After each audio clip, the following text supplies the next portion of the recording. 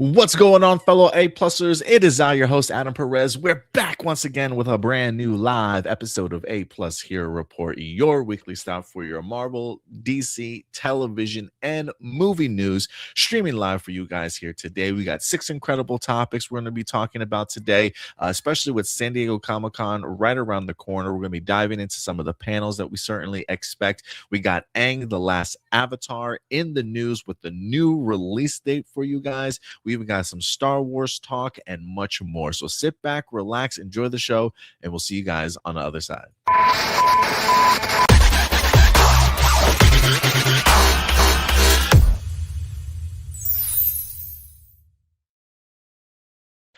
Welcome, one and all, to a brand new episode of A-Plus Hero Report, your weekly stop for your television and movie news, as we go ahead and leave your weekend ending the right way. It is I, your host, Adam Perez, joined none other than by my co-host, Stuart Branscombe in the house. What's going on, buddy? How you doing, man? Hey, not much. I'm glad to be back, man. I've missed the show like the last couple of weeks, so I'm glad to be back talking about upcoming news in terms of pop culture and all that. Yeah, a little off and on the past couple of weeks, but it's always great when we got you here, Stuart. We've kind of been on and off the past couple of weeks, not just for Hero Report, but for our movie, our Monday movie stuff also. Hopefully, we can get ourselves a new episode in for you guys tomorrow. I have talked to the girlfriend. I am going to try and see 1, maybe 2 movies today. We'll see how gracious she is, if she allows me to do a double feature or not. But I definitely will be seeing either The Invite or Evil Dead Burn. So it's one of those or both of those. We'll see how it goes. Stuart, have you seen anything this weekend? No, I'm gonna definitely see Evil Dead Burn tomorrow though, because I love me the Evil Dead franchise. Which one, if you have to choose between one of the two of them, which one are you going for? Probably The Invite, just because I missed Evil Dead Rise, and while I don't necessarily think that I have to have seen those in order to get Evil Dead Burn, I feel like it's just part of the franchise in general. So naturally there's like I want to rewatch the 2013 one. I want to watch Evil Dead Rise to prepare, and then Evil Dead Burn. So I may have my work cut out for me, or so definitely The Invite, or I may just go into Evil Dead Burn, cold turkey. So we'll see.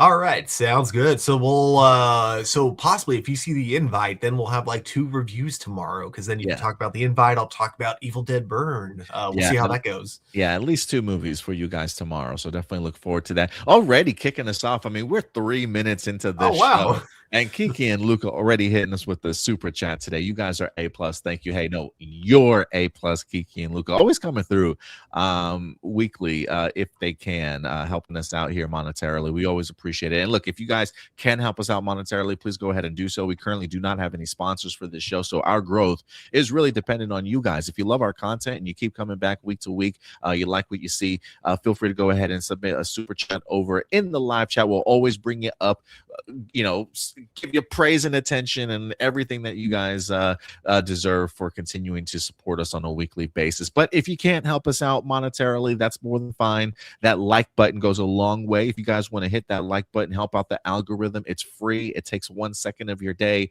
We really would appreciate hitting that like button and smashing that subscribe button if you haven't done so on the channel as of yet.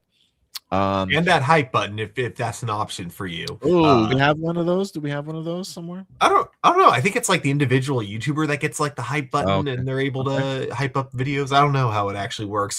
Because like sometimes it pops up for me and sometimes it doesn't. So I don't know. All right, yeah, hype this shit up if it gives you that option, guys. Hit that hype button. It really does go a long way. But yeah, we'll definitely bring you guys' comments up in the live chat as we go through some of these topics. Remember, these are always simply our A+ opinions. We definitely want to know yours, and we love conversing with you guys in regards to some of these topics that we're going to be diving into today.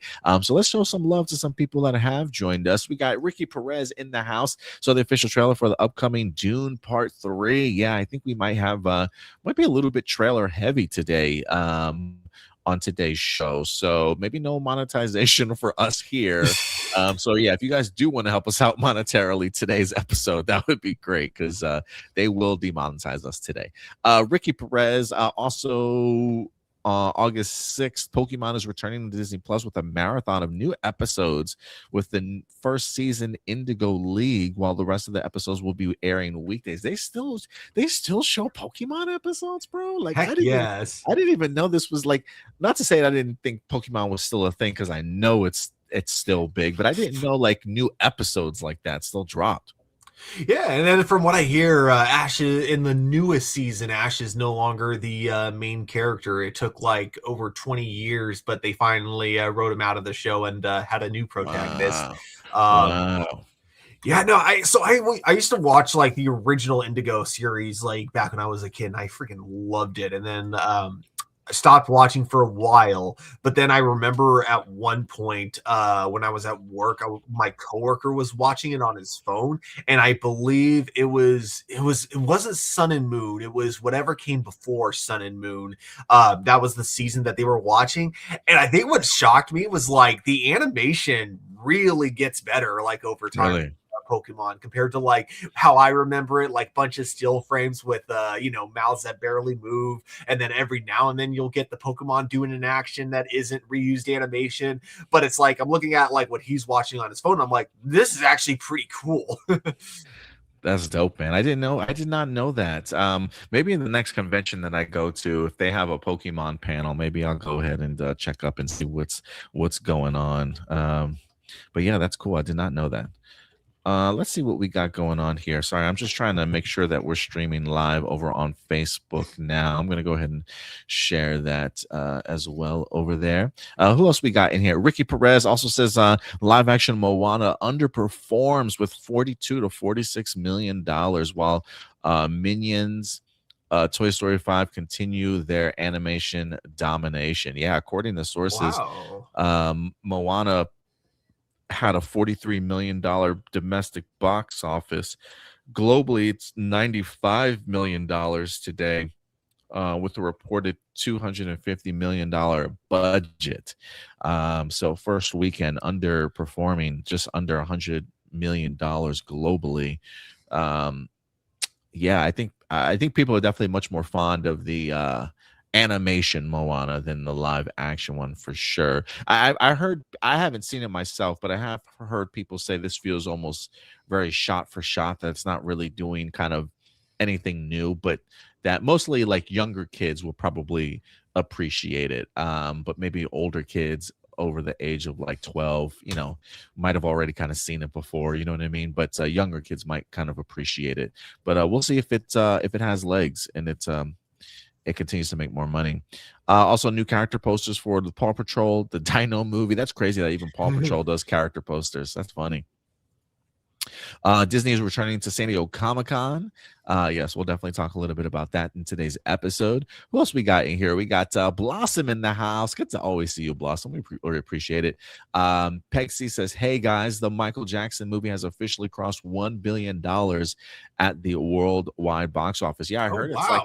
Yeah, I heard it's like the first docu-series or like documentary movie or something like that, or whatever, to cross $1 billion. I think it's I think it passed like Bohemian Rhapsody and everything like that. So yeah, Michael Jackson has made $1 billion, still continuing to show his impact even after death. You know what I mean? Yeah, kind of crazy.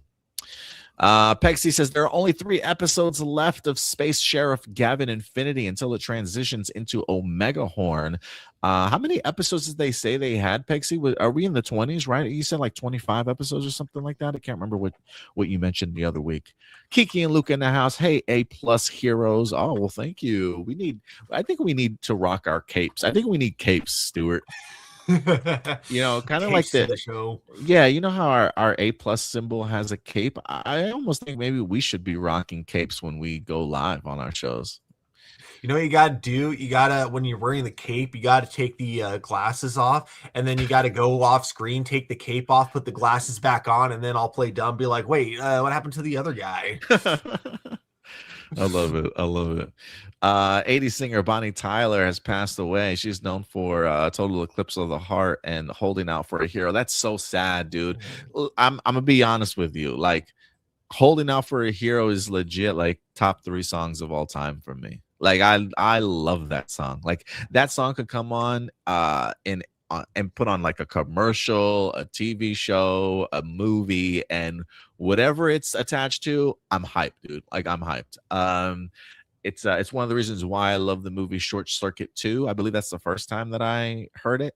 When Short Circuit 2 wind up dropping, and it was like it kicked in during the finale when Johnny Five is trying to get the criminal. Dude, I get goosebumps still every time I watch that movie once that music hits. That's a sad loss, man. But R.I.P. Bonnie Tyler. I think for me, the movie that comes to mind when I hear it is Shrek 2, because the finale. Yes.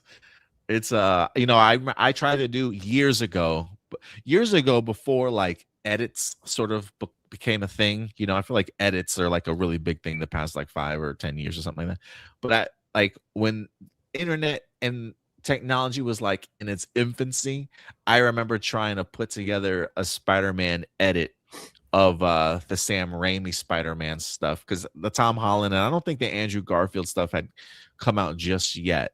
Maybe the Andrew Garfield stuff, maybe the first one might have done so, but I was really focusing on Sam Raimi Spider-Man. But I was trying to do a Spider-Man edit with Bonnie Tyler's Holding Out for a Hero. I might have it somewhere on a disc drive, like long gone or just hidden somewhere. If I ever find it, maybe I'll post it one day. But yeah. Oh man, that's like me, because like when I was like, when the internet was in its like infancy, one of the first, or YouTube, sorry, not the internet, YouTube with it was in its infancy. One of the first things that became popular on there, or at least popular for me, I'm sure there were a lot of people that didn't even like watch this stuff, but AMVs, which is like anime music videos, where people would take like songs from and then like try to mash them into anime montages. I made one I never uploaded though, where it was the song "We're All to Blame" by Sum 41, and it was like using Dragon Ball Z, and it was just like I was so proud of it at the end, but I never uploaded it. Oh, that's cool, dude. That's cool. Yeah, maybe we might have all dabbled in a little bit of something like that. I tried to do one with Kingdom Hearts. There was a cool Kingdom Hearts like trailer that had come out years ago that I tried to resplice and add my own music to it and stuff. So yeah, it's one of the things that made me want to get into editing when I was younger, because I used to always love making my own little videos like that. Kiki and Lucas says, I'm going to go see the Odyssey in IMAX 70 millimeters. First time seeing a movie in that format. Let me know what you think. I got the opportunity to see Sinners in that format, and I fucking loved it. So let me know what you think of when you see the Odyssey. I still have not gotten my Odyssey tickets, and I'm sure it's going to be near hell trying to find tickets at this point, at least in IMAX. I love the Nikki French version of that song, Peg C. Oh, I didn't know there was a Nikki French version. I tried to go to Comic-Con every year since I live in San Diego. Eventually, it's the same every year and gets boring. I loved Anime Expo. It was a blast. I'm going to D23 in August. Ooh, maybe you could be our ears on the ground, Kiki and Luca. Report back to report what you find when you go to D23. I'm surprised Moana bombed that bad. It could have legs. Rock was a bad choice for the live action based on the box office results. Maybe. The Rock is no longer the easy money that he used to be. I think after Black Adam, that was like the final that was the final bit of juice he had left. Afterwards, he's no longer he's no longer the easy money box office gem anymore. Yeah, I wonder if he showed his cards too much on Black Adam and like trying to take control of the DC. People were like, "Nah, I don't know. I don't like how you're flowing, bro. Like, I don't know. I don't like how you're doing this stuff." And maybe they're able to see through it now. You know what I mean? Mm-hmm.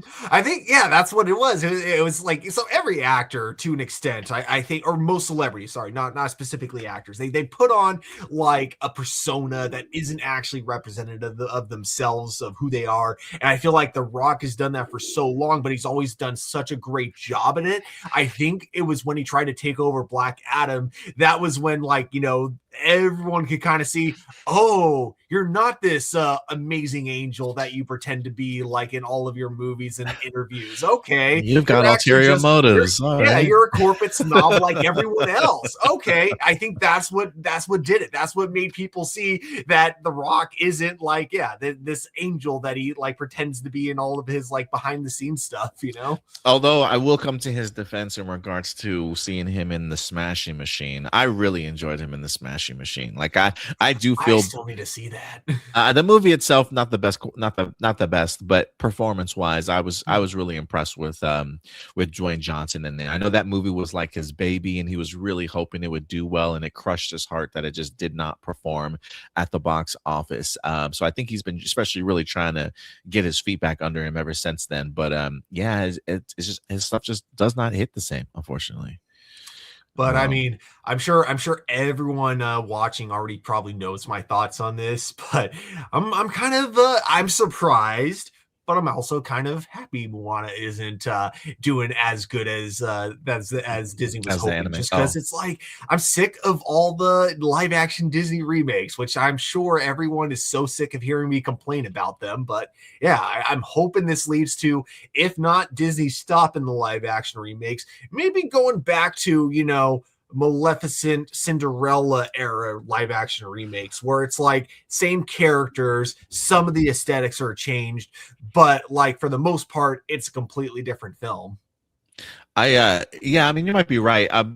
I do know that they do have plans on doing the Tangled movie.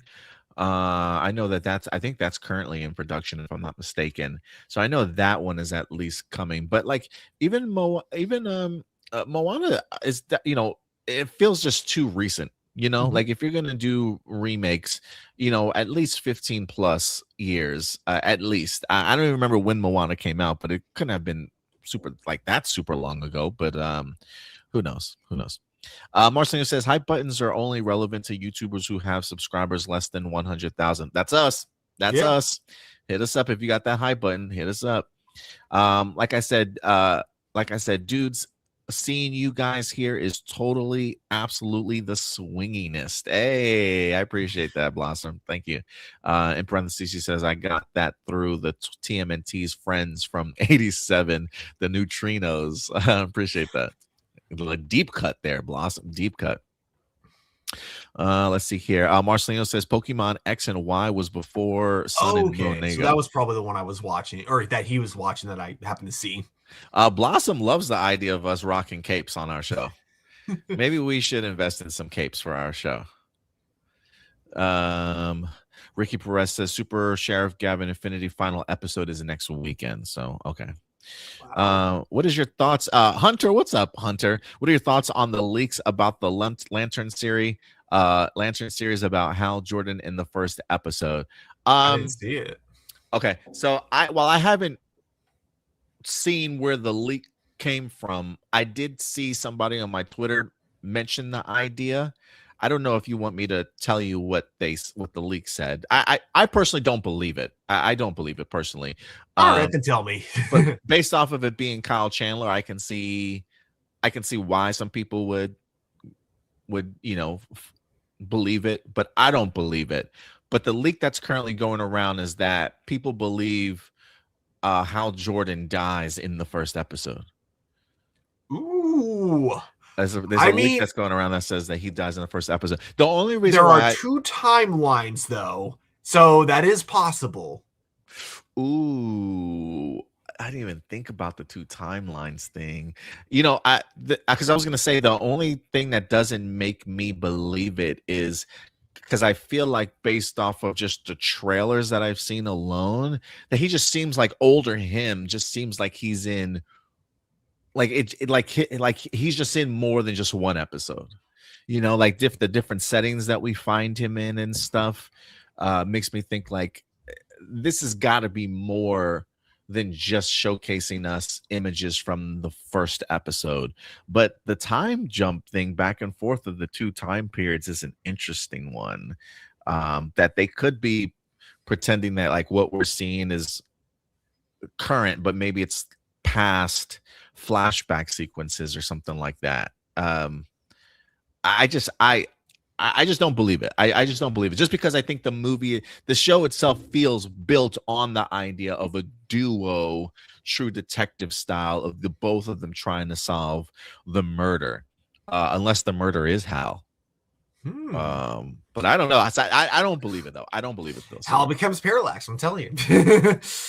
I mean, I feel like that's the end game by the end of season 1, or building up towards that. But I don't think he gets off by the end of episode 1. But that's what the leak supposedly is.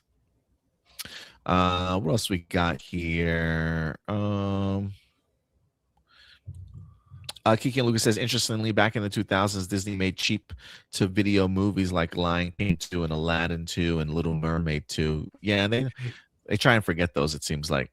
No, it's like funny. I even now looking back at those as an adult, for some reason, those don't piss me off like live action Disney remakes do. I guess because they're made on a low budget, they're just going straight to video, you know, so like anyone can just like so it's not like taking up an entire like schedule on the big screen or anything like that. So maybe that's why. But I don't know. I like most straight to Disney straight to DVD or straight to VHS Disney sequels were bad, but I mean, like, they weren't like they didn't piss me off like live action Disney remakes do. Yeah, no, I guess that's true. Maybe I'm a hypocrite for that. Who knows? Tony Robinson with one of the best comments we've had in a long. Tony Robinson says, "In another universe, Adam is white and Stuart is black." Yeah, probably, man. Who knows what's out there in the multiverse, bro? But with that comment, let's go ahead and jump into our first segment of the day.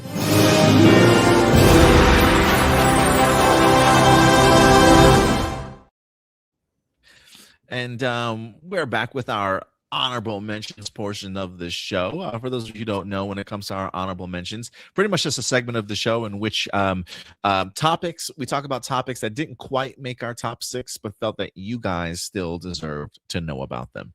I don't know if you have any honorable mentions today or not, Stuart. Do you? No, not today. All right, that's cool. You know what? This may be one of our heaviest sort of trailer heavy shows that we've had in a long time, specifically for honorable mentions. We got actually 3 different trailers that I want to, in case if you happen to have missed them.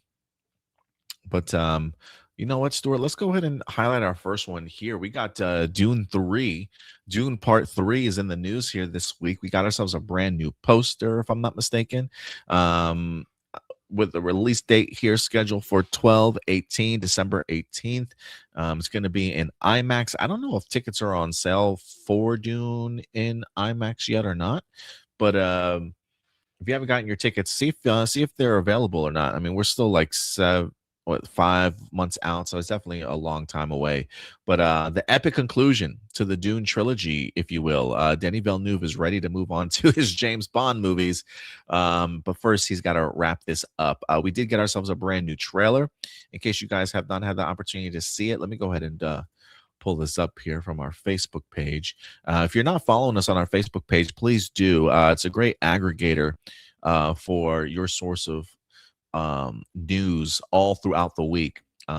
We post trailers like this, posters, and great discussion topics and articles all throughout the week to keep you up to date. But let's go ahead and dive into Dune Part 3's official trailer.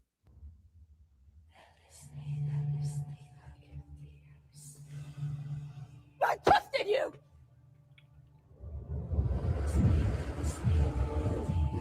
You promised me that you would never take power in your name. You convinced me that this was your home.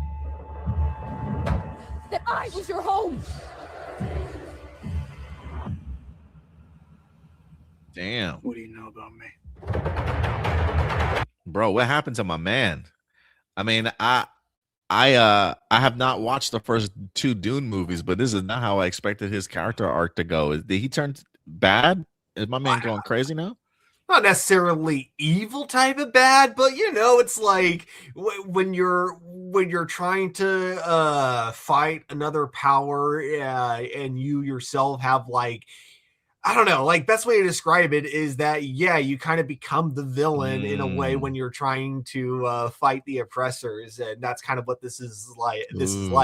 I would say like Dune is kind of similar to King Arthur in terms of like in terms of his character arc. Yeah, Paul and Arthur have quite a few similarities in that kind of way. Okay. Let's continue here.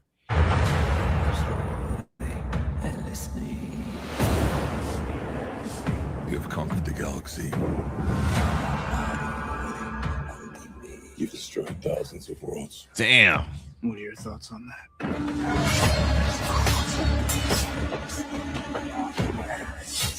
I think you're way beyond redemption.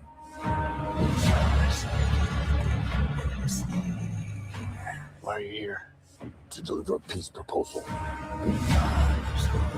Peace is a good thing. Yeah, that's so crazy. I like, even though I don't, I have watched these movies. Like, I know that these two at least were on the same side at one point in time. They were like, they were like really close. So it's just really bananas to me to kind of see the situation this character, Jason Momoa's character, finds himself in, like opposite now of Homeboy. That's so crazy to me.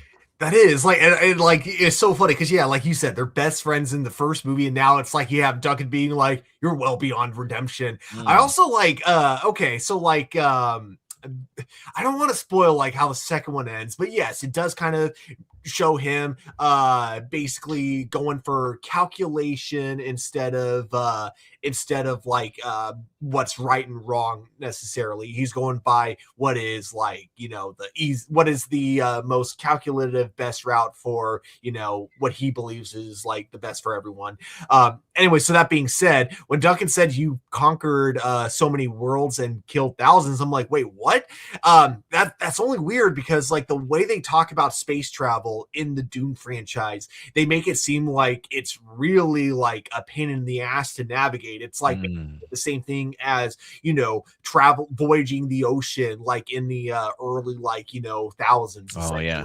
So it's not like something that you can just kind of like in Star Wars do and just like, warp into in and out. Yeah, exactly. Yeah. So I'm very curious, you know, how he accomplishes this and what the hell he expects to gain from that. Like, are there just that many people that like question his power and try to take it from him, and so it's just him defending the throne? Or does he actually go mad with power and go, hey, I like being powerful, you know what, we should take over more planets too? I'm curious how that happens. I've never read any of the Dune books. I should point that out.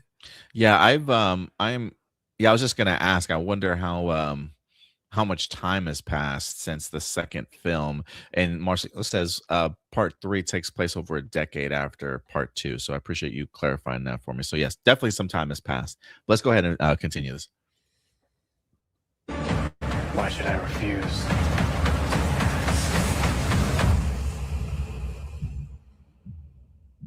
Because it's meant to destroy you.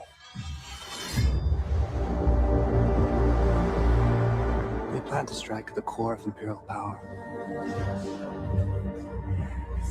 You intend to kill Paul? Regime change. Idiot. You've just signed our death warrants.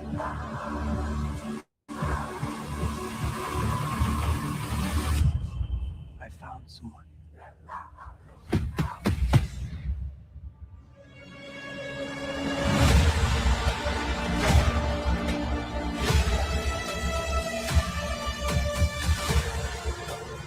The future has a way of talking to me. I can't see what's ahead. How does it feel to be human like everyone else, Paul Atreides?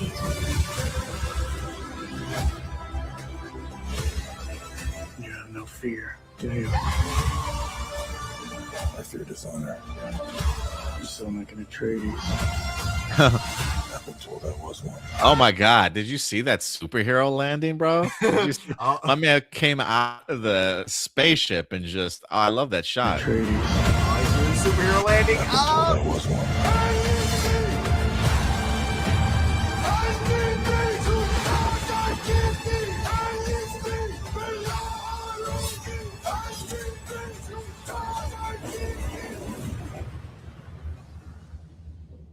Forgive me for all I've done.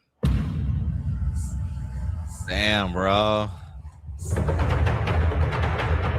That lineup is always crazy. Oh my gosh. You know what? Okay, so you haven't seen Dune 1 and 2.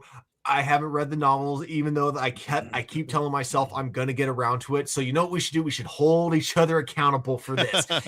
I'm gonna nag that you watch the first 2 Dune movies. You gotta nag me to read the Dune book. So that way, when I see like all this stuff, like kind of like that they're showing off for Dune 3, I could be like, "Ooh, that's what that means. Ooh, that's what that means," and it'll all make more sense to me.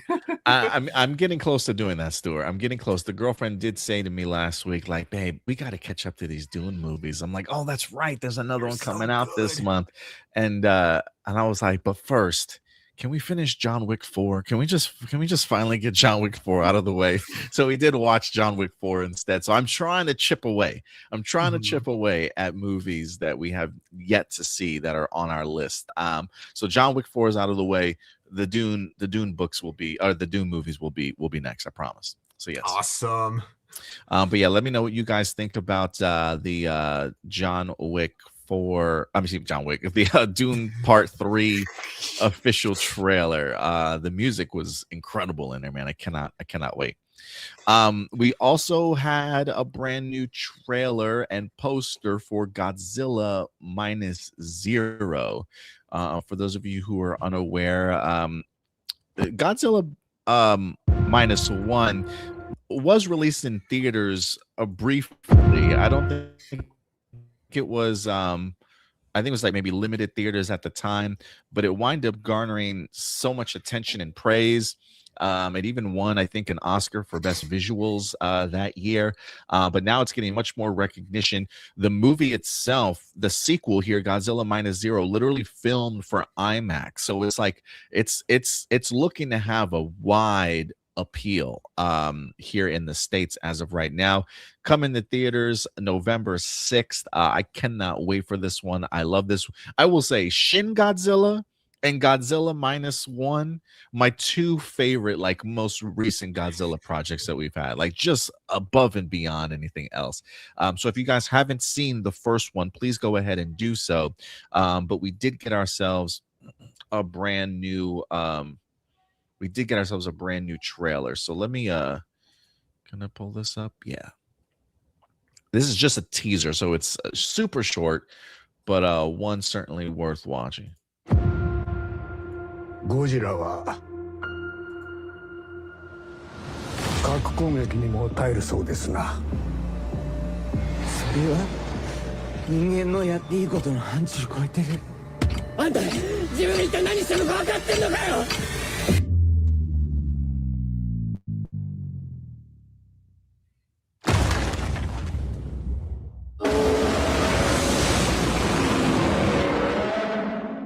So yeah, super brief, but I personally cannot wait for it.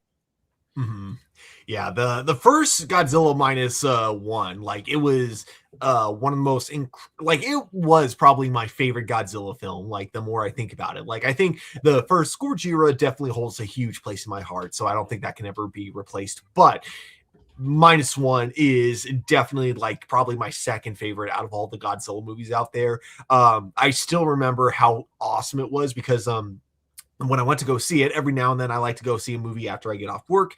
And so I'll text my then girlfriend, now wife, and be like, "Hey, I'm gonna go watch a movie. Do you want to come with me?" And like 99% of the time, she's like, "I'm too tired," and which is totally fine. So I texted her that night because I was totally expecting her to be like, "Oh, I don't think I can make it," especially because she's nowhere near like the Godzilla fan that I am, right? So I was like expecting to watch this movie by myself, but then last minute she's like, "Actually, yeah, I'd be down." And I'm like, "Oh, cool." So we meet at the theater, and I did not expect to. Not only was the movie as amazing as it was, but I think she actually enjoyed it more than I did. And that's saying something because I really loved the movie. So it's just, that's how good Godzilla -1 was, is that it not only, appealed to Godzilla fans, but this is the one I think that is like perfect for getting new people who aren't even like Godzilla fans into the franchise. Like it is, man, it's just such a perfect film.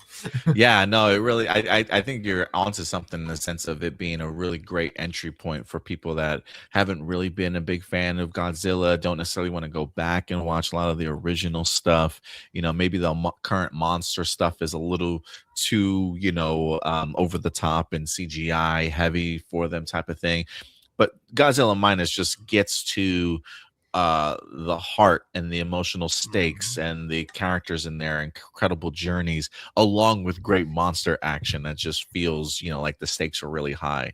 And so I absolutely love it. I think one of the things that made me laugh in this trailer, though, is when we see the main character, he's like shaking the scientist and yelling at him. I mean, my man was so wound up tight in the first one. I mean, he was going through it mentally in the first one. I'm just like, he's still at it. Like, it don't matter if he helped save the day. Like, he's still wound up tight. Like, my man is still on the edge type of thing. And I love that personality trait of his. But I'm eager to kind of see how much has definitely changed since the first movie. I'm not sure how much time has passed between -1 and -0, but I cannot wait for this film. So November 18th, I believe is what it said, filmed in IMAX, and that's definitely how I plan on watching it for sure. Definitely.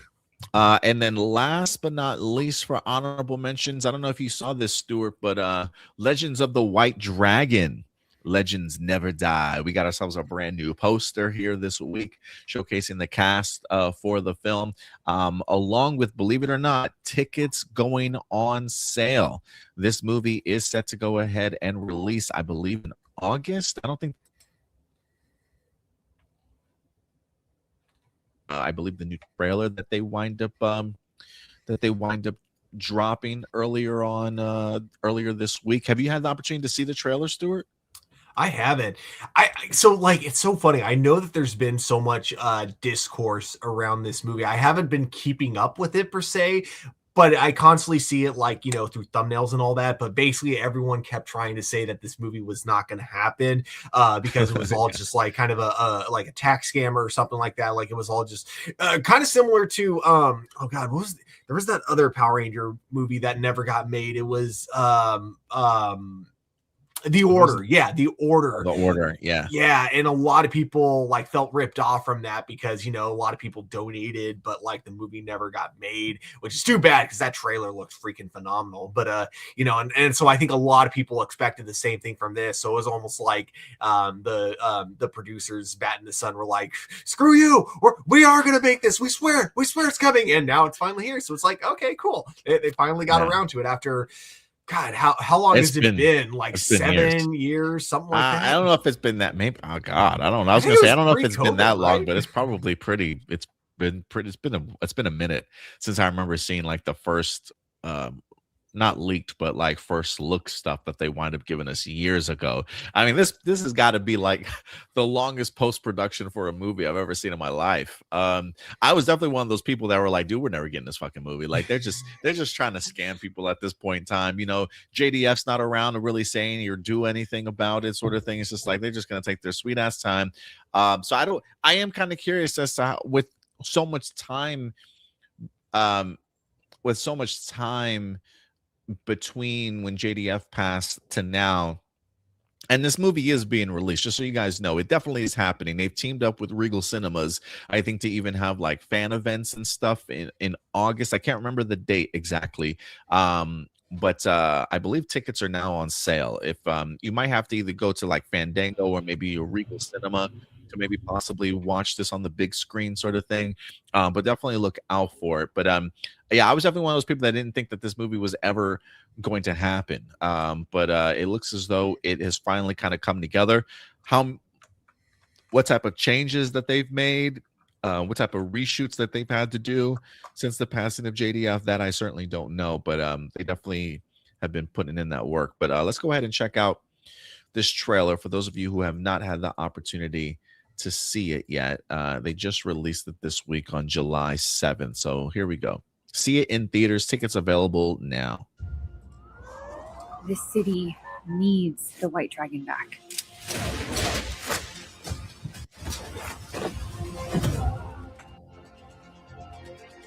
The prophecy tells of a duel between the two dragons of a shared crystal. One, the White Dragon. On the other, a dark dragon fueled by a fiery rage. Prophecy calls this entity Dragon Prime. Who the hell are you? The one with the power to give you what you desire. Whoa, wait, we entered Power Ranger territory here. Who is this guy? I don't know. Gives me like Dr. Doom meets Lord Zed vibes. The one with the power to give you what you desire. This city will not rest until Eric Reed is held accountable. The world never needed the White Dragon. We can't do this without you. You want to pick your color? Yeah, yo, the fucking Course. green. Of course, bro. Of course, that's so badass. I'm not even gonna lie. Like that's pretty. That's a great nod. That's a great nod. All of this guilt, you have to let it go. Eric, let's go! For us, for the world, for your family. The spirit to fight is still strong within you.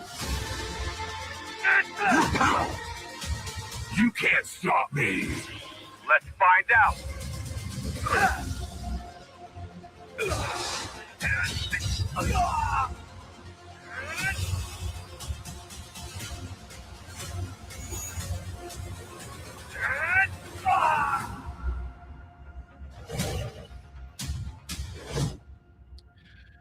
You know, I gotta be honest. There's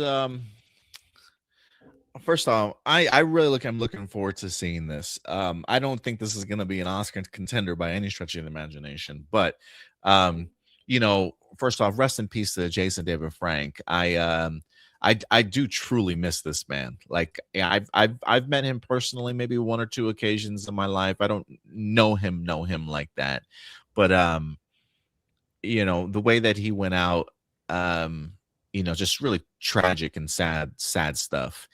So for this to be like his final time that we really see him on camera, you know, there's a part of me, especially when in this trailer, when they're talking about like being there for your family, you know, overcoming any grief and guilt that you might have had. You know, I do wonder if this story really meant something to JDF in the sense that it's a lot more personal than maybe us as the fans recognize, right? Like I do wonder if in the process of writing this, if he wrote in some of his own personal things that he's kind of struggling with, you know, because I only say that because I've never seen, just from the quick clips that we've seen, I've never seen JDF perform like this before and act like this, in the sense of just really emotional sequences, it feels like, for him, to where it almost feels a little too personal, a little on the nose for him. So I am kind of curious to see just his arc as Eric in here, along with just the incredible action. I know the action is going to be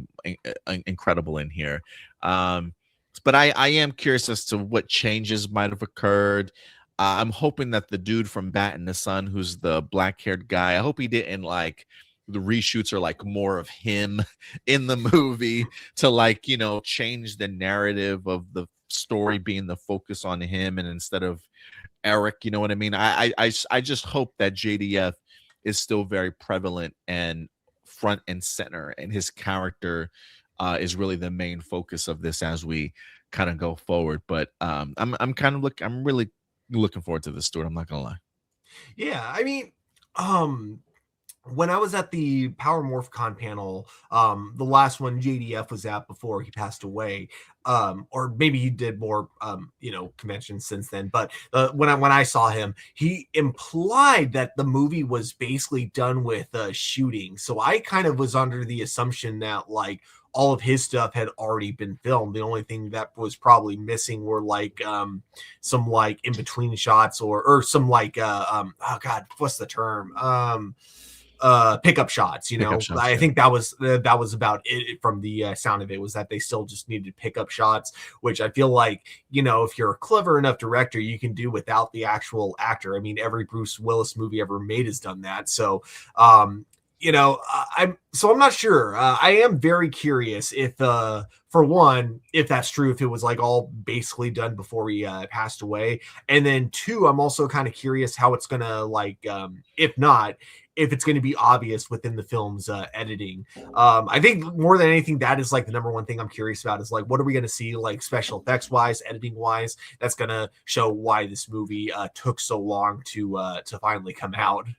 Yeah, and I do wonder that villain that we see in here, I do wonder if that's new. I do wonder if that was ever in the movie originally or not. Like, it feels a little bit different from the rest of the trailer to me personally. So I am kind of curious if that was something that was added or not. But yeah, I am curious to see what the journey of this movie has been after the passing of JDF. But tickets are now on sale, guys, for Legends of the White Dragon. Again, you may have to go to Regal Cinemas to find tickets, or maybe Fandango or something like that. But this trailer was for the announcement that tickets are on sale. So if you're excited to see really the last appearance of Jason David Frank, this is it, man. This is it. But yeah, guys, let me know your thoughts. I will say from the trailer that I saw at Power Morphicon, or it wasn't even like a full like trailer, it was just like a couple of scenes. One that stuck out to me, and I hope is still in the final product, is it was so cool seeing Jason David Frank fighting Mark Dacascos, just like two martial arts legends, especially Mark Dacascos, like martial art legend. So it was like kind of cool to see him like, in JDF going at it in the film. So I hope that stays in the movie. Yeah, I hope so too. So it will hit select theaters in North America August 28th. So that's the release date for you guys, just so everybody's aware. We got Fed in here. What's up, Fed? Yeah, Mark Dacascos to have role on it is bueno. So we'll see how this goes. Marceline also says, Stuart, I recommend that you watch Deoxy 360's video on the topic and calling out Bat in the Sun controversy. Yeah, I've heard a little bit about the controversy, but not too much. He also says there's a YouTuber. Okay. There's a YouTuber named Alt X Shift who did a quick breakdown of the first 6 Dune books, and it was great. I recommend it regardless of spoilers. So if you want to take the cliff notes of it, Stuart, there you go. But yeah, guys, let us know some of your thoughts in regards to some of the honorable mentions that we had today. But with that out of the way, man, are you ready to get into these topics with me? Always. Let's do it. Let's shift gears, y'all, to our main focus of today's show, our 6 incredible topics. We're going to be talking some San Diego Comic-Con here, ladies and gentlemen, because we are about a week and a half, maybe 2 weeks away from San Diego Comic-Con. Their Hall H panels, Marvel and DC, and a bunch of your other favorite fandoms are certainly going to be there. We're going to talk a little bit about that. We got The Legend of Aang in the news, the last Airbender movie, as the directors are speaking out, giving us a little bit of a quasi first look and maybe even a potential new release date. We got Rey Skywalker in the news here as we look forward next to a Star Wars Starfighter. Could she have some impact in that movie and a bunch of other stuff? But ladies and gentlemen, we're going to kick you off with some San Diego Comic-Con, baby. This is like one of my favorite times of the year. If you're a big nerd like myself, this is like our Super Bowl, man. This is like our Super Bowl every year. I mean, we've got some really big conventions throughout the year. But it always feels bigger, especially when we've got some of our favorites like DC or Marvel kind of in attendance, just expecting just the biggest announcements possible. So we are looking forward to it. I believe it begins July 23rd. So yeah, literally about a week and a half away. And it goes for 4 days, Thursday the 23rd through Sunday the 26th. If any of you guys are going to be in attendance, please go ahead and let us know if you're going to be out there. Usually one of my best friends, Michael, tends to go out there every year. He tends to get tickets all the time. One of these years, Stuart, I and you and everybody else will be in attendance. But let's go ahead and talk about it because we've got some announcements from the DCU. or not the DCU, but DC and Marvel in general in regards to the panels that they're going to have for those 4 days. Stuart, do you want to talk about Marvel first or DC first? Oh, let's start with DC, because I feel like with Marvel there might be a little bit more. Okay, let's start off with DC. So let me go ahead and pull this up here for you guys. I'll pull up this article here. I got this one from comicbookmovie.com. DC announces San Diego Comic-Con panels. So let's see what they're talking about here. Oh, where'd it go? There we go. DC has announced its plans for San Diego Comic-Con. It appears DC Studios won't be bringing the DCU to the event, despite the highly anticipated titles like Clayface and Man of Tomorrow being underway. I believe, I don't know if I thought I saw something of James Gunn talking about they're not going to be in attendance this year because of budgetary reasons. But I don't know if that was his excuse from the previous year or not. Or I think maybe last year they were in attendance, but I think they only did Peacemaker season 2 is what they might have showed to us. But they've been lacking, I feel like, lately when it comes to San Diego Comic-Con. But let's see if DCU is not going to be in attendance. Let's see what will be in attendance. So on Thursday, we've got DC's Jim Lee and friends. He's going to discuss and reveals that we'll have everyone talking long after the con is over. So he doesn't really give any information in regards to what Jim Lee is going to be talking about. But he is the DC president, publisher, and chief creative officer. So I am kind of curious if he's really going to like lay out maybe some groundwork in regards to the direction that DC Comics, maybe DC Animation and things like that certainly might go, maybe revealing some upcoming new phases perhaps for DC, but we'll see. Later on that Thursday afternoon, Batman Cape Crusader season 2 gets an advanced screening along with the Q&A with cast and crew. So they'll be able to see the first episode of season 2 if you're in attendance, followed by Q&A with members of the voice cast and creative minds behind the hit animated series. Be sure to stay for the full panel. You'll never know who has the last laugh. It looks like they're teasing. You know, the trailer for Cape Crusader season 2 did tease the Joker. Maybe they've got the gentleman that's going to be doing the voice present at the convention. That'd be cool. Like a cool way to reveal the voice actor. Yeah, I think that'd be pretty dope. So just 2 panels on Thursday. On Friday, this says DC. It looks like it's going to be a DC Comics heavy type of day. Jesus, come on. There we go. So it's Friday. It looks like it's going to be a DC heavy kind of day.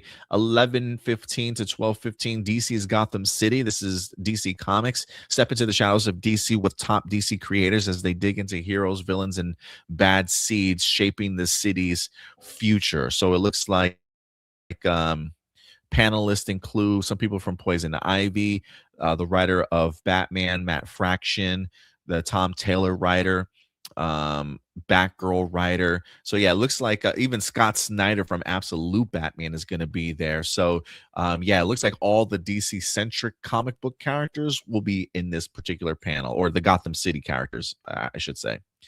And then if you want more DC Comics later on that afternoon, 12:30 to 1:30, DC's Next Level. Go deeper into DC's Next Level publishing initiative with storylines bringing to life. Expect announcements, fresh looks, new details, and exciting teases from across the universe. And so we're going to have a bunch of writers as well. I will say, outside of the absolute the absolute stuff that DC is currently that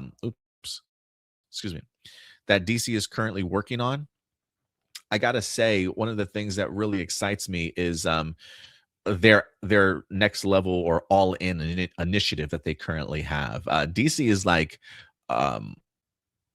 is all gas, no brakes right now in regards to some of the content that they're pushing out. So either the absolute universe or even just their current next level stuff has been absolutely amazing. So DC Comics looks like it's going to be a big focus on that Friday. Also, at 2 p.m., My Adventures with Superman Season 3 will have a panel.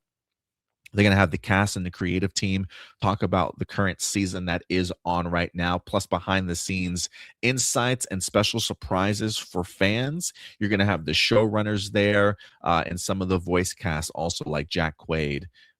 So yeah, they will definitely all be in attendance. So Friday should be a pretty fun day.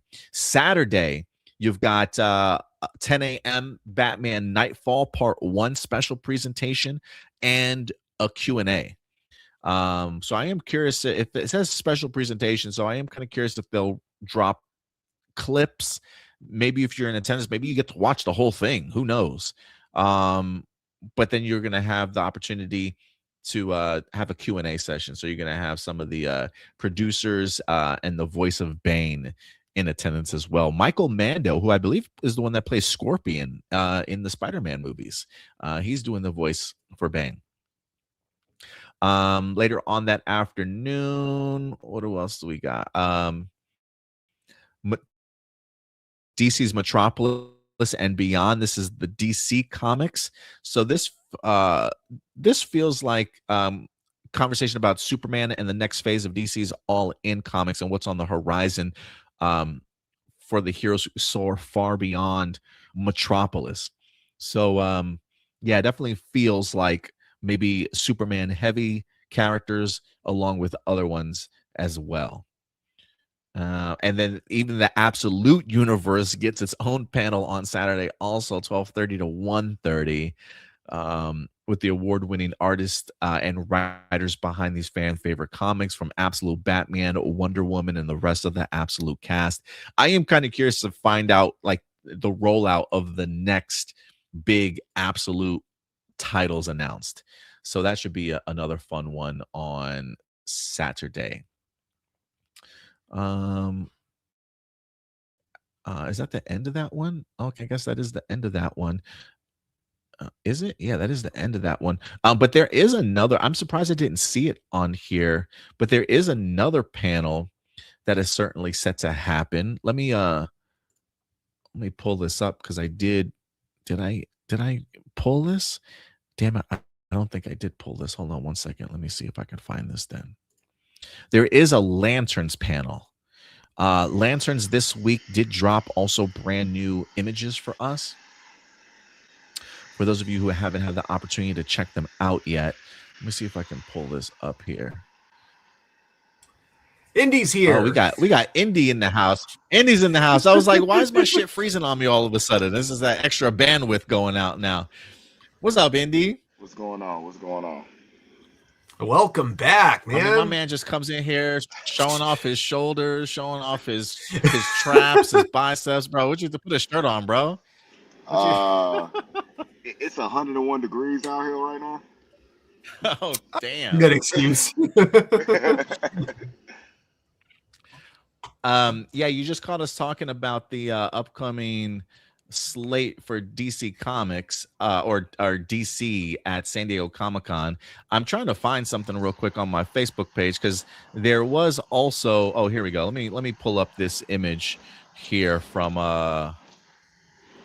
give me 1 second here.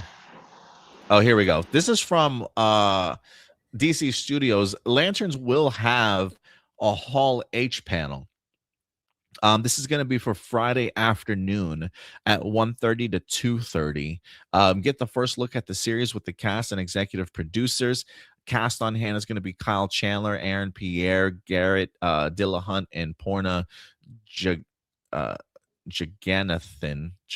I'm probably completely butchering her name. I'm sorry. Along with executive producers Chris Mundy, Damon Lindelof, and Tom King. I actually cannot wait to see this lineup.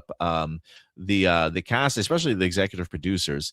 I'm kind of curious as to what clips that they're potentially going to show at Hall H or new details that they wind up giving. I really want to hear if Damon Lindelof talks about maybe some of the backlash that he got about the remember when he mentioned the thing like the color green is stupid or some shit like that. What did he say? Something it was like it was like some weird joke that people took way too seriously, because I remember seeing like the exact clip people were talking about and being like, he wasn't serious. But yeah, like, it was clearly a joke, but it was clearly a joke when he talked about it. Nuance doesn't exist on the internet, you know. No, it really doesn't. So yeah, to go along with the rest of the DC panels that we announced, there might be some conflicting. Let me see. That's Friday at 1:30 to 2:30. Let me see if there's any Friday at 1:30 to 2:30. So that's right after the DC Next Level DC Comics panel, but that's kind of also taking place simultaneously during the My Adventures with Superman Season 3 animation panel. So people in attendance will definitely have to make their choices on Friday as to what they go and see. But that'll definitely be something that I'm going to be looking forward to the most, if I'm being honest with you, is this panel on Friday. What else did we get from them? We also got new looks at the logo for Lanterns, other promotional posters. We get to see Jon Stewart here. You've got Hal Jordan with his poster. We got another Hal Jordan poster with the oath at the bottom. Similar here for Jon Stewart as well. So I'm kind of liking. I mean, you know, if people complained about green, they're really hitting you with a bunch of green now. It's like everything is green. They're like, please, can we stop with the talk about green as of right now? Because yeah, everything is green at this point. But I'm looking forward to this. Is there any particular panel that you guys are looking forward to? I think for me, definitely the Lanterns, but also Cape Crusader. I really enjoyed season 1, and I am curious if that, you know, hint of last one to laugh is going to be like them showing off who the next voice actor is going to be, or the concept art, I guess, for the Joker in that universe. Like, I'm very curious to see the type of take that they have on it, because it's one where it'll likely be a lot different, but it's also one where I don't think fans will be upset that it's different, because this is a very different universe than the comics. But yeah, and then of course Lanterns, because like I'm curious how much they're going to give, how much they're going to show before the actual series premieres, and yeah, I'm curious with all the different backlash online. You know, some of it coming from people who are actually like really big fans of the comic books, and then others coming from people who, of course, just kind of make the hate content because it gives clicks. So I'm very curious how Damon Lindelof is gonna respond to all this if it comes up during the panel at all.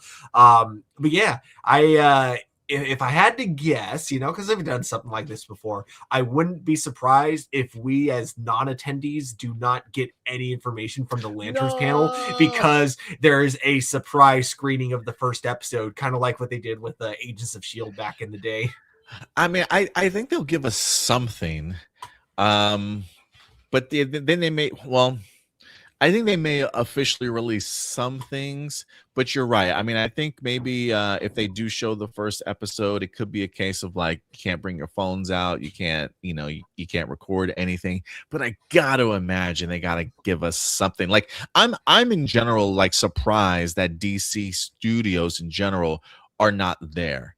And I only say that because after the reception towards something like Supergirl, you know, I would really think that as DC Studios, regardless if you like that movie or if you didn't, I would just think for DC Studios, it would be like, hey, let's look at the new flashy stuff that we have coming up to distract you guys, you know, and really get you hyped for kind of what's coming next. A new look into Clayface would have been great. Maybe some behind the scenes stuff for Man of Tomorrow, I think, would have been even cooler also, even though despite the fact that that's like a year out.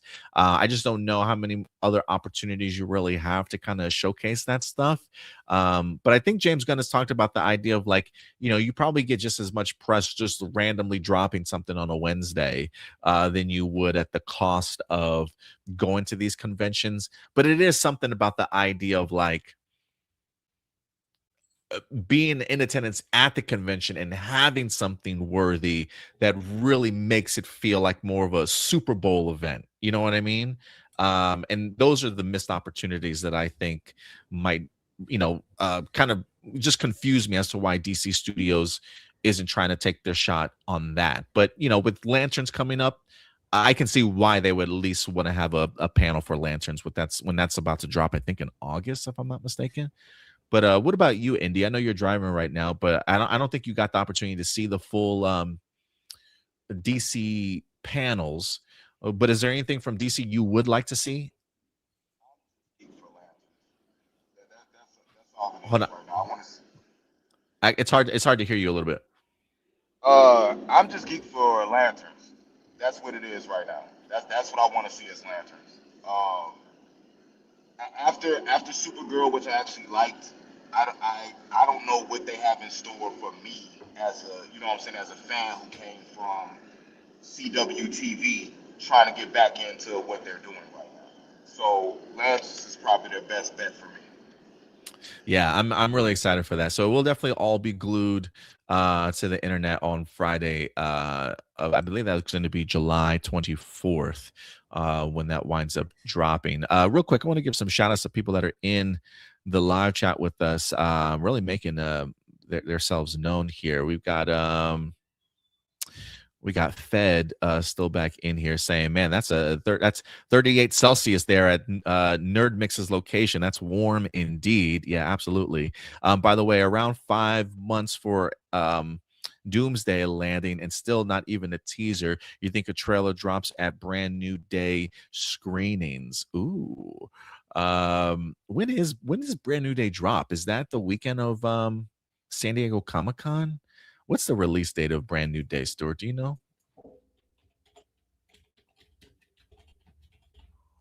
What is that release day? Brand New Day release day. That is wide release July 31st. July 1st. Okay. So yeah, you know what? I do think there's a possibility that we do get ourselves our first teaser trailer at San Diego Comic-Con. I believe the Marvel panel will be that weekend. And then if the movie comes out that following weekend, yeah, dude, I think so. I think there's a possibility that we get ourselves a Doomsday trailer. But we'll talk a little bit about that as we go further. It says Sinestro gonna look bueno on Lanterns, no doubt about it. Actor who played it rocked the Banshee TV show. Yeah, I'm excited to see what Sinestro is gonna look like in this. We got Angie in the house. What's up, Angie? Appreciate you coming through. Are you and your friends excited for Spider-Man Brand New Day? We'll probably talk a little bit more about that when we get to the Marvel panels here very, very shortly, Angie. So hold your thoughts. Also, I have a Star Wars question, if you don't mind. Yeah, shoot your question in the live chat. After we talk about the Marvel panel, I'll be sure to go ahead and answer your question for sure. But yeah, feel free to throw any questions you might have in the live chat at any time. Let's see here. Fed says, yes, I like Supergirl, not the best, but it is good. I gave it a 7 out of 10. I think that's what we gave it to. I think it wind up being either a C+ or a C for us also. So we definitely, it was around that 7 out of 10 for us, but we seemingly enjoyed it despite having the issues, some issues with it. But yeah, all right, so that's the panels for DC. But we gotta also hit you guys with panels from Marvel. Despite the idea that DC Universe is not going to be in attendance, you better bet your ass that the MCU is going to be in attendance. This is going to be their bread and butter. This is from the Marvel.com website. Marvel reveals panels, booths, and more at San Diego Comic-Con. So for Thursday, we've got a Marvel's Wolverine Deep Cuts panel. Looks like it's the Insomnia game panel that they're going to have at Hall H. The creative director for the Wolverine game, it looks like Marcus Smith, and game director are going to be in attendance. So if you've been keeping up with the Marvel's Wolverine video game, looks like you're going to get another look here on Thursday in the morning.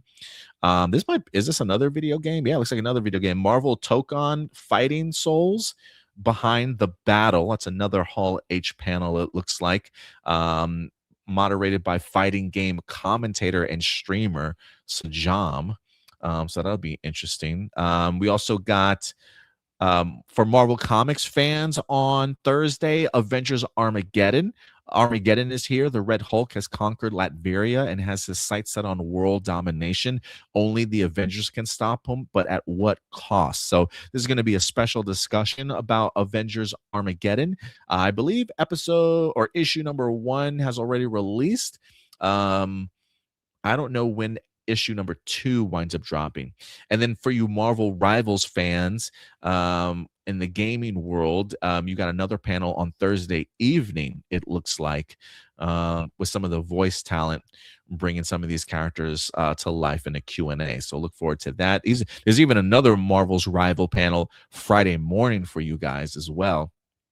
X-Men 97 panel on Friday, Marvel Comics to Screen.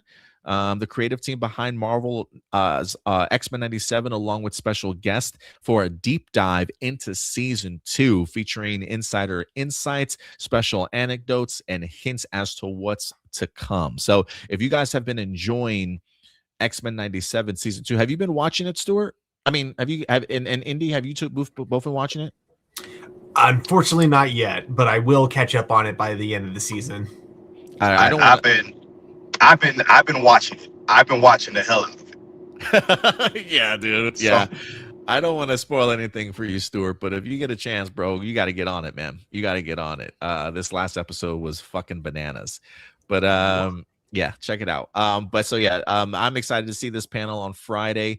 X-Men 97 talking a little bit more about where the season is headed. And then for Marvel Comics on Friday late afternoon, the biggest comics panel of the weekend is here.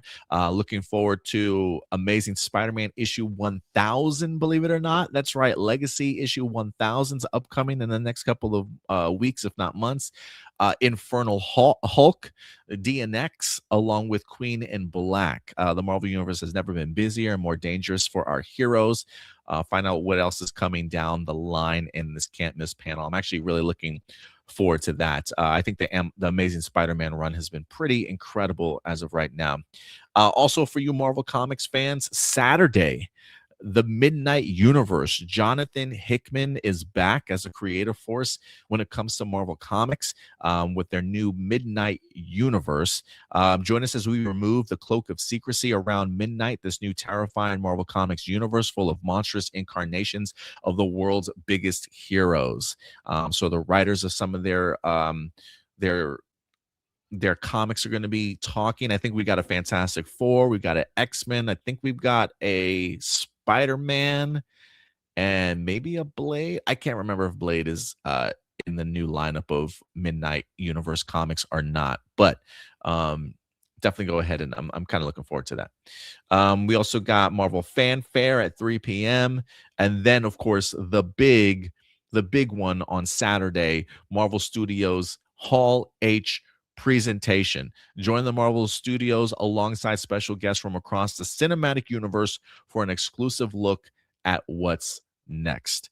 I think this is going to be very Avengers heavy, and maybe some teases in regards to, I don't know.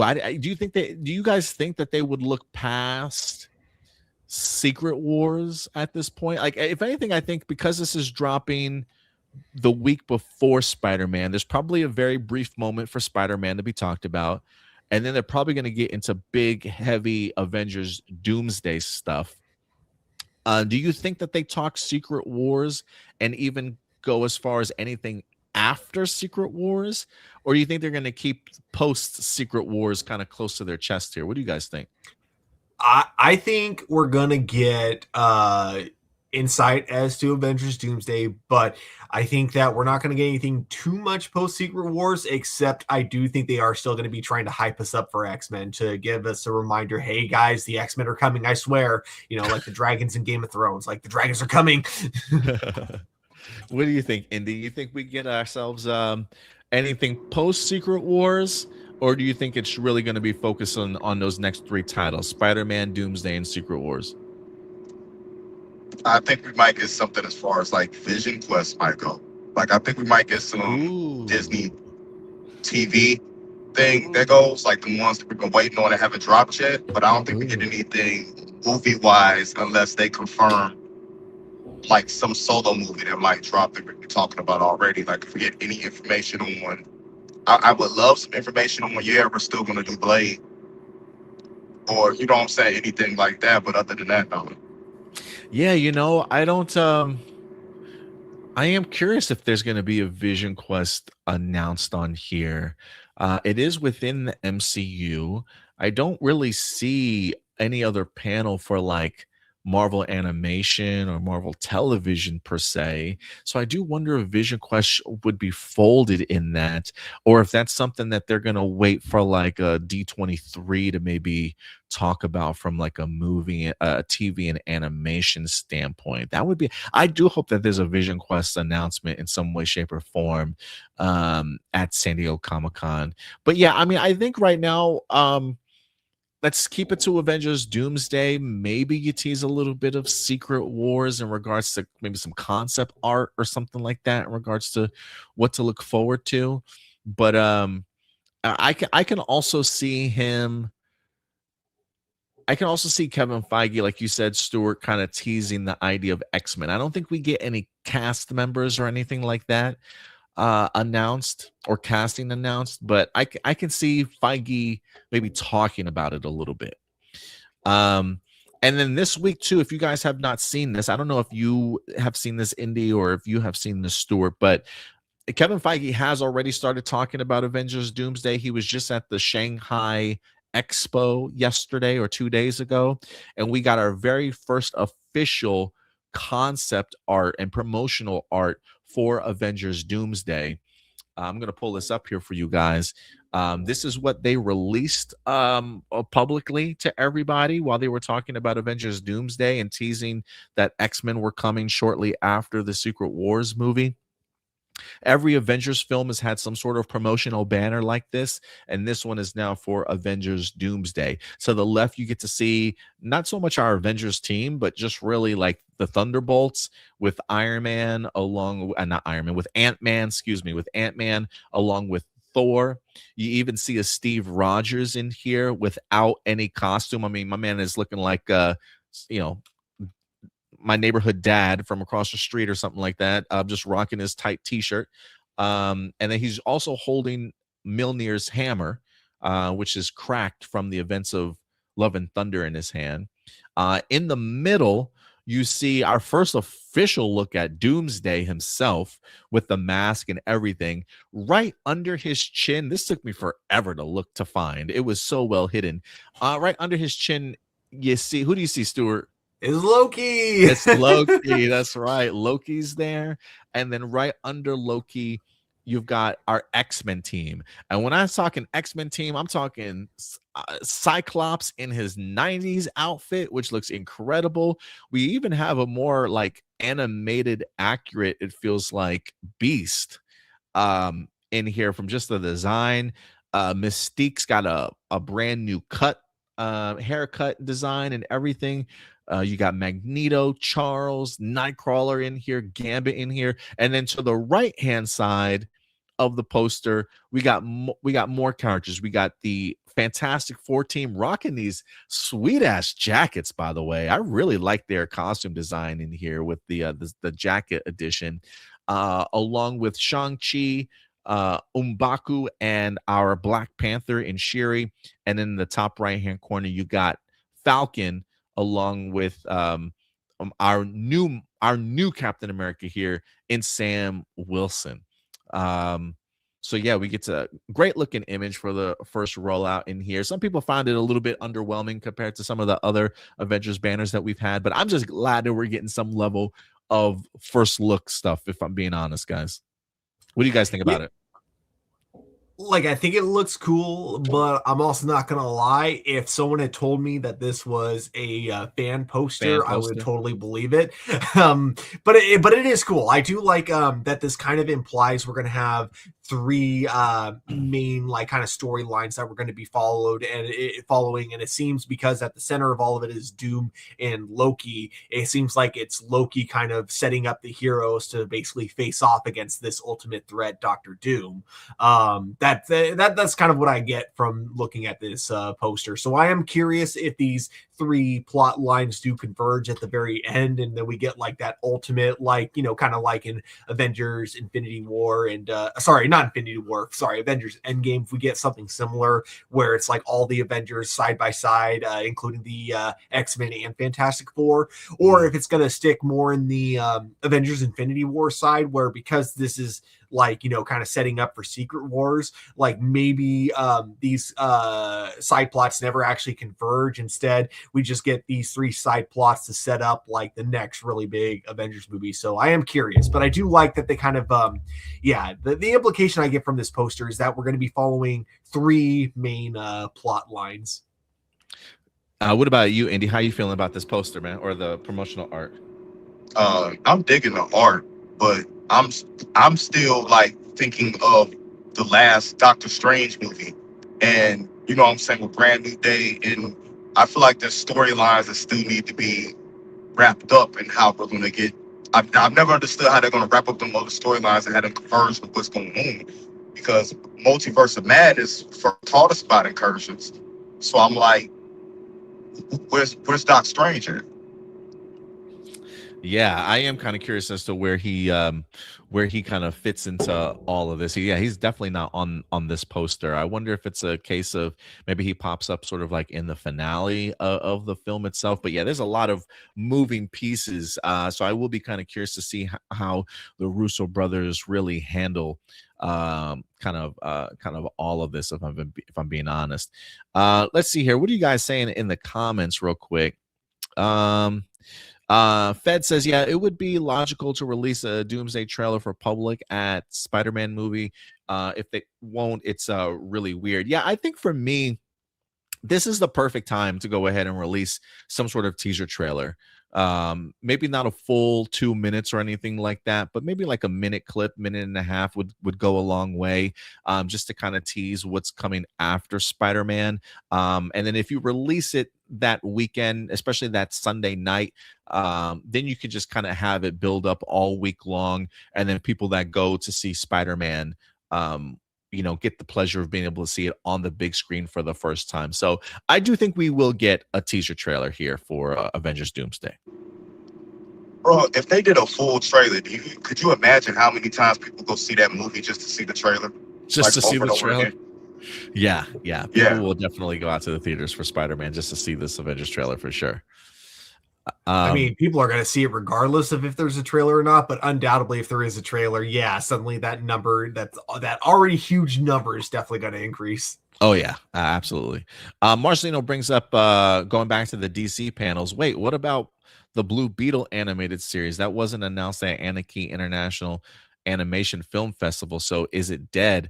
I don't know if the Blue Beetle animated series is dead or not, but I have not heard anything official in quite some time. Last thing I remember hearing was Jolo talking about the idea that I can't remember if they were getting the scripts in or if the scripts were being worked on, but I hadn't heard anything about coming in and doing any voice work yet. So it's I feel like it's gonna be a minute before anything happens. Yep, YOLO talking about Blue Beetle is starting to feel like Tyler Posey talking about Teen Wolf. Some of this is like never gonna happen. Yeah, man. Kiki and Lucas says, I hope Doomsday is good. Yeah, me too. I'm looking forward to it. Yeah, I think the Blue Beetle is gonna happen. I just I wonder if like right now they're just trying to figure out like the correct time to like kind of start working on it, when they want it to be released within like kind of the grand scheme of the whole DC universe. But I do think, because both James Gunn and Jolo seem to be really hyping up the series, I do think it's gonna happen. Fed says, who is the X-Men character above Nightcrawler? That would be Mystique. That would be Mystique. I don't know who's coming back to play Mystique. It's not Jennifer Lawrence. Is it Rebecca Romijn? I believe so, yeah. Okay, nice. So yeah, she's getting a new hairdo. But yeah, that's Mystique. Many people say Steve feels out of place without a suit, and will find it weird if he fights Doctor Doom without a suit. It is kind of weird. I'm not gonna lie. It is kind of weird just have him looking like a dad. I mean, I feel like some of the best Steve scenes, especially like when it came to Winter Soldier and stuff like that, happened with him outside of a suit. Out of costume. Yeah, I mean, but give my man a jacket or something, like the t-shirt, just the rocking the, the regular tee. I would like to see something, like even if it's like a old Shield outfit, like something. It's probably a Shield symbol somewhere on that shirt, on like that somewhere shirt? like on a left pec or something like that. But I can guarantee you if that shirt has a champion logo or some jersey logo or something on it, dads everywhere will be buying those t-shirts. Oh yeah, yeah. I want to look like Chris Evans. Yeah, for sure. Angie says, "Wait, how did Mystique get her powers back?" I'm sure. Wait, no, because that whole timeline was retconned at the end of Days of Future Past. Hence why Charles is still alive. Hence why what's her face? The Phoenix is still alive. Same with Scott. Yeah, they're all alive because like X-Men 3 got retconned after Days of Future Past. We kind of see in the epilogue of that movie. So I'm pretty sure in that retcon timeline, Mystique never lost her powers. Yeah, I think Marcelino agrees with you. I think he just dropped something like that too. What were you gonna say, Andy? Yeah, Daredevil did it. It's all because of Daredevil. Just messing everything. Daredevil broke the X-Men timeline. Marcelino says, yeah, most likely alternate universe. Also, Days of Future Past rebooted the timeline. So yeah, just some further insight. Fed says, so Falcon's sidekick also on Doomsday? Nice. Or is that Wasp lady? No, that's Captain America's new Falcon sidekick. Rich, what's his name? Torres? Something Torres? I can't remember. I think so. Yeah, Torres. I remember. I will say the funny part. Are we going to continue to call Sam Wilson Falcon? I know. I'm trying to correct it. I'm trying to make sure that we give him his proper due. Call my man Captain America for sure. He should be on the front of this poster, but they're pushing him back to sidekick as Captain America also, which is kind of crazy to me. But yeah Sam Wilson can't get enough love. They're like, oh, the Captain America movie, which was just so terribly written and just very lazy, didn't do as good as we wanted. Clearly, it's because no one likes Captain America and it had nothing to do with the movie itself, right? I will say the part that makes me laugh though in that movie is when the new Falcon is like, so I'm an Avenger now, right? Like he so desperately wants to be an Avenger. I'm like, dude, you just got here, dude. Get in the back of the line. You just got here. Yeah. Hey, I mean, Peter Parker was the same way. The Ant-Man role.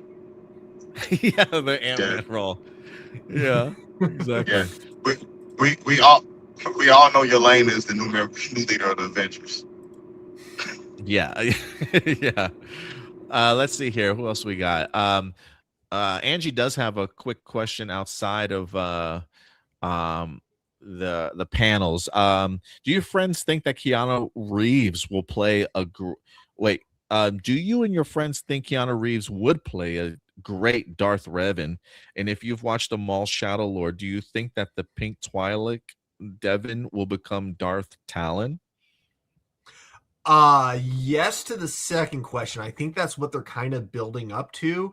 I obviously I think it's going to play out a lot different than their original plans with the character from like what she was supposed to be introduced like I think in the Clone Wars or in the Darth Maul video game, one of those two, but obviously never came to fruition. But as to the first part, that would depend on if we're doing like a remake of Knights of the Old Republic in the form of a movie, and so therefore Revan's the main character.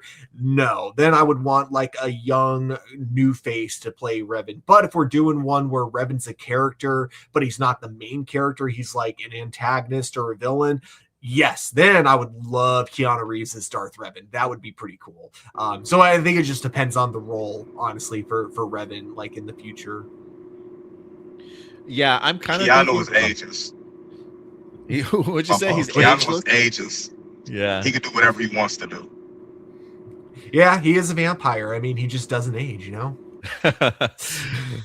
Yeah, I don't know if the Darth Forever and stuff will actually happen, but yeah, that's my assumption about Devin eventually. So if you haven't checked out our Maul Shadow Lord reviews, go ahead and do so. We've got a Star Wars playlist up on our YouTube page. If you want to check out our reviews for Darth Maul Shadow Lord, feel free to go ahead and do so. Do you want to see all three Spider-Man in Beyond the Spider-Verse or Doomsday or Secret Wars? Me personally, no. I feel like we had a proper send-off in No Way Home for everybody, at least Andrew and Toby. I don't really need to see them back again. So I don't think they're needed personally, but that's just me. Yeah, I kind of feel the same way. Like I wouldn't mind because like there's so many rumors about how Doomsday, like Wolverine and Tobey Maguire Spider-Man are going to be like the two main characters. And while I'm not necessarily against the idea, I'm also not like, you know, I don't need to see that. You know, I feel like I got all of the Spider-Man closure I needed in No Way Home, at least in terms of Andrew Garfield and Tobey Maguire Spider-Man. I want to see the current Spider-Man, Andrew, and Miles. Ooh, if you're talking about three Spider-Man, that's what I want to see. I like that. I like that. Now, would you want it to be Miles from Across the Spider-Verse, or would you want it to be a different version of the character, like one that might already exist within the MCU? I honestly, I want to be a new character because I want Andrew Garfield to be Miles's people. Oh, so someone from the Amazing Universe. Okay. Yeah. That's what I want. Kiki and Luca say, do you think Marvel is course correcting by pushing aside the female and minority characters on the poster, or are they focusing on the more popular characters? Let's look at this again. Hang on. I can give you the best answer ever. Go ahead. They're focused on everybody that's going to die. Those that are expendable, huh? Yeah. The Expendables. That's what they should call this movie, The Expendables. Yeah, no, I mean, when I look at the poster, I mean, I definitely get it. But I just think that there's a lot of characters in general that are missing from this poster, right? Like this feels like let's focus on the most recent iterations, like movies that just came out, right? So we got the Thunderbolts, we got the Fantastic Four characters. We just got both of those movies last year. Now you're thrusting them into the main spot. We've known that the X-Men were going to be back for a minute. We had the Captain America movie that just dropped last year also.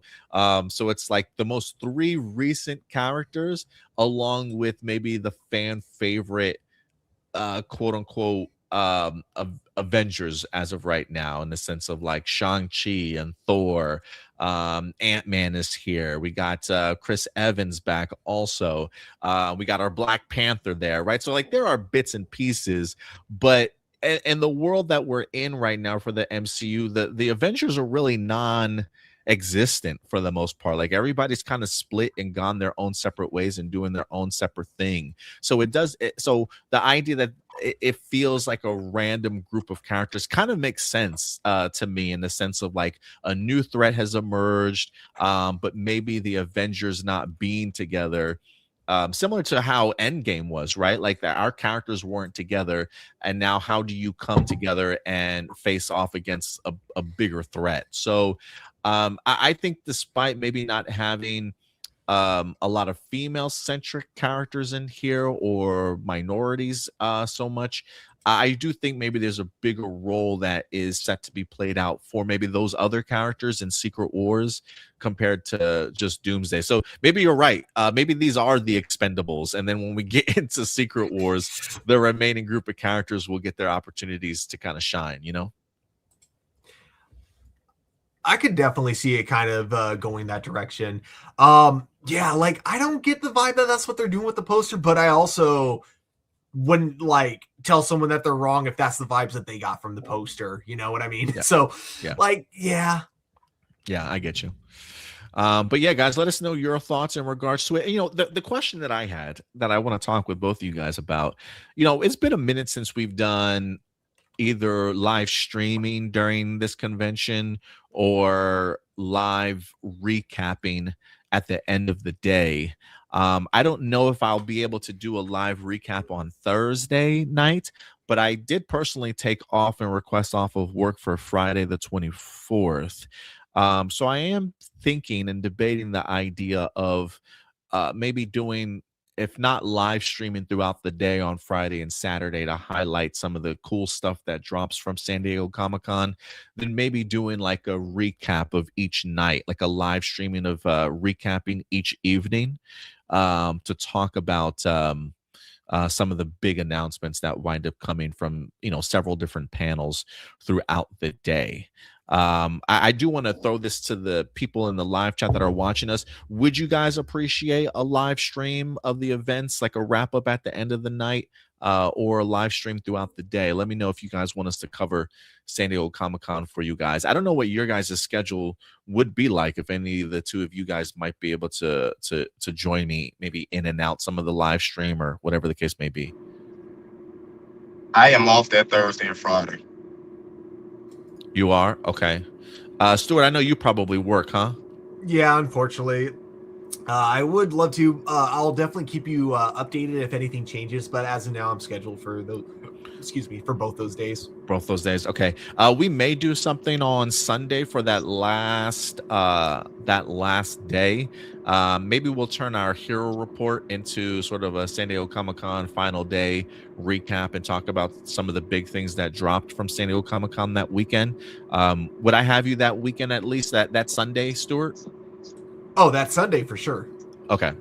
So at least I'll have you for that Sunday, and then Indy, I'll talk with you about possibly maybe doing something Thursday night and maybe something on Friday. But we'll connect on that. Well, I'm available Saturday and Sunday night. You know what's up Thursday, right? Thursday, I'm off Thursday specifically for Spider-Man. Oh, that's that Spider. Wait, is that that's not the week that Spider-Man comes out, is it? I thought it was the 31st. The 20th. No? Spider-Man's the 31st. I thought it was 24th. I'm thinking about something else there. No, we're good then. Okay. Let me know. Double check your schedule though. But I think it's the 31st. Somebody correct me if I'm wrong. But I think it's the 31st that Spider-Man drops.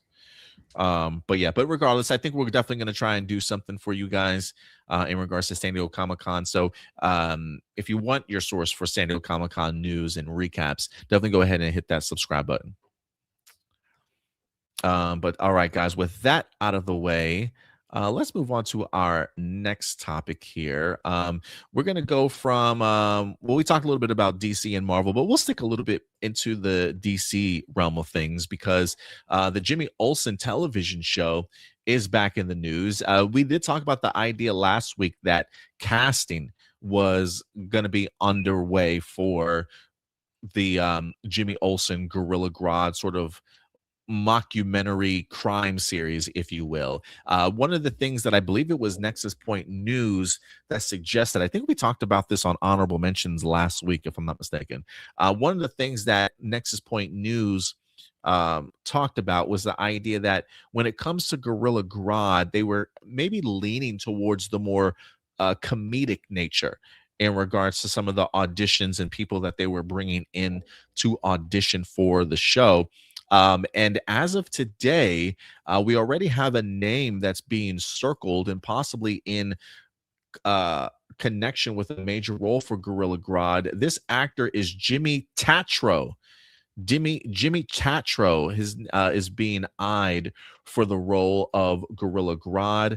I am kind of curious if they eventually have plans on him playing the role, or at least continuing to do maybe voice work for him if Gorilla Grodd ever comes to fruition in the DCU in live action. But let's go ahead and talk about this article. Again, this wind up coming to us from Deadline.com. Let me go ahead and bring this up. Jimmy Tatro circling major role in Jimmy Olsen's Superman spinoff series. Jimmy Tatro is in talks to join the Superman spinoff series DC Crime, even though I think the title of that show is going to be changed. In the role of Gorilla Grodd. Sources close to production tell Deadline the news arrives before Jimmy Olsen series has officially received the green light. DC describes the character as a hyper-intelligent telepathic ape who has sought to rule both the simian and human worlds, though the Flash has frequently thwarted his plans.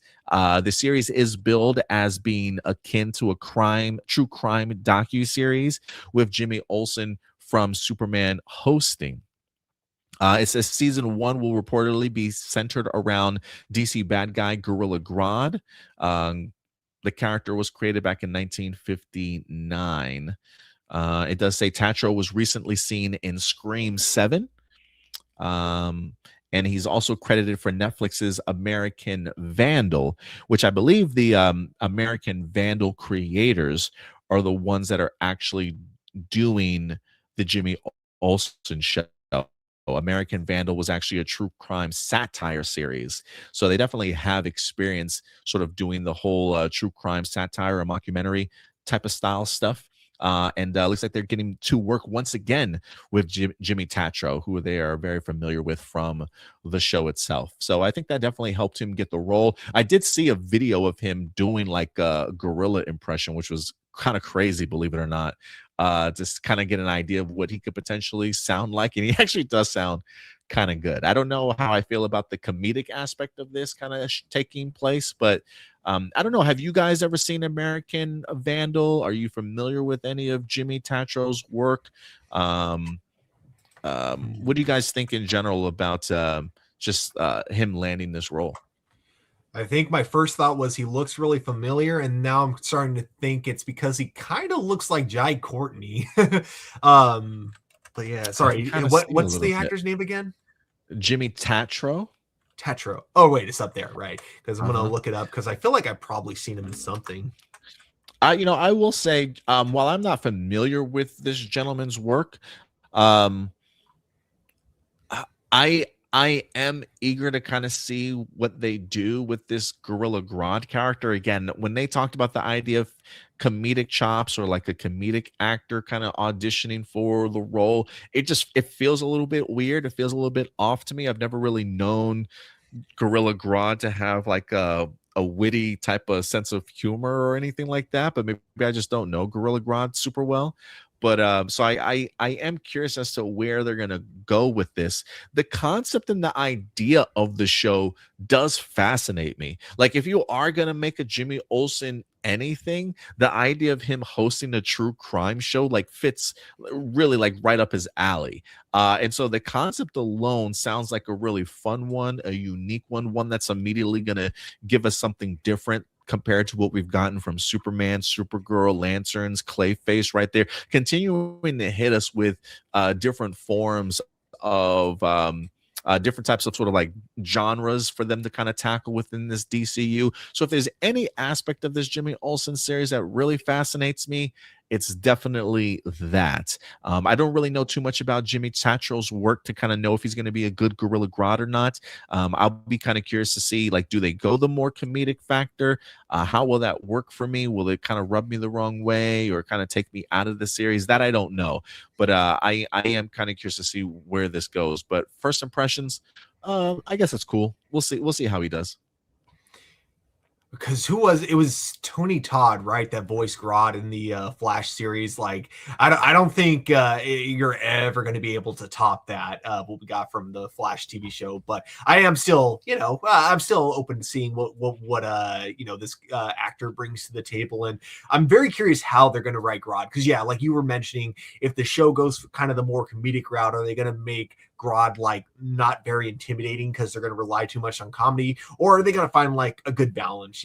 That because I feel like one thing that the Flash did really well, especially in season 1, was like Grodd was pretty intimidating in the beginning. I know that like everyone loves to like hop on the meme from Legends of Tomorrow with the whole "Make America Grodd Again" with when you had like Grodd and Barack Obama. That was such a weird scene, but like, yeah, so it's easy to forget, but like Grodd was kind of intimidating in his first couple of appearances, like especially when he kidnaps Joe and everything. So I kind of hope they find like a good balance. Like, I want to take Grodd somewhat seriously in this show, even if the show is going for a comedy vibe. I still want to have like a somewhat menacing Grodd, like one where I'm like, oh, how is Jimmy going to get out of this situation? Yeah, that's definitely what I would personally like to see also. What about you, Indy? Any thoughts on either the casting or the direction of the Jimmy Olsen show? I mean, I liked him a lot of Screen 7, so I'm not too sure what he's going to do in this. But I think a lot of the comedic parts, what's going to come from this show, actually comes from the Jimmy side, and they might want somebody that can actually bounce off of that. Because but other than that, I don't know. I'm interested in the vibe that they're taking with the docu series and all that. But I'll wait to even see if it's something that's going to be greenlit that is going to come out. I'm interested in what they're trying to do. I just don't know how they're going to accomplish it. Mm-hmm. Yeah, I think the execution is definitely going to be key for this series for sure. But I'm looking forward to seeing what they do with it. This is not necessarily like my first Superman spinoff that I would have loved to have seen come out of that movie. That would have gone to like Mr. Terrific. Personally, I really would have loved to have seen a Mr. Terrific announced a little bit more quicker. But the fact that we didn't get to that point, it's okay. I mean, we're hopefully Mr. Terrific gets his show. But yeah, Jimmy Olsen's up next, guys. So we'll see how this kind of comes together. Likelihood we get a Flash in this series. Do you think the Flash makes his official DCU debut here? If it's not Grant Gustin, don't do it.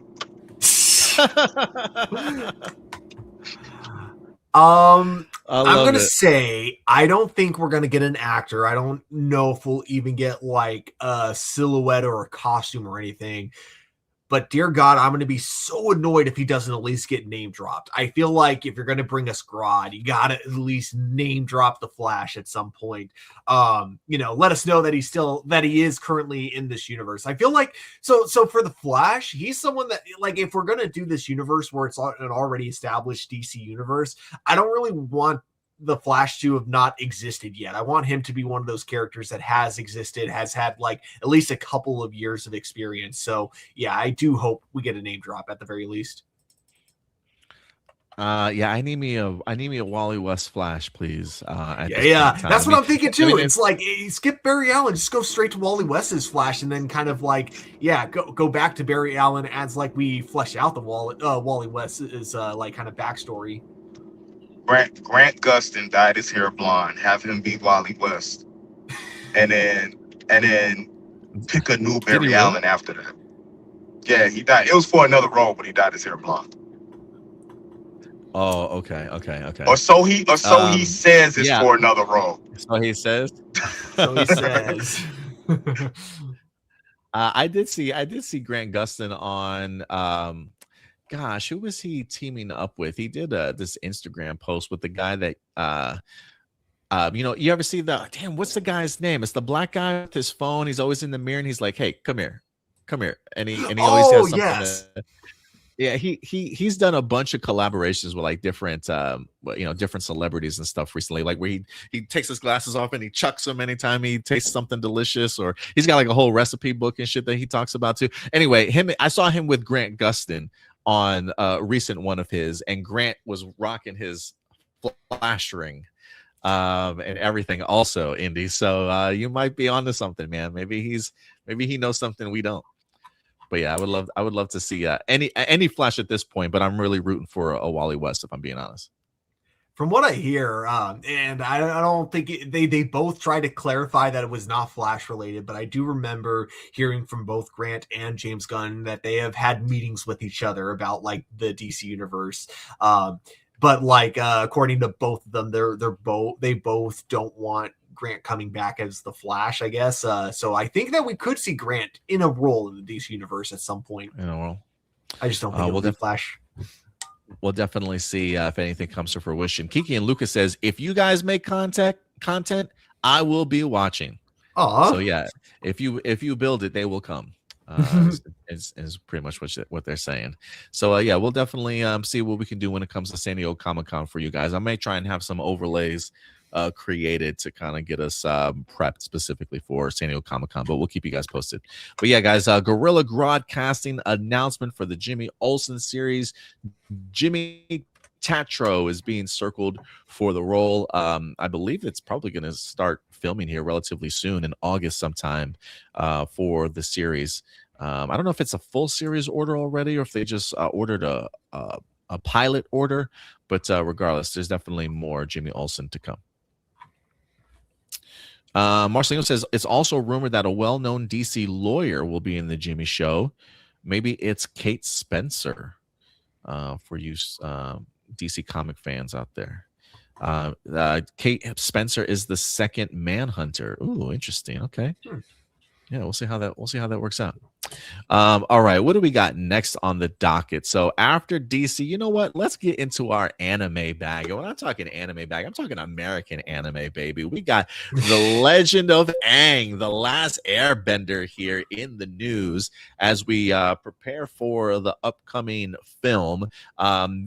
The adventures of this film have been all over the place, man. I mean, talk about production, trying to get this together. Eventually was supposed to be on the big screen, then pulled, then sent to streaming, and then the different arrangements of release dates, and then the release of this film that wind up getting leaked to people. And now it seems as though when it comes to this film, they are once again I believe changing course, still releasing it in theater. I mean, still releasing it on streaming. But I believe this movie now has a new release date, if I'm not mistaken. Stuart, can you look up that release date for me? I thought I had it on a poster here, but I think they just pushed it here to July now. There's something that tells me it's like a July 28th release date or something like that. July 25th. 25th. So instead of waiting till October, Paramount is like, you know what? Half of y'all already seen this movie. We might as well just drop it already. So let's get it out as soon as we possibly can. All that build up, right, to like launch this movie for the Avatar Studios on Paramount in October and stuff. And now they've had their hand called, and now they got to go ahead and release this movie early. But the directors and those that put this film together are now talking at Entertainment Weekly and giving us a little bit of a first look and insight into the upcoming movie. So we do have ourselves some brand new details here to certainly enjoy. Entertainment Weekly, Avatar Last Airbender official in quotes, first look. Creators delve inside the movie's C prequel is what they're kind of calling it here. So let's see what they're talking about. The first successor project became Avatar Aang, The Last Airbender, directed by veteran of the franchise, Lauren Montgomery. She says, it's always a challenge to write a sequel. A prequel is an even bigger challenge. And a C prequel, or whatever we're going to call it, this other third type is maybe the most challenging. Oh, they did give us a new look at the crew. I love this. Look at them. They're so mature now and grown. It's like you've had kids and you just seen them graduate, right, guys? Oh yeah. It's like that perfect in between, because it's like they're not quite as old as we see in the flashbacks from Legend of Korra, but yeah, we can kind of see them like getting to there, and yeah, I love it. Yeah, I love it. It says more plainly, DiMartino says they were simultaneously making a sequel to Avatar: The Last Airbender and yet a prequel to The Legend of Korra. The story we told in the series has been had a very decisive ending. We didn't want to retread stuff. We had told a bunch of stories in the comics. We weren't really looking to adapt any of those stories exactly, but we had ideas of how the world had developed. It says, we call this the official first look due to recent developments. An anonymous hacker leaked the entire 90-minute film online back in April. And now a 26-year-old man in Singapore has been arrested for the incident. They say it was a very dark day when we found out that what had occurred. We were still pretty disappointed and frustrated and all the emotion, fortunate things that occur in your careers, in your life. I've been through a lot of them in various ways in my life, so it's always a setback and disappointing. We were trying to, it says the leak came after the film, once meant for a theatrical release, shifted to streaming. They say we were trying to be like, let's make the best out of this new situation. Let's adapt to that. And then it got stolen, which was very unceremonious and abrupt and a bit rude, is what they say. At least for me, now that the film is ready to finally be out officially to the world, I'm excited for everyone to finally see it in their homes, wherever they're watching it with their families. Hopefully people can recreate some kind of community experience, because the big part of Avatar is the community. So yeah, the movie will now arrive on Paramount Plus, expected on July 25th. He says, you can't sweat what you can't control, and we had no control over that. So I think the only thing we can really take away from it is we know that we made a movie that we really love and we really believe in it. It will speak for itself. What do you mean you can't sweat what you don't control? I don't control the sun, but it makes me sweat all the time. I'm sorry. That was just a weird quote. I don't know why that stuck out to me. I love it.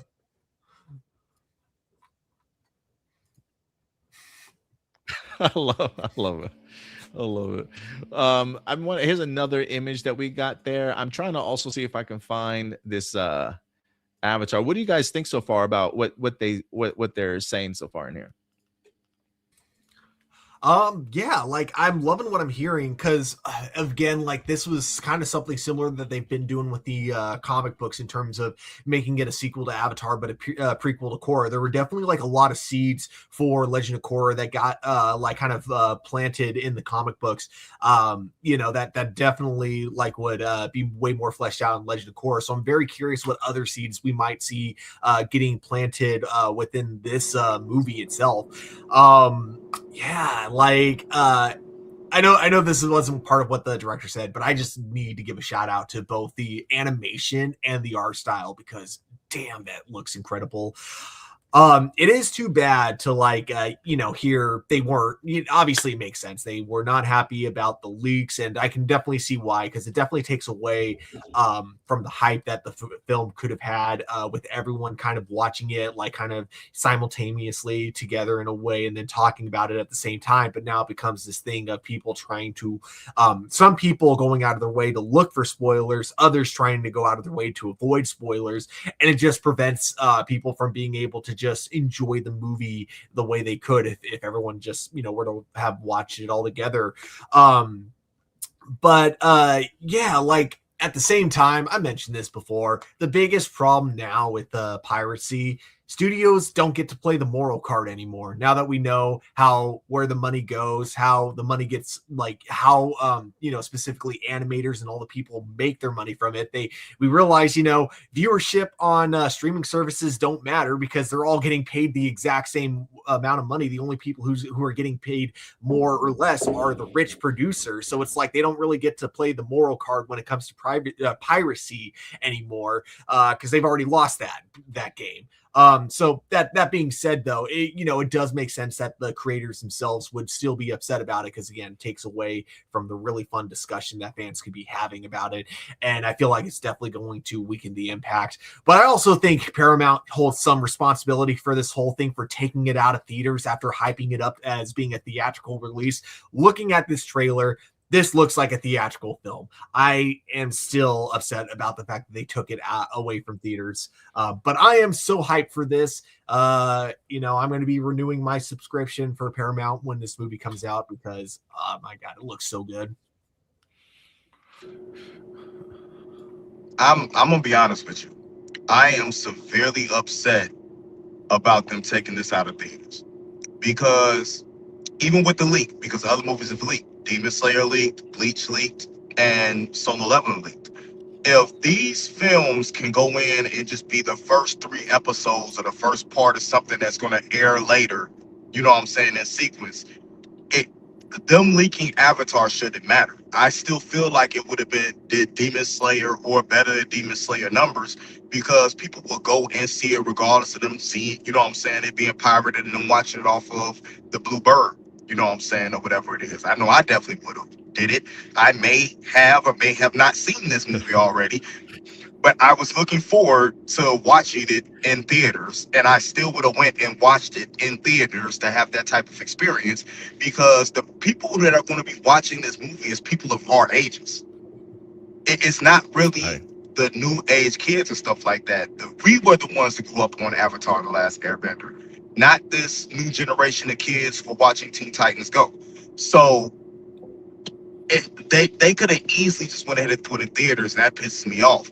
Am I going to subscribe to Paramount to be able to watch it? Yes, because my daughter wants to watch it as well. So we're definitely going to be watching this on Paramount, but it definitely takes that experience of us having a popcorn moment to go to the theater to watch this, whether it's in IMAX or one of them fancy screens, being in the reclining seats and really being able to enthrall ourselves in that world.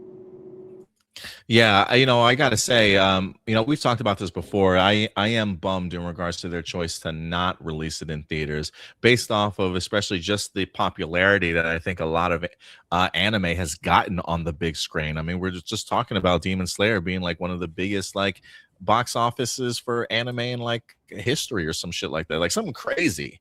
Like, why wouldn't you at this point, when anime is like at its hottest, especially on the big screen, like not want to release this? It just feels like a really stupid move. But it is one of those things where it's just like, Paramount also wants to purchase Warner Brothers, but if they're making dumbass decisions like this, like, how do we know they're not going to run that company into the ground with other stupid ass decisions? Yeah, and then to make it so I'm going to correct Indy on one quick thing. So they actually pulled it from theaters before the movie got leaked, which makes the decision to not put it in theaters even dumber. Because I still think that even if the leak happened and they still decided to stick with releasing this movie in theaters, I still think this movie would have done really good at the box office. I'm not saying it would have broken $1 billion, but it would have done great. Because a lot of people who grew up on Avatar are parents now, so not only are they going to watch it in theaters, they're going to take their kids to see it in theaters, and those kids are going to remember that experience, and then they're going to want to watch the next series that premieres on Paramount Plus. So this was so dumb of Paramount to do, regardless of anything. Them taking it out of theaters was just dumb. Angie does say, so the Legend of Korra is not canon. No, it sounds like it is canon. It just seems as though it is canon, but this movie just takes place prior to Legend of Korra is all. It's the prequel, if you will. Quasi prequel. They've done a good job of keeping the expanded universe of Avatar like all pretty connected, because they've had like the writers not only working with the comic books, but there's also been a bunch of novels on the previous Avatars that came before Aang.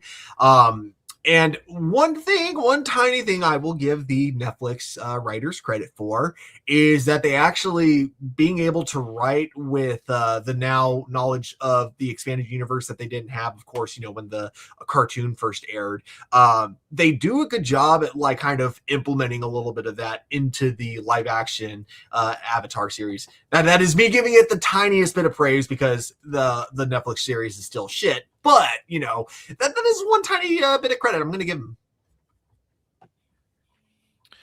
I do want to go ahead and continue with this. It does say, talking about aging up the characters. It says lots of things change along the way, but for it to feel different and a little more mature and grown up, aging up the characters made sense. It says a decade after the end of the 100-year war, the world is starting to heal.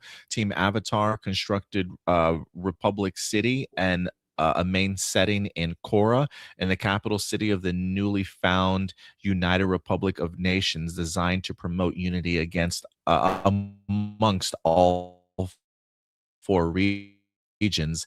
Aang is now around 25 years old in this precipice between adolescence and adulthood. He's hot, he's tall and ripped, broad-shouldered, and he looks great. That's not me. That's the quote, just so you know. I'm not, but he says, but he's not quite the adult Avatar that he needs to be yet. So this film is really trying to dive into that. I promise it's a quote here. It's not me.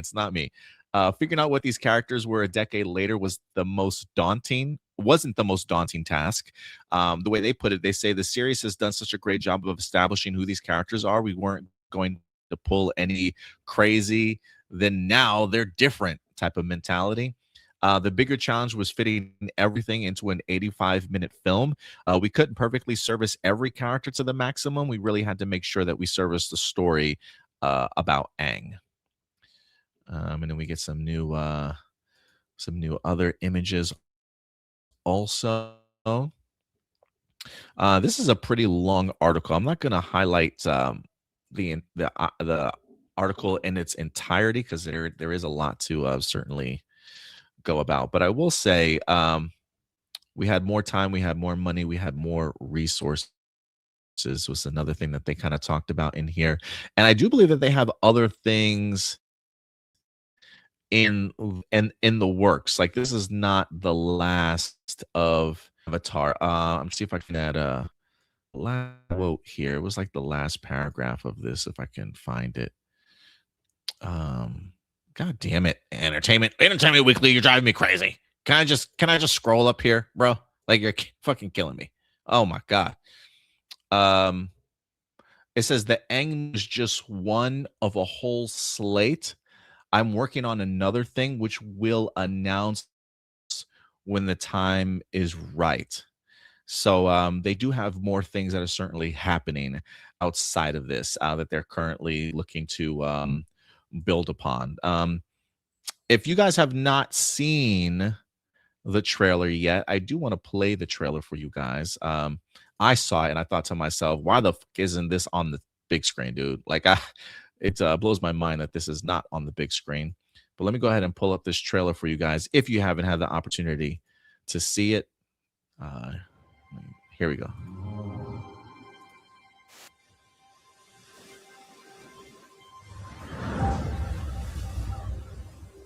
I'm the last Airbender. You may be the last Airbender, but you're not alone.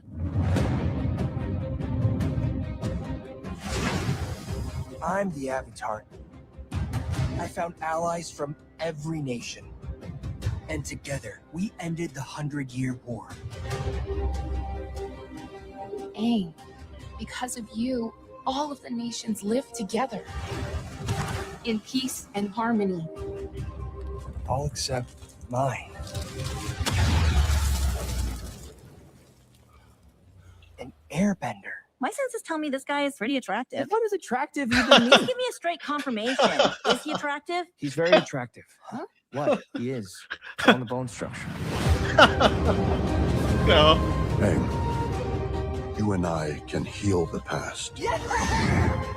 And together, we can build a new world. Welcome to Team Avatar. How many countless were killed in the 100 years waiting for his return?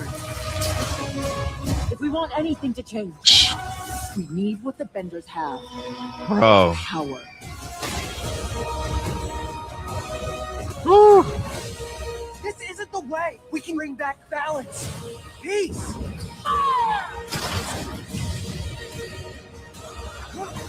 Oh my god. You all fix it. We'll fix it. Together. Bro.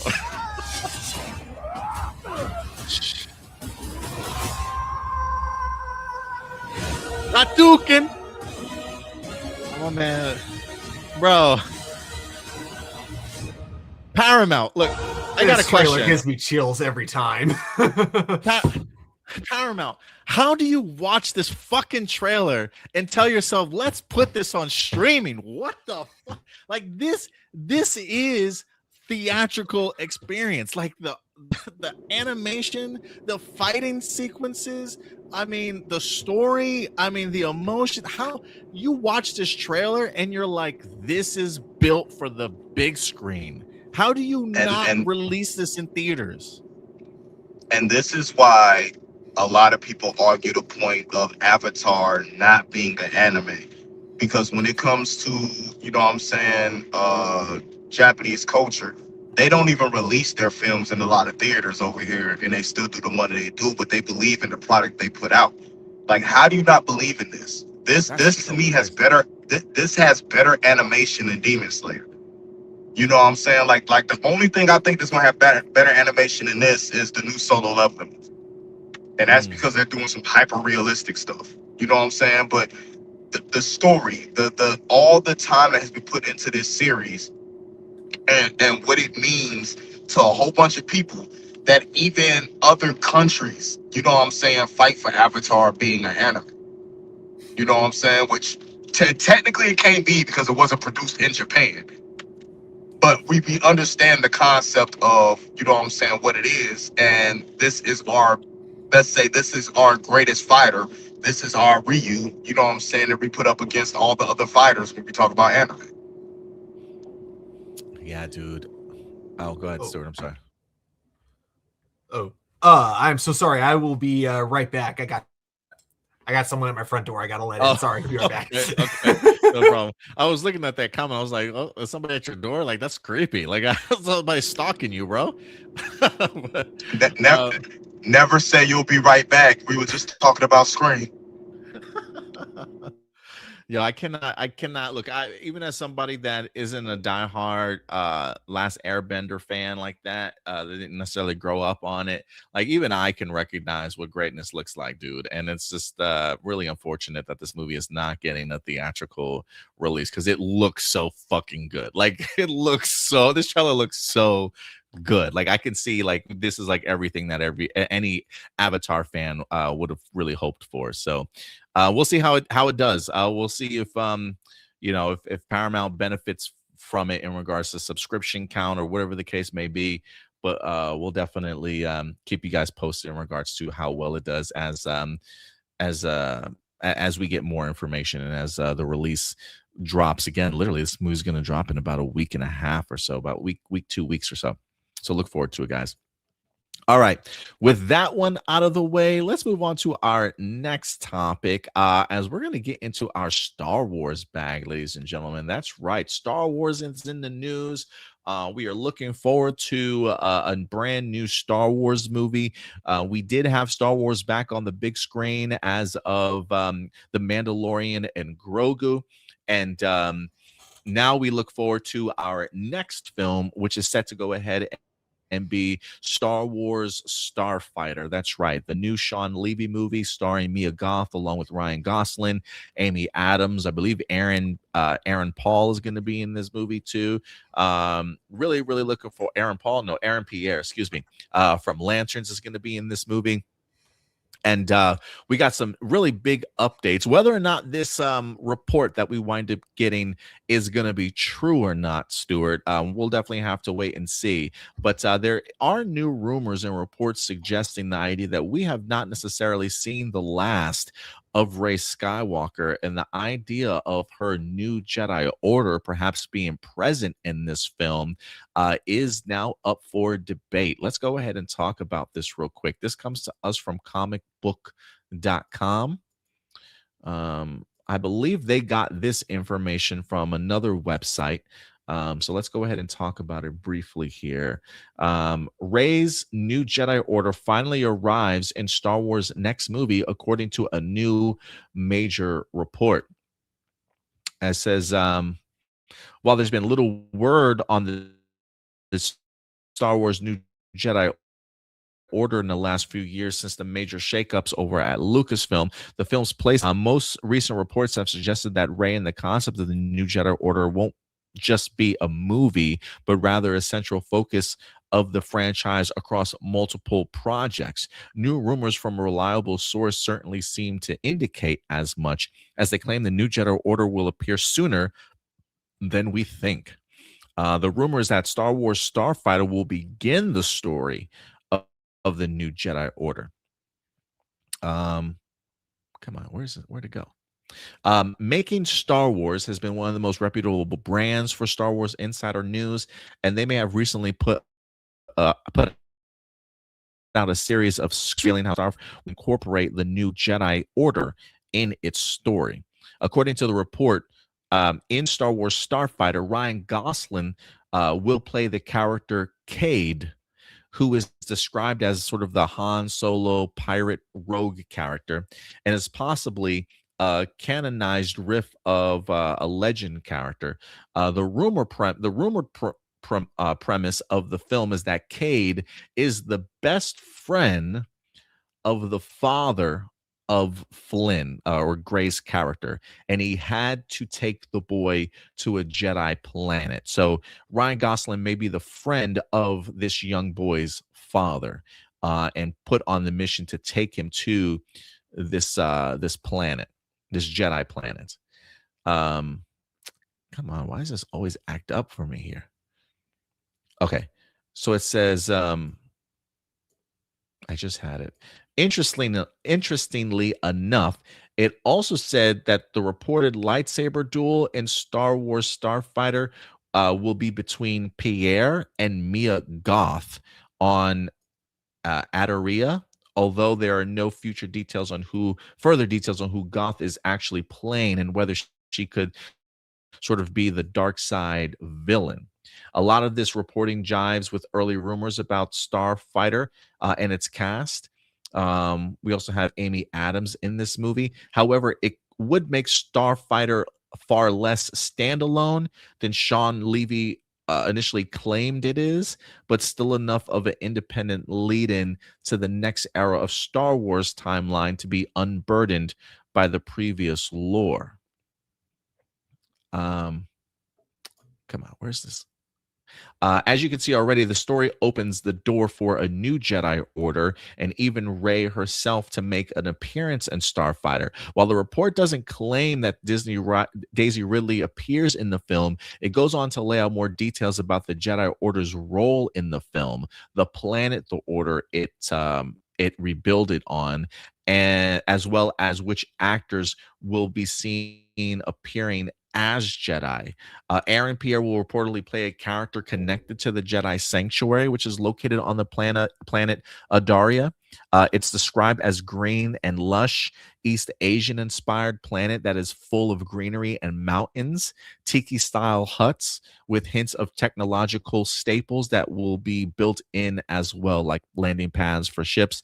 It's also reported that Jedi at the Sanctuary seem to mostly be Padawans in training, based on the fact that their costumes are beige Jedi-style tunics, similar to Obi-Wan and young Anakin at the end of Phantom Menace. So teasing that as to who Aaron Pierre could be playing as a possible Jedi on this planet, or connected to the Jedi in some way, maybe having a lightsaber duel, but also the idea of a new planet to certainly be explored, and even really like a description of the planet and sort of the concept of young Padawans being on this world as well.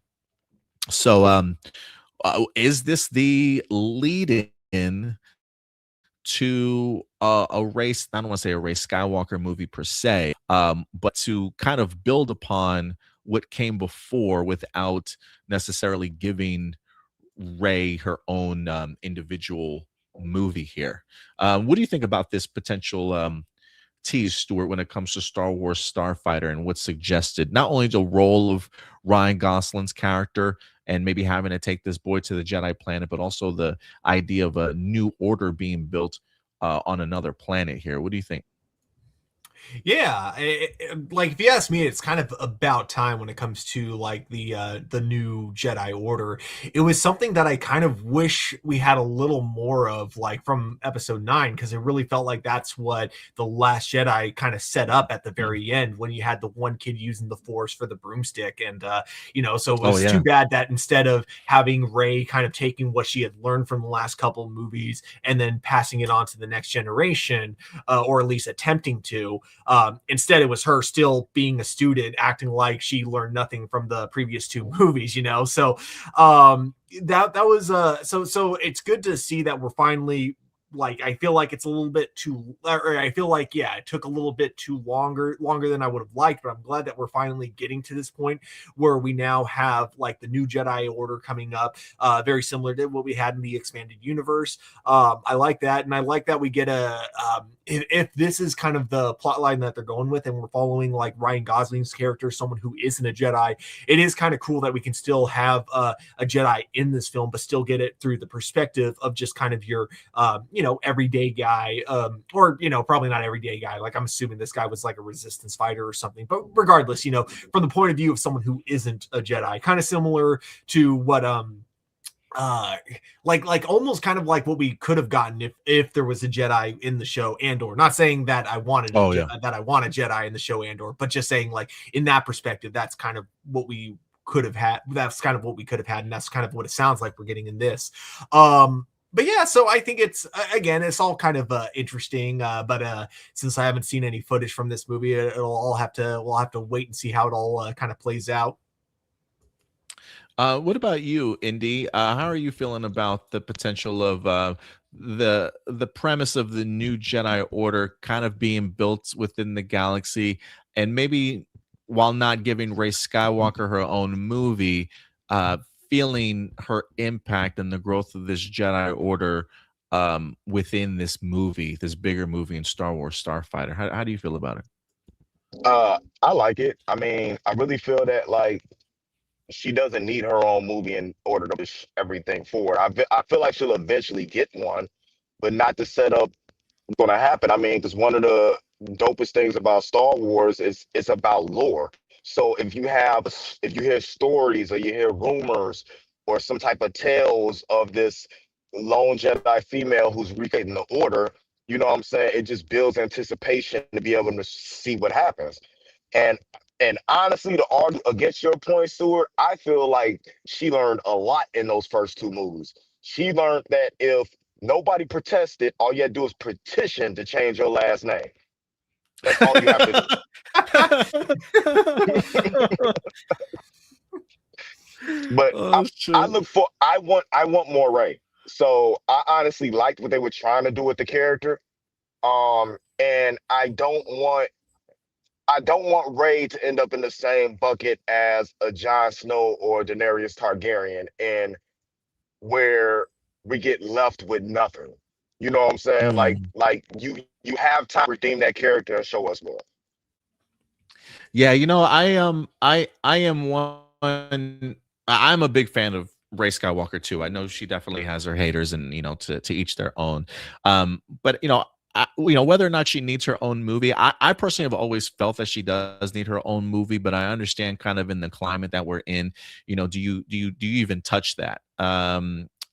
In regards to just reigniting sort of the discourse and stuff. But I've always been a believer that Rey needs to have some impact in this universe after the sequel trilogy. If it's not going to be in her own movie, then what I would like to see them do is maybe go the MCU route, in the sense of the upcoming individual movies that you have, kind of placing aspects of either Rey as a cameo in them, or the broader things that she's working on in regards to the new Jedi Order sort of being placed within those movies. So this kind of, to me, feels like a proper recognition of that, in the sense of like, if we really want to build out a cinematic universe similar to the MCU and have these connective tissues, one movie kind of leading into the other one, or at least recognizing the impact that these movies have on the galaxy and also have on future stories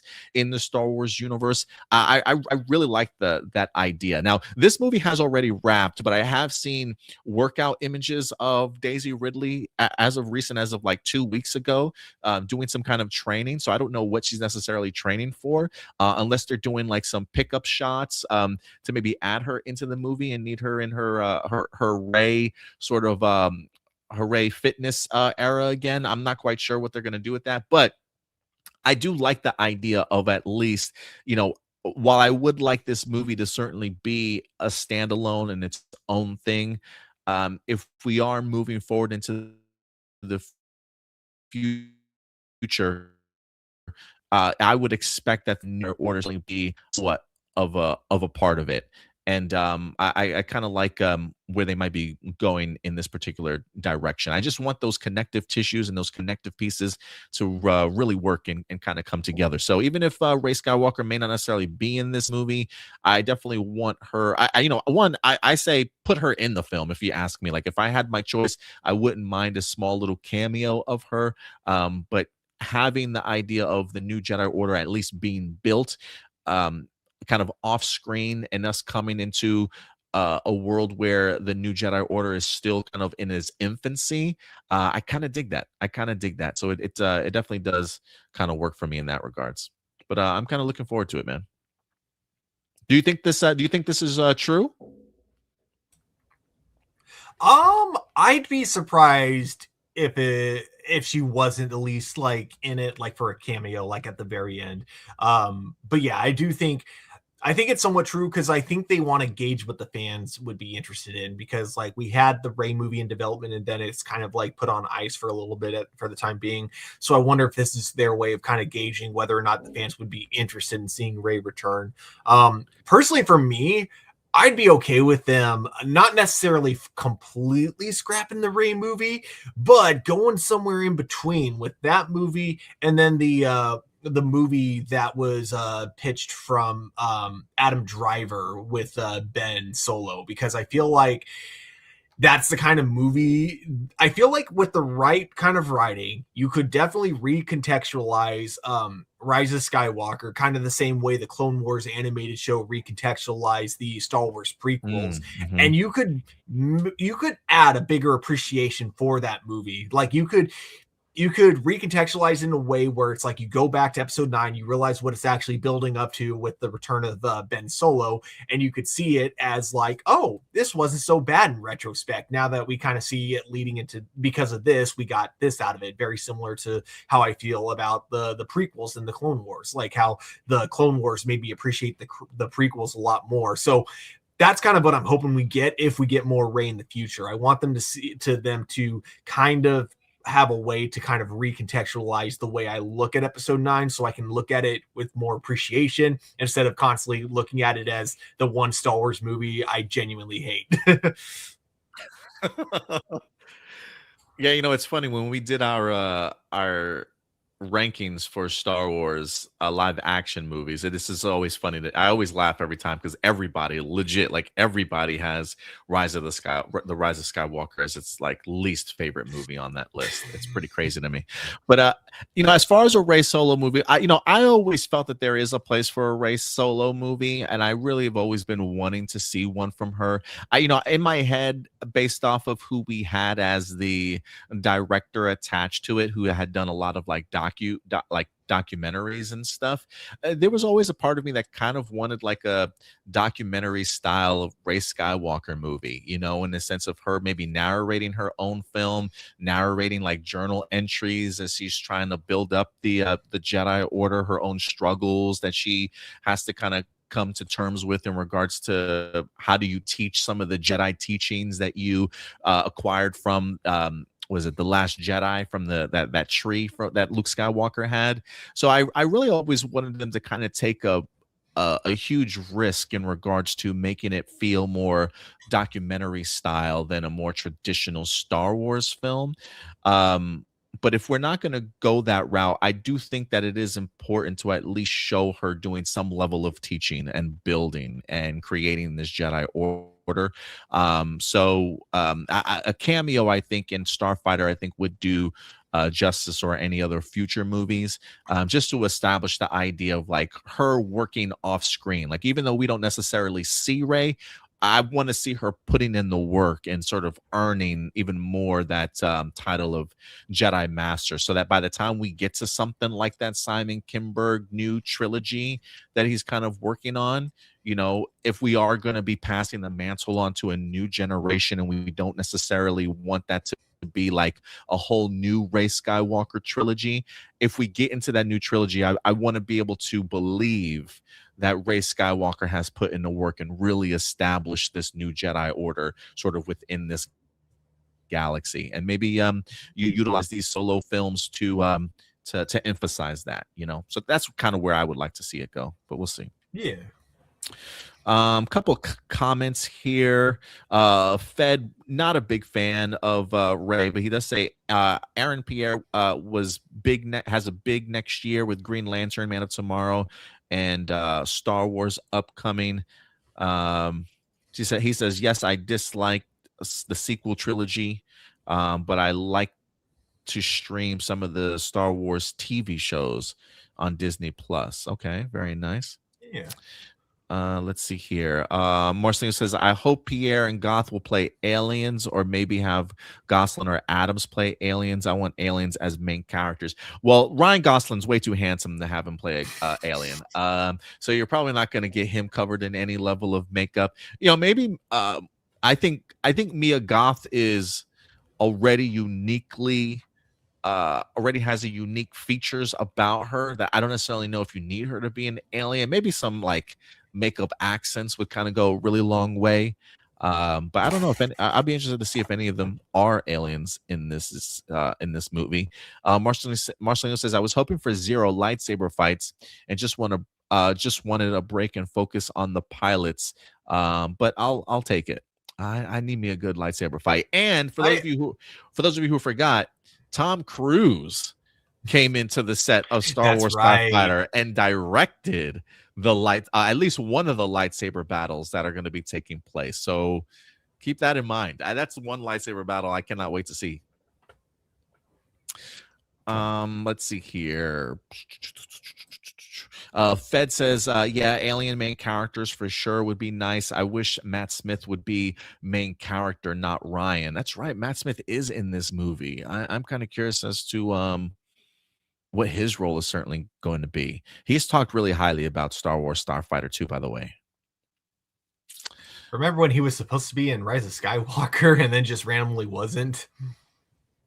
Oh, that's right. They cut him out, right? Was he supposed to play the Emperor?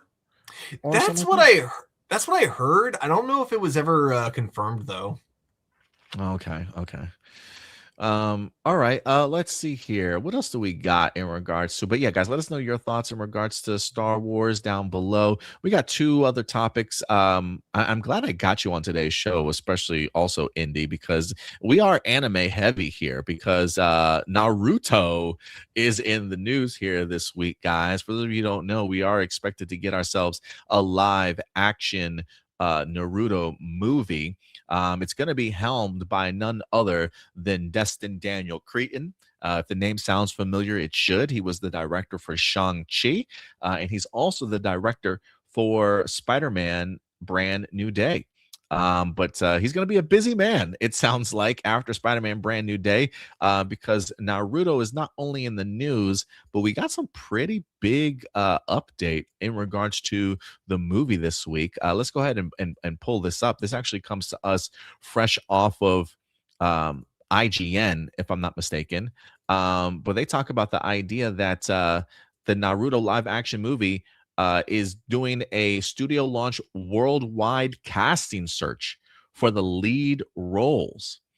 It says here, Lionsgate and director Destin Daniel Cretton announced via social media Thursday that they will launch a global casting search for their live-action Naruto movie based on the massively popular manga franchise. The global casting search will be for the roles of Team 7's 3 young shinobi, Naruto, Sasuke, and Sakura. Lionsgate said casting for the other characters will eventually follow. The director Cretton said in the casting call social media announcement, it says Kishimoto Sensei's stories have inspired generations of fans around the world, and it's an honor to bring his world and characters to the big screen in live action for the very first time. I'm thrilled to kick off this worldwide casting search for our Team 7 and to bring the incredible universe of Naruto to life. The creator also said, right now, miracles are happening to me one after another. My work, Naruto, is truly, truly becoming a Hollywood movie. Dude, I love just hearing his excitement for this in general. And even a greater miracle is that the film will be directed by the one and only Destin Daniel Cretton. I still cannot believe it. If so many miracles have already come together, then let us hope for even more. I am eagerly looking forward to the miraculous encounters that will bring us extraordinary and passionate actors. I cannot wait to meet my characters in the film. Dude, I am legit so happy for this man. Like, I can legit hear his enthusiasm when he talks about this. And while I haven't watched a tremendous amount of Naruto, it is one of those things where it's just like, I am so happy that this man is getting an opportunity to see his dream kind of come to life. And whether or not that even opens up more doors for him in the future when it comes to Hollywood or not, the fact that you can feel like it's very palpable, his level of excitement and anticipation for this to actually kind of come together. So this movie is happening. I hear people worried a lot in regards to I'll let you two really talk about this, since you guys really know this lore in this world even better than me. But I hear people really talking about their worry and concern of like, oh man, I hope this doesn't turn out to be like another Dragon Ball evolution sort of situation, or wherever the case may be. And I'm not going to say that it's there's never a potential for that happening, but I will say, when you've got a great story like Naruto, when you combine that with not only the creator being heavily involved, but also a great director in Destin Daniel Cretton, who, mind you, even though we mentioned Shang-Chi and we also mentioned Spider-Man Brand New Day, I did not even mention one of his best projects that I've seen him do, and that's Wonder Man. Can really focus on just bringing characters, emotions, their backstories, and incredible action sort of to life. Like when I think of Naruto, my mind goes immediately to like Shang-Chi fight choreography, whether that even be like the final act of that movie. I remember watching this film and looking over at my friend Jonathan after this and being like, we need a new Dragon Ball movie. Like this man should direct a brand new Dragon Ball movie, because that franchise needs a redemption story when it comes to live action. And the fact that they got my man for Naruto, I'm like, somebody heard me up there. Like the gods must have heard me, because they have now attached Destin Daniel Cretton to Naruto, and I think he's gonna murder this film, dude. I think he's gonna really do his absolute best, just bring this to life in the biggest way possible. If there's anything that makes me concerned, though, it's not so much the Naruto stuff, but bro, where is my Shang-Chi 2? Where is my sequel to Shang-Chi? Is this man never going to do this? Is he not even going to do a Spider-Man sequel? Like, am I going to have to wait a minute for a Spider-Man sequel to Brand New Day after this? Because it feels very much like after Spider-Man Brand New Day, this is probably going to be sort of like his next focus. And so I definitely expect casting to kind of take place throughout the summer, and we'll see how quickly they're able to kind of get into pre-production and really start like green lighting and nailing down a production date for them to actually start filming this movie. But Destin Daniel Cretton is going to be a busy man. Again, it does have me having asked a lot of questions in regards to upcoming sequels that we may or may never get from this guy, but this is such a big win for Naruto. They're blessed to have him as a director, and I truly cannot wait to see how this comes together. But how are you feeling about this news, Stuart, that casting is getting ready to begin here? Yeah, I didn't even know this was a movie in development, if I'm being honest. But yeah, this is kind of exciting to see. I think that like if we were living in a pre-One Piece timeline, and I mean Netflix live action One Piece, I would say I don't think this is going to work, like even with a talented director like Daniel Cretton. But they pulled off a live action One Piece series, and it was good, which is something I didn't think was possible to do. Not because, I have anything against One Piece. I've actually haven't watched that much of it. But just because, like, from what I did know about the manga and the anime, it's just such a crazy, fantastical world that I didn't think could possibly be captured in live action. But they did it.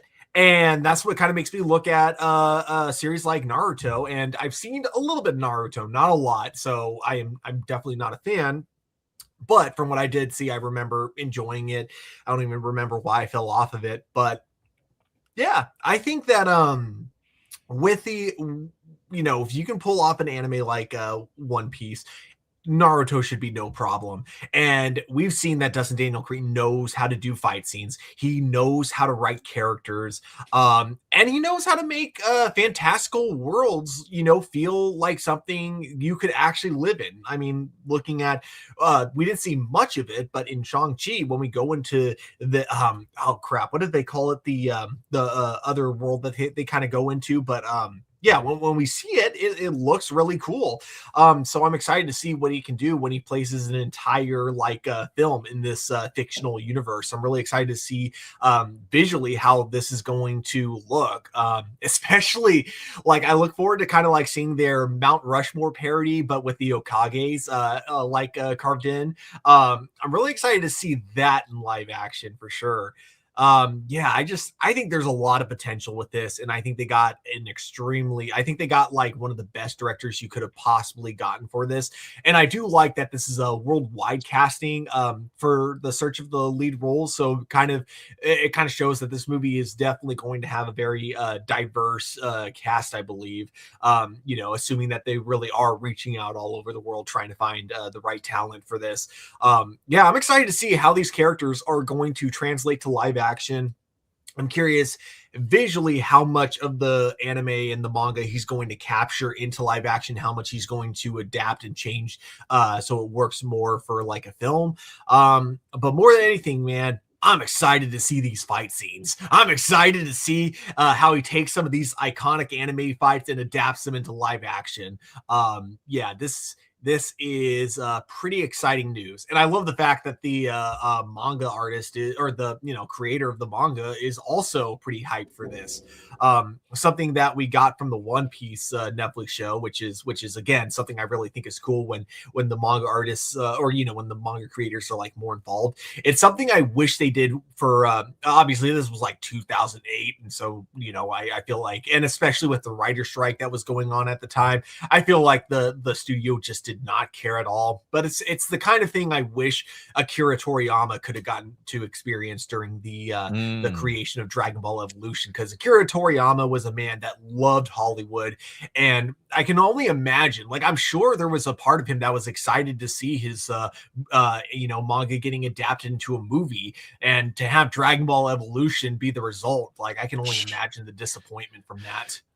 Yeah, dude, I can only imagine what that might have been like for him, honestly. But yeah, no, I love the idea of a global casting. I totally agree with you. I am kind of curious to see who they wind up landing for this role. The fact that they're really doing a big outreach here, I think, is pretty brilliant.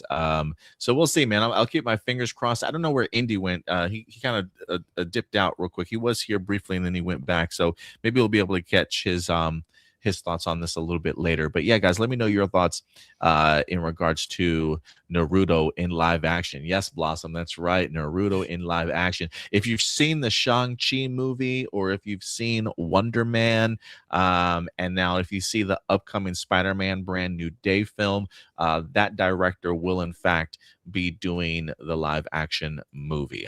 I would kind of like to see that. Yeah, it's coming. It's coming, Blossom, for sure. Watch But yeah, Spider-Man guys, Brand New Day ends up being terrible, and suddenly I make a complete 180 on everything I just said. nah, man, it's gonna be pretty epic. Oh, sure Yeah, guys, let us know your thoughts in the live chat or the comment section box below. And Indy, yes, we need his thoughts. Naruto thoughts. I need your thoughts on Naruto, sir.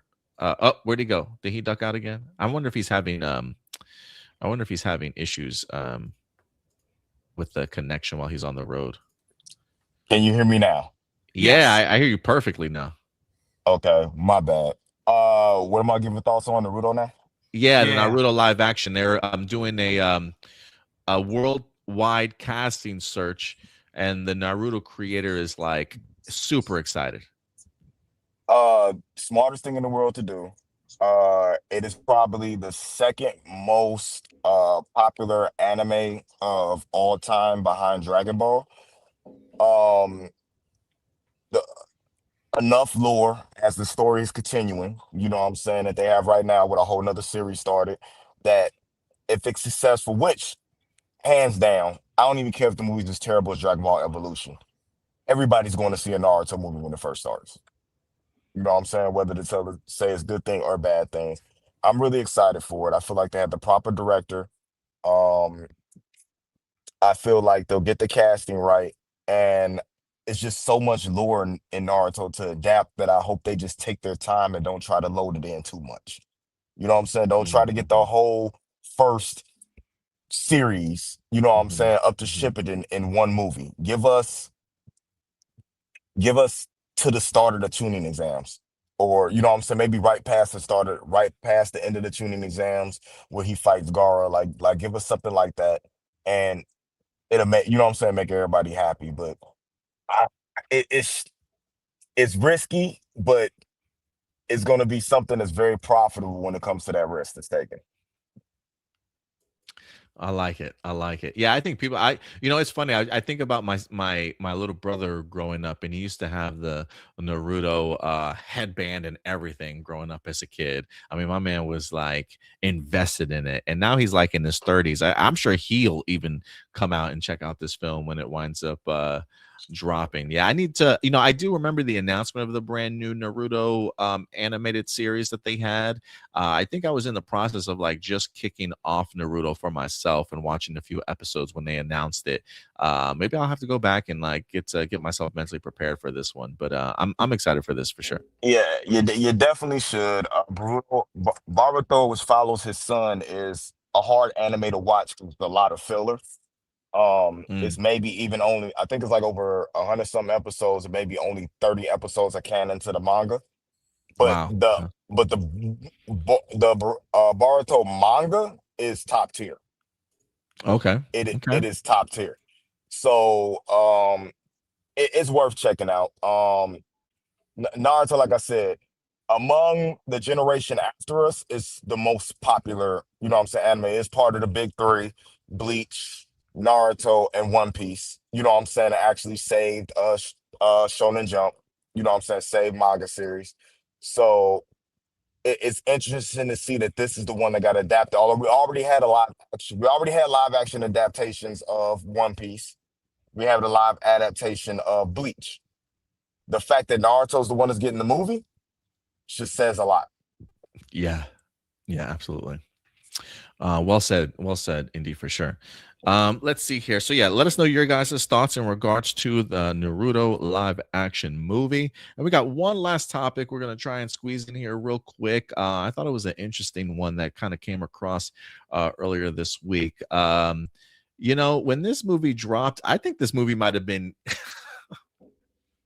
I don't want to use the word like this movie. I think even for me, when it released, me and my friends thought this movie was probably corny as hell when it first released, but it somehow has become like a staple. Like when you hear the word, like you immediately know the title, and that's gonna be Free Willy. If you love your sea creatures, if you love whales, Free Willy, believe it or not, is back in the news. I haven't watched this movie in fucking years. I know they had a sequel to it, if I'm not mistaken, also.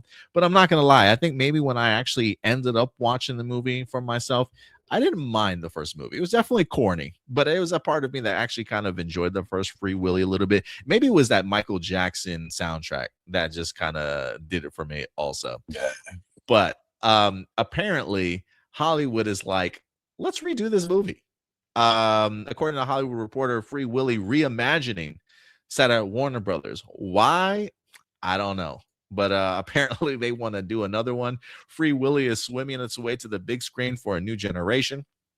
Warner Brothers, and believe it or not, the producing studio for the Russo brothers are partnering on reimagining of the 1993 adventure movie, tapping a couple of writers, Mary Margaret Kunze and Jade Haley Bartlett, for the screenplay. The original Free Willy follows a troubled preteen who finds its purpose to free an aging orca that was captured from the wild and put into the local aquarium. The beloved 90s movie became a franchise that spanned numerous theatrical and home video releases. But yeah, I believe that's all that it says as of right now. So they are looking to reimagine this film. I don't know what that necessarily means. Is this going to be like a direct reboot in the sense of starting fresh with the new orca and a new kid? Or when you say reimagined, is it going to be like a new troubled kid and a new a new animal that they need to that he needs to like rescue and save, sort of thing? I would be kind of curious what route that they certainly go. But I don't I guess it's over 20 years now since we've had Free Willy, so they're probably like, why not try and reboot it? I guess we'll see how this goes. But any initial thoughts? You see, what they're doing is water parks are like not making as much money as they used to because people are finding out, oh, it's actually kind of messed up the way they treat the dolphins and whales, especially when they debatably have almost close to human-like intelligence. So this movie is going to be a movie about, hey, it's actually a good thing that we're taking these things from the wild. So Free Willy is going to have the opposite plot. It's going to be about capturing a whale for its own good. I'm just making this up all on the spot. I just like, if they wanted to be a complete reimagined, that's one direction you could go with. Piss off every animal rights activist group out there. Just flip it on its head, sort of thing. It's I don't know, man. Like amusement park numbers are down, you know what I'm saying, just in general. So how do we get people to come back to SeaWorld? You know what I'm saying? We do a whole Free Willy thing. And think about what Free Willy sparked too. Like there would be no Air Bud or anything like that without Free Willy. You know, that's where animals became popular as the stars, you know what I'm saying, of movies. Yeah, we got dolphins and seals and penguins and everything else, you know what I'm saying, in movies after that. So they can do what they want to do. I won't watch it. That's definitely not something I'm gonna get my daughter addicted to. I'd rather just have her watch Australian dogs teach their puppies lessons, you know, than sit there and watch another Free Willy. Plus, I don't want to see, you know, Michael Jackson's nephew make a song, you know what I'm saying, for this. Or maybe it'll be the start of us for a Rihanna album coming out, you know, or something like that. Oh no, you know what's gonna happen is, right? This is gonna be Drake, the ending, you know what I'm saying, of Drake's comeback is he's gonna have the title song for the Free Willy soundtrack. Like I don't know. I'm not excited about this at all. It's more fun to make fun of it. And it's like, are you literally running out of ideas for children that you got, and you don't understand that these kids are smarter than we were growing up? You know, I think Toy Story did it right with this new Toy Story that came out. This is not what kids are going to be into. I don't know any adult that's going to sit through watching a whale being in captivity, you know what I'm saying, to get out, unless there's a shark eating the whale or something like that. Like this ain't what it do, man. I would have rather them redo Jaws or something. Like, oh my god, do something else. Shout out to hold on. Shout out real quick to Fed real quick for the super chat, who agrees with you, Stuart. Yeah, capturing it for its own good should be the role reversal here for Free Willy. Thank you so much, Fed.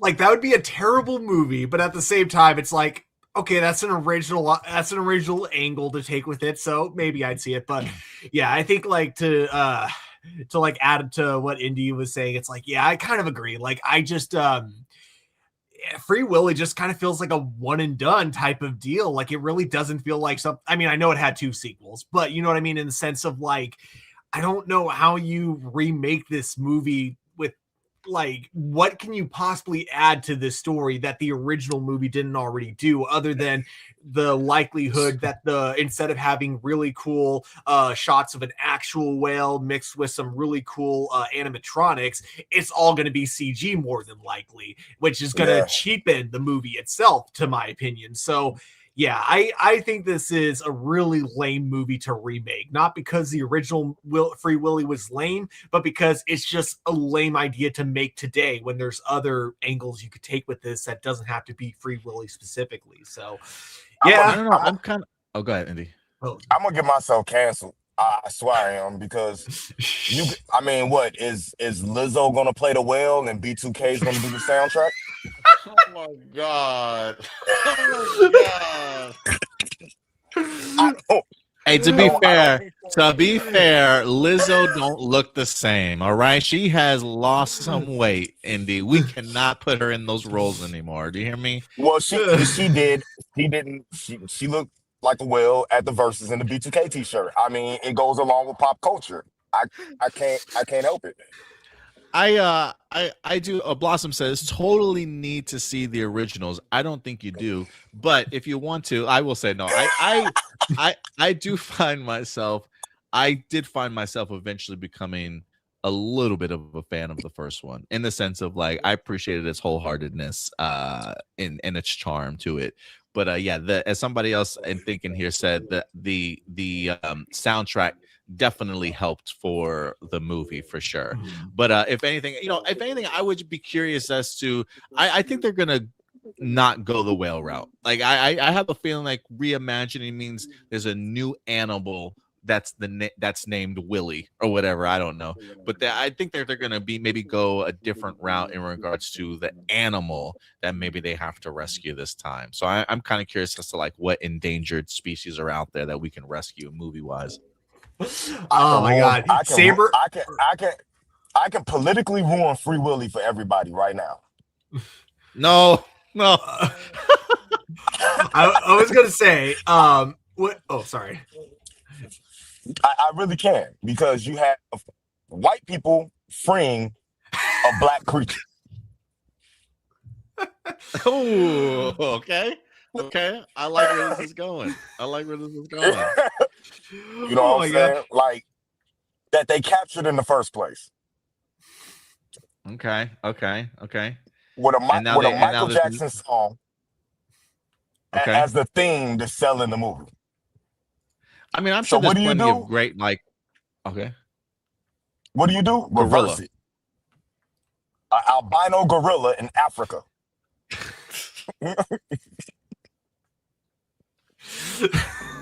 Okay. All right. I see where you're going. All right. We'll see. You might be on you might be on something. That fixes everything.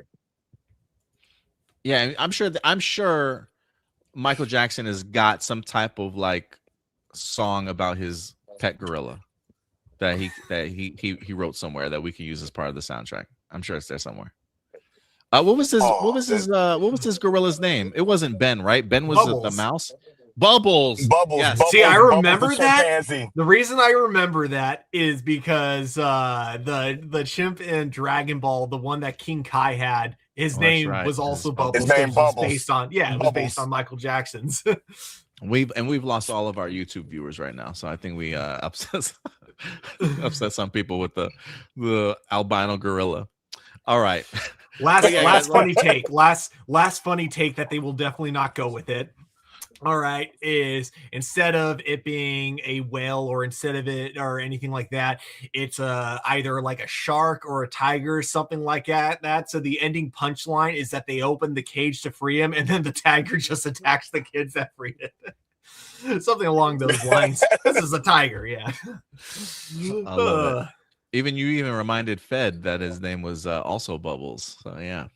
You let the shark go. And it's actually a prequel to Jaws. Yes. Oh my god. I love it. All right, y'all. That will do it for all of our main topics here today. We really do appreciate you guys certainly coming through. I don't know if you can stick around or not, Indy. We're probably going to try and fly through some of these, but Stuart, I think you know what time it is. I do indeed. And now, everybody, it is time for live viewer questions.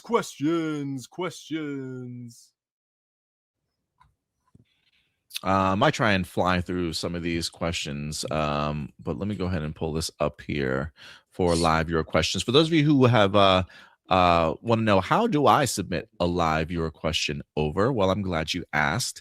Every Saturday or Saturday afternoon or Saturday evening, I will go ahead and make a post on our YouTube channel. Just go over to our YouTube channel, as you see here at A+ Hero Report. Click on that post tab right here. And again, every Saturday afternoon or Saturday evening, I will make a post. There you go, 20 hours ago, live viewer questions. We got 14 comments, so yeah, we got quite a few. So let's be kind of short with our answers if we can, and getting through some of this. Oh, I'm sorry, Indy, your face is like completely obscured. There we go. That's a little bit better.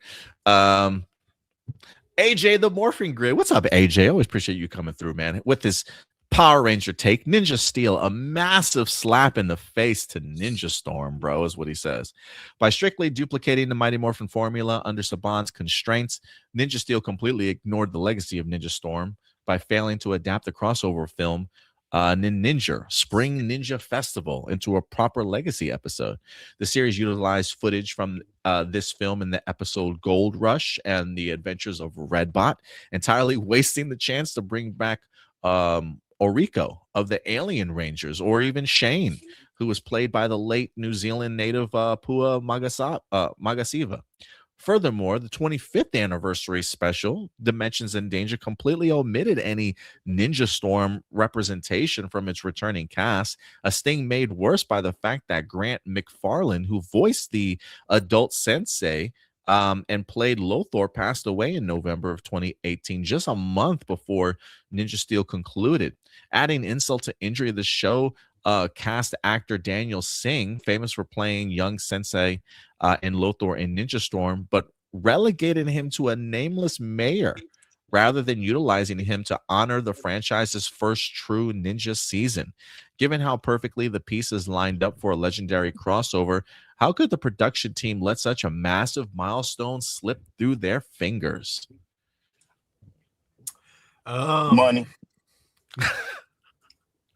Mixture of money. Like, okay, I will say with crossovers, I get why they can't be as ambitious as we as fans wish, because yeah, like Indy said, money, it is really expensive to fly people into New Zealand. It is really expensive to just, get people to come back and schedule all around that. So I totally kind of get that. But I also feel like with Ninja Steel, man, I feel bad saying this because I do like a lot of the writers that worked on the show, but like, I just don't feel like Ninja Steel had a soul, honestly, in terms of its writing, in terms of its legacy to Power Rangers. It felt like the only time they really tried to like actually put effort into the writing was during the 25th anniversary. No, sorry, 24th. Yeah. No, 20th. Yeah. Oh, 20th? No, it was 25th. I'm sorry. I keep going back on trying to remember. Yeah, sorry. You're right. It was the 25th anniversary special. That one episode, that was the one time it kind of felt like the writers actually tried. Blossom says Indy is right. Money might be the cause of that. Yeah. Yeah, you might be right. We also got Marcelino in the house with a few questions.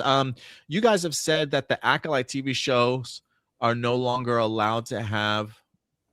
Wait, you guys have said that with the Acolyte TV show, shows are no longer allowed to have a bad first season while future seasons help improve. I brought this argument up to several people, and they disagree with that argument. Here are some reasons. With shows like Buffy, Star Trek, Parks and Rec, and Clone Wars, who had first bad seasons, they say that they were made by competent writers. So even when the writing was at its worst, it was still fun to watch, since there was still more good than bad. That Acolyte, on the other hand, is made by an incompetent writer with Leslie Headland, and that there was more bad than good. Other reasons they brought up, that there are countless terrible TV shows that get canceled after their first season, so the Acolyte is nothing special. They said the Acolyte is the Velma of Star Wars, and Leslie Headland is just as bad as Scott Buck. I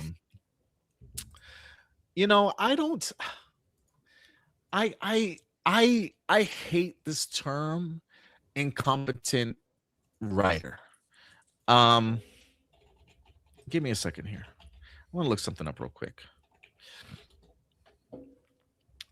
Because if I'm being honest with you, listening to Leslie Headland's interviews and some of the fucking deep cuts, especially like the Legends lore that she has referenced and stuff. I mean, she knows her shit when it comes to Star Wars. Now, she might interpret Star Wars in a different light than maybe other people do, but I don't think that makes her a bad writer or an incompetent writer. She also had a series called Russian Doll just before the Acolyte, which actually garnered Emmy nominations. Like she is more than a competent writer. So I hate this notion of she's now an incompetent writer just because of the fact that she made a television series that some people weren't the biggest fans of.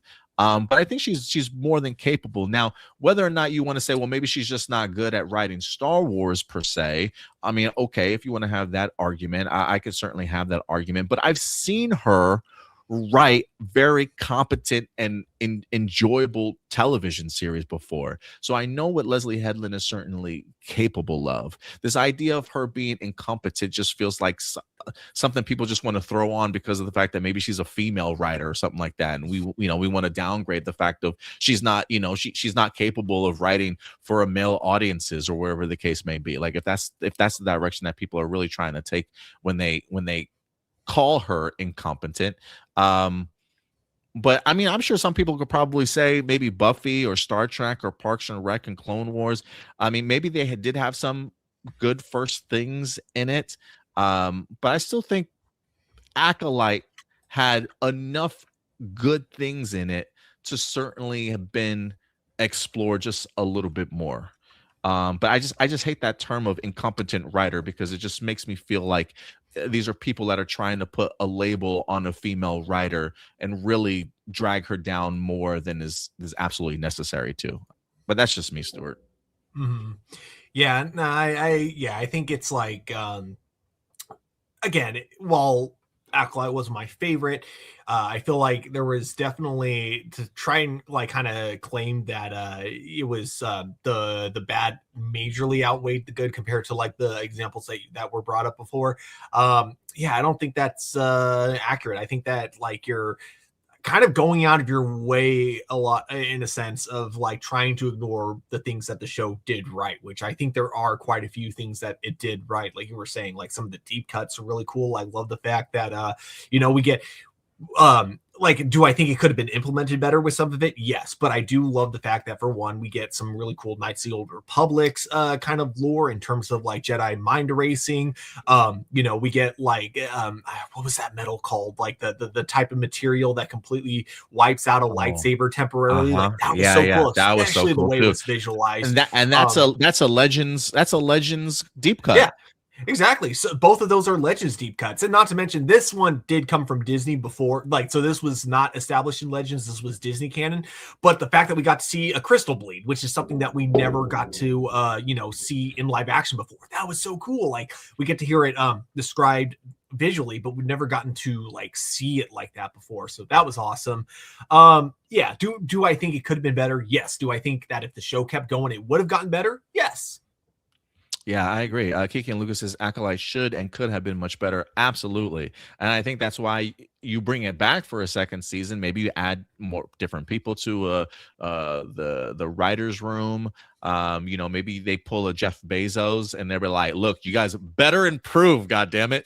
And give them the fear of God to keep their job around sort of mentality. Even Fed says Russian Doll is an amazing TV show. Love streaming it. Yeah, and it got recognized for being a great television show also. So we can't just disregard and call somebody incompetent just because of the fact that, one series that we were hoping would be better didn't come across the way that we wanted it to, because she's more than competent to write a great series. Could it have been better? Absolutely. But I think shows like this need the opportunity to certainly breathe a little bit more. So yeah, I just don't agree with that mindset that some people have. You guys said that the goal of a writer is to make great art and not to prove their haters wrong. However, how do you explain people like Gabriel El Taub and Eric July, where they started their own comic companies to combat woke culture and constantly make fun of their haters, especially when they're sold out? So they're the kind, but wait, wouldn't that, if anything, kind of prove our point? Because they're the kind of people that make comics to prove other people wrong, and those comics are not good. Right? I'm not sure. I'm not understanding. Yeah, he says, you guys said that the goal of a writer is to make great art and not to prove their haters wrong. However, how do you explain people like Gabriel El Taub or Eric July, where they started their own comic book companies to combat woke culture and constantly make fun of their haters, especially when they're sold out? Okay. I'm sure their shit's still terrible. Yeah.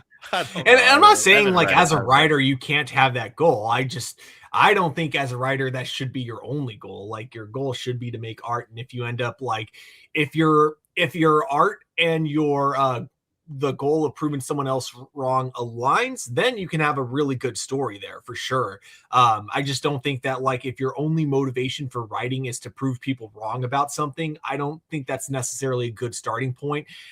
Keep in mind also, when it comes to the world of writing, especially when it comes to movies and books, almost every single rule that there is can be broken. Everything can have an exception.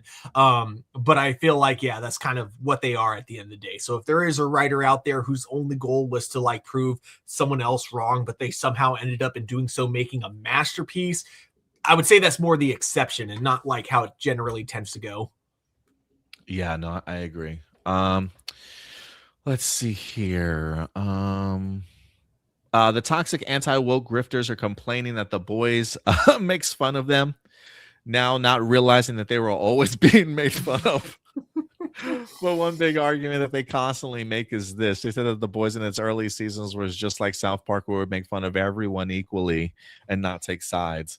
To them, the boys may have made fun of them, but they argue that they were never labeled as being completely in the wrong and that they made some great arguments that need to be heard.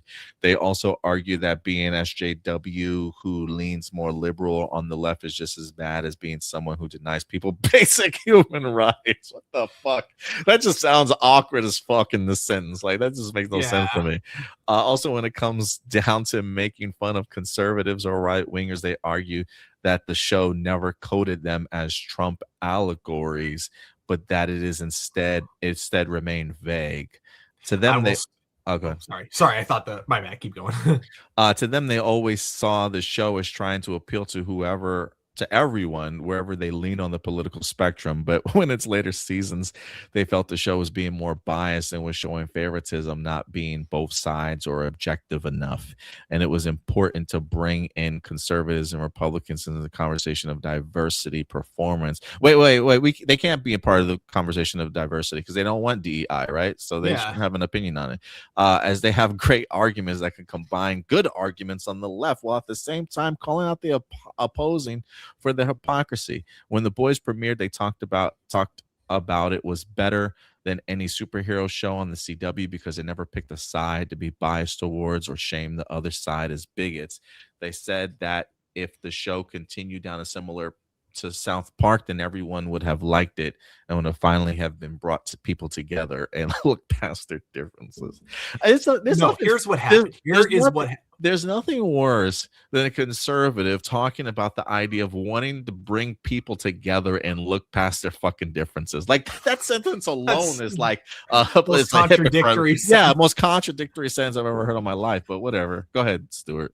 Here's what happened. All right. Season 1 was never trying to aim at conservatives or liberals. It was aiming, ironically enough, because this is an Amazon show, this is what makes the entire existence of the Boys series ironic.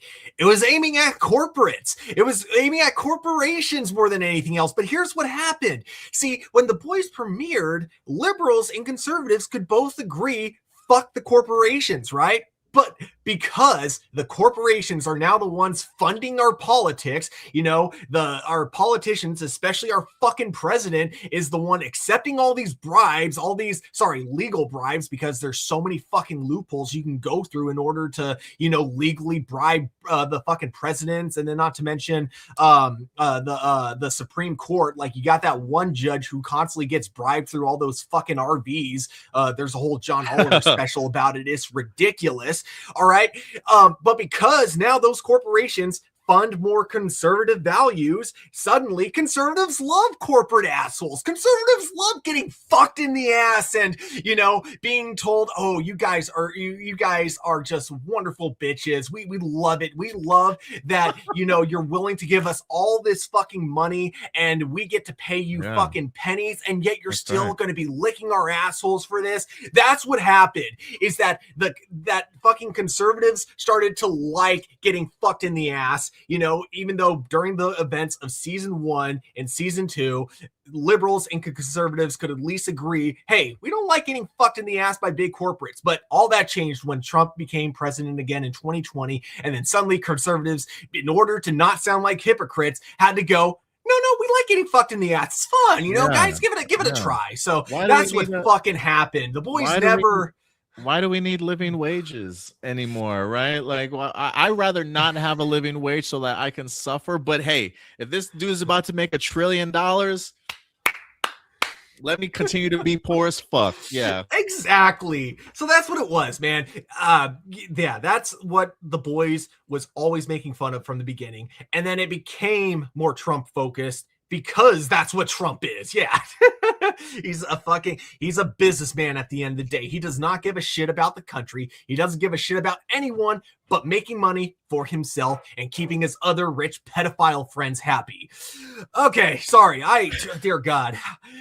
I should take feel a better? Do you feel better? Yeah, I feel a little bit better. A little bit better. I love to hear it, Stu. I love to hear.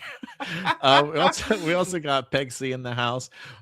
We got Peg C says in episode 3 of season 2, the X-Men were. Oh, cover your ears, Stuart. You don't want to spoil this for you. Wave your hands when you're done reading it. Okay.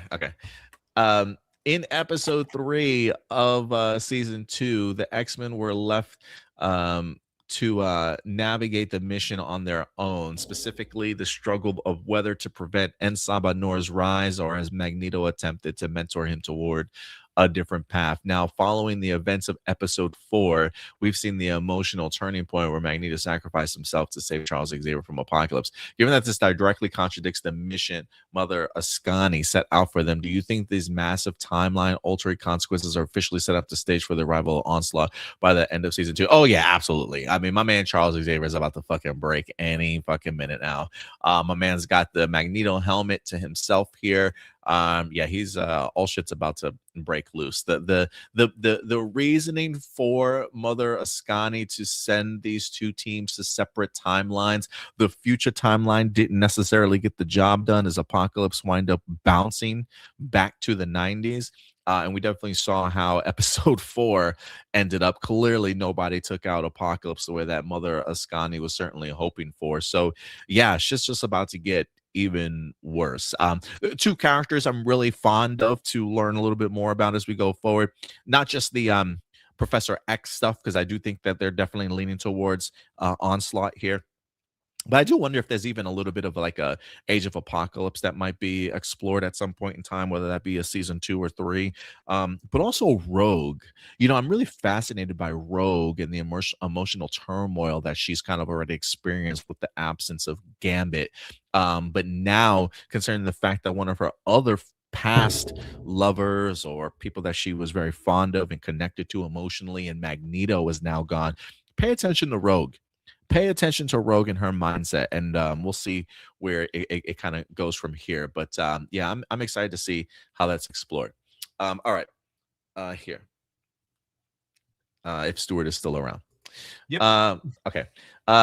Number 2, Disney is exploring the possibility of adding a free ad-supported tier in Disney Plus to attract more viewers. However, this idea is currently in early discussion, and no launch date or details about which titles would be available for free have been confirmed. So adding a free ad-supported tier, they don't have that option already anymore? Well, not free, but they have cheaper free. I get you. But I mean, that'd be nice. I mean, they would then, if they go that route, they could then just make money from ads and from just like cable networks. So that's what Tubi does, and Tubi, as far as I know, it must be profitable because it's still free. There hasn't been any announcement of Tubi even adding a payment option to it. So why not? Why not just go that route of having streaming services be free with ads and then offering the no ads for money? Okay, I kind of like it. Looking back at the golden age of animal movies, 2 franchises really stand out: the Beethoven series and the Homeward Bound films. If you watched them back when they were released, what were your initial thoughts on these classics? Furthermore, from a storytelling perspective, which of the 2 do you think had the stronger, more compelling narrative? I don't even have. I think I've heard enough about Homeward Bound, but I don't know if I've actually seen any of these, if I'm being honest with you. Like, I'm very much aware, especially of Beethoven. and Homeward Bound for sure, but I don't think I've actually sat down and watched either of them, Stuart. Yeah, I mean, Beethoven's fine. It's campy. Yeah, it's fun, right? Well, One of those types of films. Watch it. Don't watch any of the sequels. That's what I would recommend. Homeward Bound, though, it's so funny. I remember so much less about Homeward Bound, so I'll give this. Beethoven's more memorable, but Homeward Bound, I was young and got kind of emotional, and maybe that's why I never watched it again. It's like I'm like, why does the movie make me feel this way? Why am I all chucked up? This is a movie. And then maybe I just didn't want to watch it again afterwards. And it was also just more impressive in the sense that like you have 3 dogs throughout two dogs and a cat almost the entire movie. Like there are humans in it, of course, in the beginning and of course towards the end, but a good chunk of the movie is just on the animals, and the fact that they're able to like make it not boring is kind of a huge achievement. So I think overall I got to give it to Homeward Bound on this one. And they also had Michael J. Fox in here voicing Chance, the American Bulldog. I do remember that. I don't remember the movie Sally Field played Sassy the cat. I didn't realize that. I think if there's any sequence that comes to mind, it's maybe the river scene. Or the whatever. I don't know if that's a waterfall scene or a river scene or whatever, where they're trying to rescue each other as they try and get across. I remember that sequence, but I don't think I've ever actually watched this movie. Maybe I'll have to I'm gonna have to go back and check it out. Kiki and Lucas says, love live your questions. Also, just finished watching the Bear season finale.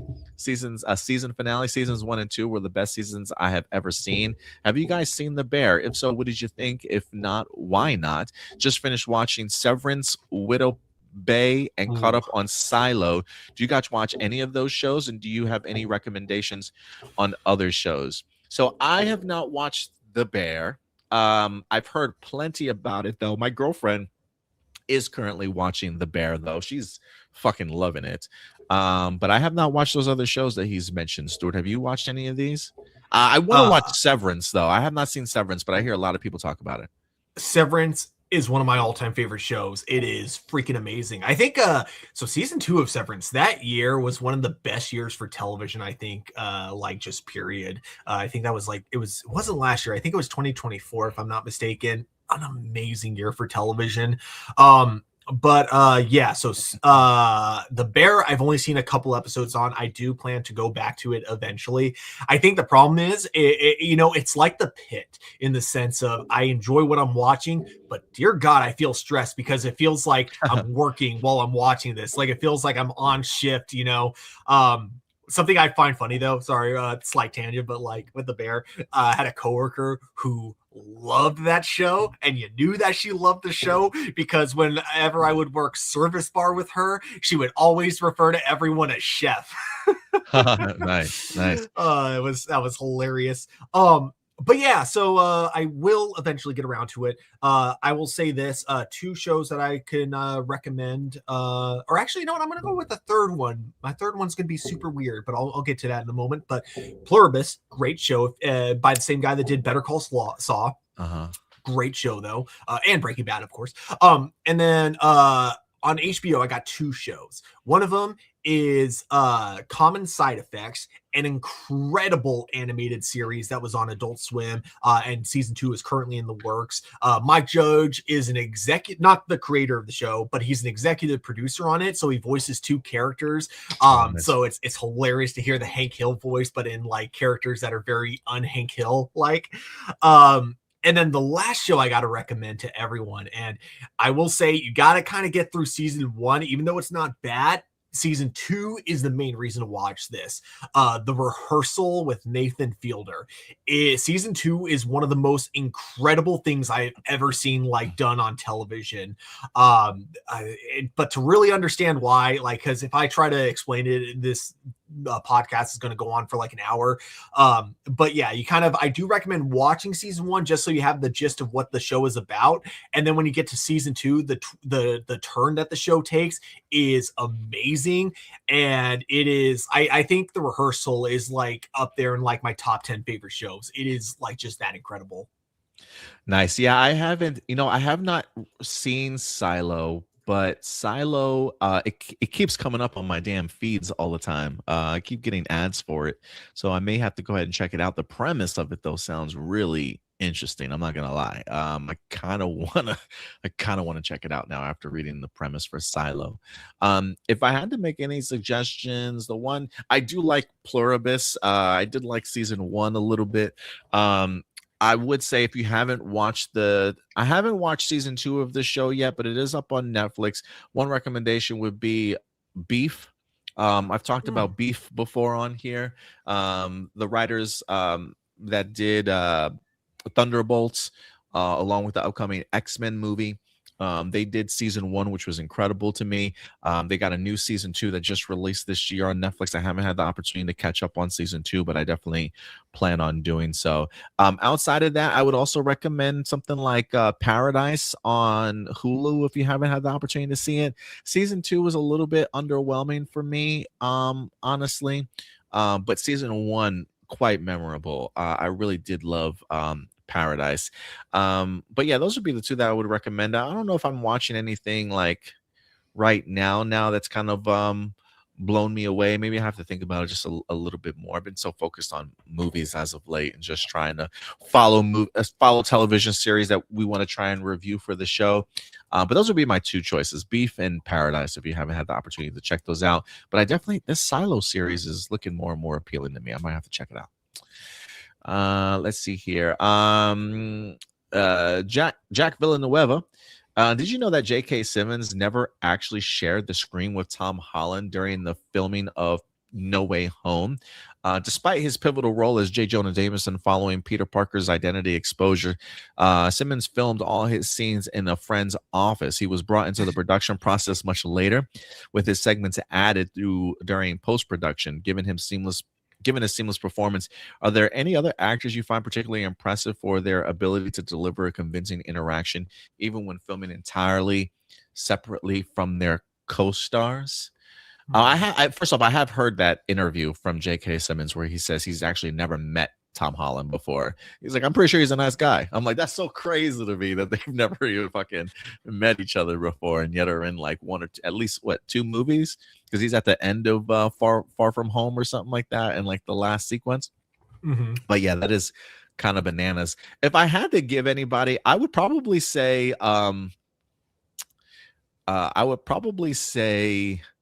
Pedro Pascal in The Mandalorian. Ooh, yes. I mean, I don't know how my man is never on set, like practically never on set, but yet the way that he delivers his lines when he's in the booth and he's like speaking opposite of anybody that he's really supposed to be on the screen with is pretty awesome to kind of see how that works. But yeah, Pedro Pascal, and I know he's in some scenes in The Mandalorian, clearly when he takes like his helmet off and stuff, but I would say like 90% of The Mandalorian is probably not filmed with him on set, it feels like. So I think that's pretty impressive in its own right.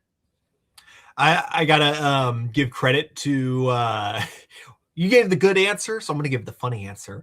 The Fast and Furious franchise, after the 7th film, I want to say, where Dwayne Johnson and Vin Diesel started to have like a lot of beef with each other, so their scenes had to be filmed separate from each other. So the amount of work the editor had to do to keep it like to act like the 2 of them were constantly in the same scenes, I imagine was quite a bit of work. It's also been a minute since I've seen these movies, so I'm sure if I rewatched them, I would go, oh wow, this is really obvious now looking back at it. But at the time, I didn't know about it when I had seen the movie, so I only heard about it after the fact. And so the fact that I didn't notice while watching it, it's got to be impressive to an extent for the editor. And I also want to give another shout out also to John Cena from Bumblebee and Fast and the Furious, because I'm sure his cast members just did not see him during the entirety of the production. God damn it. So how did I not? I'm not mad that you made that joke. I'm mad that I didn't see it coming the moment you said John Cena. The fact that you said John Cena, I'm like, which movie is he talking about? And then you said Transformers. I'm like, okay, that makes sense. And then when you said didn't see him, I'm like, God damn it. Yeah, shout out to John Cena for the Bumblebee and Fast and the Furious. That's incredible when people can't see you, just be able to act across from them. That's crazy. What else we got? Marco, what's up, Marco? Many fans humorously speculate that Scooby snacks are coded references to marijuana, pointing to Shaggy's perpetual relaxed demeanor and the duo's insatiable appetite. Didn't Shaggy want Scooby snacks on occasion? I can't remember if he ate them too. While this did in the movie. While this interpretation gained mainstream notoriety following the 2002 live action film, it remains an unofficial fan theory rather than show's intended premise. Do you believe that the theory genuinely fits the characters, or is it just a funny coincidence of their laid back personalities? Honestly, they might be edibles, bro. No, I don't think, like, I'm not saying that Shaggy isn't a total stoner. He definitely is, but I don't think the Scooby snacks are edibles. I think that he just has the munchies all the time, and so even dog treats like sound good to him, and eventually he just got used to eating them while on the munchies, that eventually they just started tasting good to him regardless. I'm the kind of dude that will always assume that when the cameras are not on Shaggy, he is lighting one up. But only when the camera is off him, because he wants to be a good example for the kids, so he will never get stoned on camera, and what's funny is that we almost had that stoner Shaggy in the James Gunn Scooby-Doo movie, but like very last minute, Warner Brothers wanted to take this R-rated film and turn it into a PG movie for kids, hence the really weird editing in that movie. I gotcha. That makes sense. We got Alex in the house. Is it me, or do people who refuse to try pineapple on pizza are genuinely missing out on the perfect harmony of flavors created when the fruit is paired with savory barbecue sauce and crispy bacon, much like the delicious Chicken Club pizza at Mountain Mike's? I promise we're not sponsored by Mountain Mike's. This is not like an ad. Alex might be. Alex might be. That's right. Alex might be. While some insist that folding a slice is the authentic Italian way to eat it, the practice remains frustratingly impractical and arguably ruins the structural integrity of a perfectly crafted crust. Nope, that's not true. That's not true. It's if you can fold it and it keeps its structural integrity, that's the perfect crust. So if you're folding it and it's just like flopping on, nah, bro, it's not right crust. It's not the right crust, but you should be able to fold it perfectly in like that V shape in the back by the crust, and it be able to hold itself sturdy, like with maybe just a little limp on the end. You know what I'm saying? But did you think it's time to move past these rigid culinary traditions and just enjoy the vibrant, sweet, and savory profile that adventurous toppings bring to the table? Alex, yes, sir. Yes. While I am not just a pineapple guy on pizza, it needs to be paired with something. My choice of pairing pineapple is usually Italian sausage. So you get that sweet and savory. Maybe it's a spicy Italian sausage, so you get that sweet and spicy kind of combination, also mixed in with the cheese and the flavor. What's funny, though, I will only eat that from Papa John's. No other pizzeria, especially not in New York, am I going up to somebody and saying, give me some pineapple on my pizza? Hell to the nah. Any other pizza, it's pepperoni or cheese for me, but I will swear by pineapple and Italian sausage on Papa John's pizzas. So yes, I would agree with you. It's time to really open up our adventurous toppings and bring them to the table more. Yeah, I think like people who refuse to try it, like if you don't like pineapple on pizza, that's one thing. For me, it's got to be a good pizza for pineapple on pizza. It can't just be an all right pizza. It's actually got to be good for me to enjoy it. But that being said, like, I find it weird if people just refuse to try it. It's like, at least give it a try. If you don't like it, that's totally fine, but try it, man. But I'm also about to piss off every Italian by saying this, but I also just think in general, when it comes to pizza, it's so hard to make a bad pizza because even like mediocre pizza is all right, I think the only time I've had pizza that is just so disgustingly awful was in high school. The pizza that they would serve us every Friday was the most disgusting. Like, I love greasy food, right? This was too greasy for me. It was so greasy. It was just like a soggy, like, yeah, just even thinking about it grosses me out. It was just this sloggy, like little piece of like, I don't even know if they use like actual flour for the crust or what it was, because it felt less like a crust and more like, I don't know, like a piece of rubber. Like, it was gross. It sounds pretty gross. I'm not gonna lie, dude. I'm not gonna lie. Yeah. Apart from that, it's rare that I've had bad pizza. It's very rare. Shout out also to Jordan in the house. Appreciate you coming through, Jordan. Are there going to be panels talking about the Transformers Rise of the Beast sequel and the G.I. Joe reboot movie? Not that I'm seeing so far. Not to say that Paramount's not going to be there, because Paramount will certainly be there.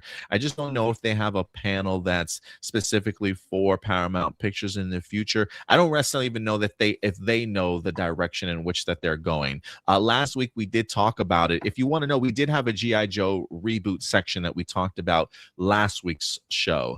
It was actually the story that we led off with, because Danny McBride, the actor, and writer for The Righteous Gemstones, has handed in a script for a G.I. Joe reboot movie. So if anything, they're at the very early script phases. And as far as Transformers go, we know that they have multiple writers doing different scripts to try and maybe figure out which direction that they want to go. So I don't know if they'll even have anything solid for either of those franchises to really talk about. I mean, maybe they might have a panel where they just tease like, hey, things are coming, but I'm not expecting them to have a big presence at San Diego Comic-Con, at least for those two franchises. But we'll see. Jessica Fryman, do you think we can get a My Adventures of Superman and My Adventures with Green Lantern crossover one day, which unused Super Sentai do you think would have a great Power Rangers adaptation? As far as the first one goes, Stuart, I'm gonna say no in this. I mean, well, I guess crossover in the sense that we kind of already had a mini crossover in My Adventures of Superman season 3 already, because we have seen Jessica Cruz pop up in the show, but it's not like a full-on focus sort of crossover. It's just like a cool little cameo here and there. But I don't know, I still think the merger between Warner Brothers and Paramount can really throw off what the future of either of these two seasons could potentially be in regards to getting canceled immediately once the merger kind of goes through. So it's very much a wait and see. So if I have to say anything, I would say I'm very pessimistic that a crossover will even happen, but we'll see what happens after the merger itself. I keep forgetting about the merger, so I was going to say yes, but then you brought that up and now I'm like, actually, no, you're right. And any unused Sentai series that you wish got adapted? Oh yeah, Q Ranger. I think that's probably like my all-time favorite Super Sentai. Q Ranger. Oh wait, Q Ranger. The one with the giant cast of Rangers, yeah. And it's like it starts out in outer space, but then comes to Earth. I gotcha. Yeah. I'm trying to think here. I didn't really want them to have to adapt Tokuger. I'm kind of glad that they didn't. I would have been open to Zoologer. Zoologer sounds like would have been a really cool one, I think. Don't know how I felt about the Cops and Robbers, although I did like the series as a whole. I don't know if I would have cared for the adaptation of it, but I think Zoologer would have gone a long way. And I think because we could have really combined the concept of like animals and Minecraft together, because they had that really cool like blocky morphers and things like that. It felt very like 8-bit 16-bit kind of graphics with just like the cubes and stuff. I think that would have been really fun to kind of play with from like an aesthetic point of view and just like marketing and whatnot. So Zoologer is probably the one I would have gone with, the animal and cube theme for sure. I definitely would have tried to like, or if I was like the one adapting, I would have gone similar to like Dino Charge, and that instead of a museum, it would be a zoo with the main characters, each of them having kind of like an animal at the zoo that they bond with. As for, the Cops and Robbers one, I'm kind of with you and even Simon Bennett. It would have been real. I don't think you could have adapted that as a Power Ranger show. You would have had, or at least not like the Power Ranger format that they had at the time. Like, I feel like that one, you probably would have had to go with like a slightly different format, like for it to work. Only because like I think certain themes that are like totally okay to cover in Japan probably wouldn't be for kids in America, because they have very different standards on what's appropriate for kids, what isn't in America. Yeah, and plus, like, just I don't know how you make a show like that without getting political. And of course, you know, parents do not want politics in their kids' shows. Yeah, for sure. We got Yusuf in the house. What were some of your favorite moments from the Michael Jackson biopic? Mine was a scene during Victory Tour where Michael announced to the world at the final tour with his brothers. Then when their father Joe confronted him backstage, it was the ultimate mic drop. Even Michael's bodyguard said, "It's over, Joe." Like a villain. I mean, my man, it's over, Joe. Give it up. Man, favorite parts from Michael. I really love the sequence of Michael very early on in the booth with Quincy Jones. Yes. Where he's singing Don't Stop. Don't Stop Till You Get Enough. And then it goes from him singing, and then that transition to Jafar in the music video was fucking seamless, dude. I adored that shot. It was one of my favorites out of the whole movie. That, and I really enjoyed seeing when he went to the studio himself with his lawyer to talk about wanting to get Billie Jean on to MTV, like asking what it is that Michael like wanted, and seeing homeboy literally like pick up the phone in front of him and like threaten the man's job if he didn't put I think the studio head was threatening to like pull all his artists from MTV if they didn't drop Michael Jackson's Billie Jean. And just seeing how some of all that kind of went down was pretty fun. So yeah, those are like maybe two of my favorite scenes in the whole movie.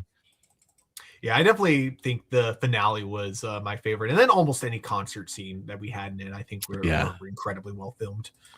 My friends call me Joseph. The MCU took a devastating turn when Thanos successfully erased half of all living things, leaving audiences in absolute silence. What do you think is the absolute darkest psychological breakdown a hero suffered in the franchise?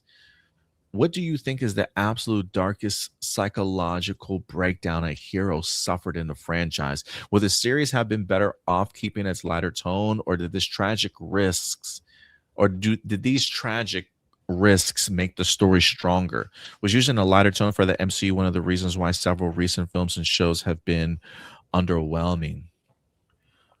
I don't know if that's specifically the reason they've been underwhelming, but for the first part, yes, I do think that if you want people to stay interested, if you want people to relate to these characters, you have to make them suffer at some point. You have to see them break down at some point. That's what seeing people at their worst is kind of what makes them relatable. So yeah, I think that the way they did it in this, and please note when I say that there's a big difference in what I just said there and going the exploitation route of making it that's all you see. I'm not saying that I want like every movie to just be hero suffering. No, we got to have, but like, when you have the suffering and then you end it on such a positive note, that positive note just feels so much better. It's the exact same logic the guy who created Land Before Time made, which is that you can make a movie as depressing as you want, as long as the ending is happy, kids will love it.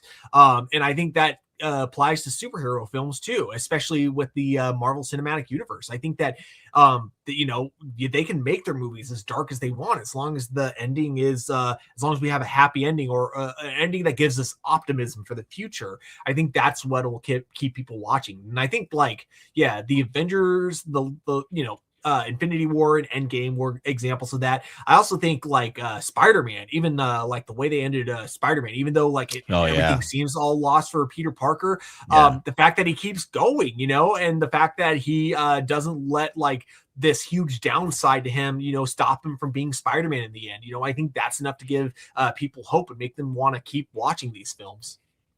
There are a couple characters that come to mind if I'm focusing on just the first part of the question. Like, what do you think is the absolute darkest psychological breakdown a hero suffered in the franchise?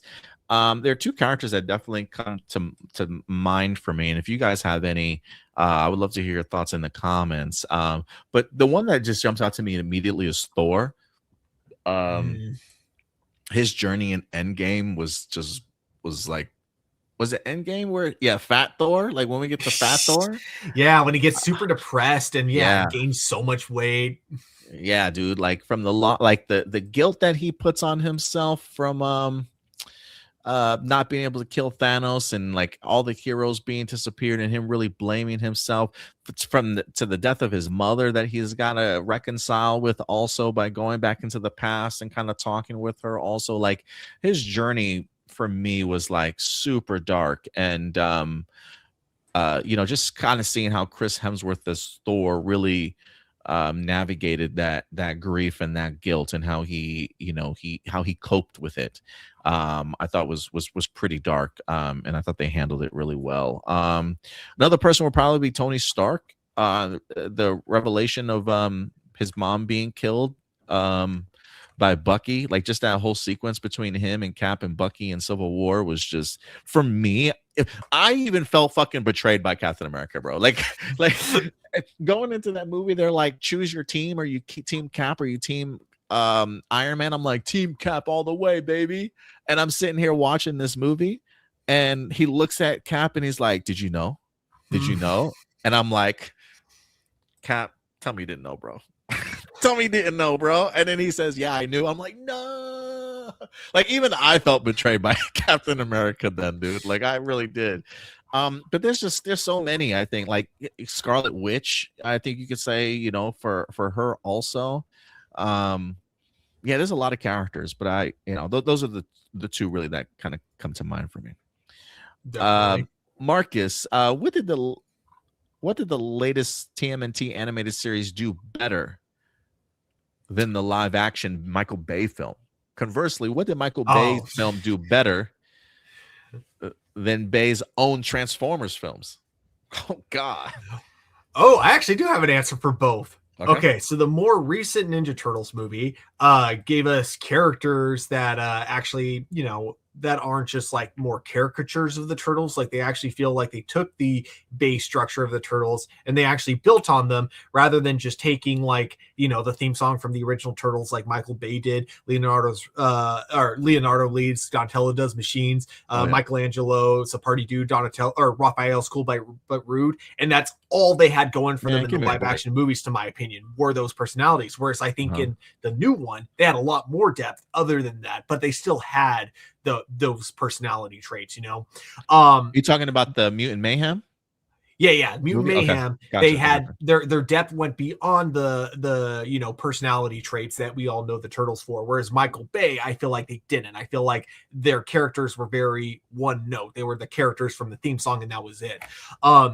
The other thing with this movie, what Michael Bay's Transformers does what Michael Bay's Ninja Turtles does better than Michael Bay's Transformers.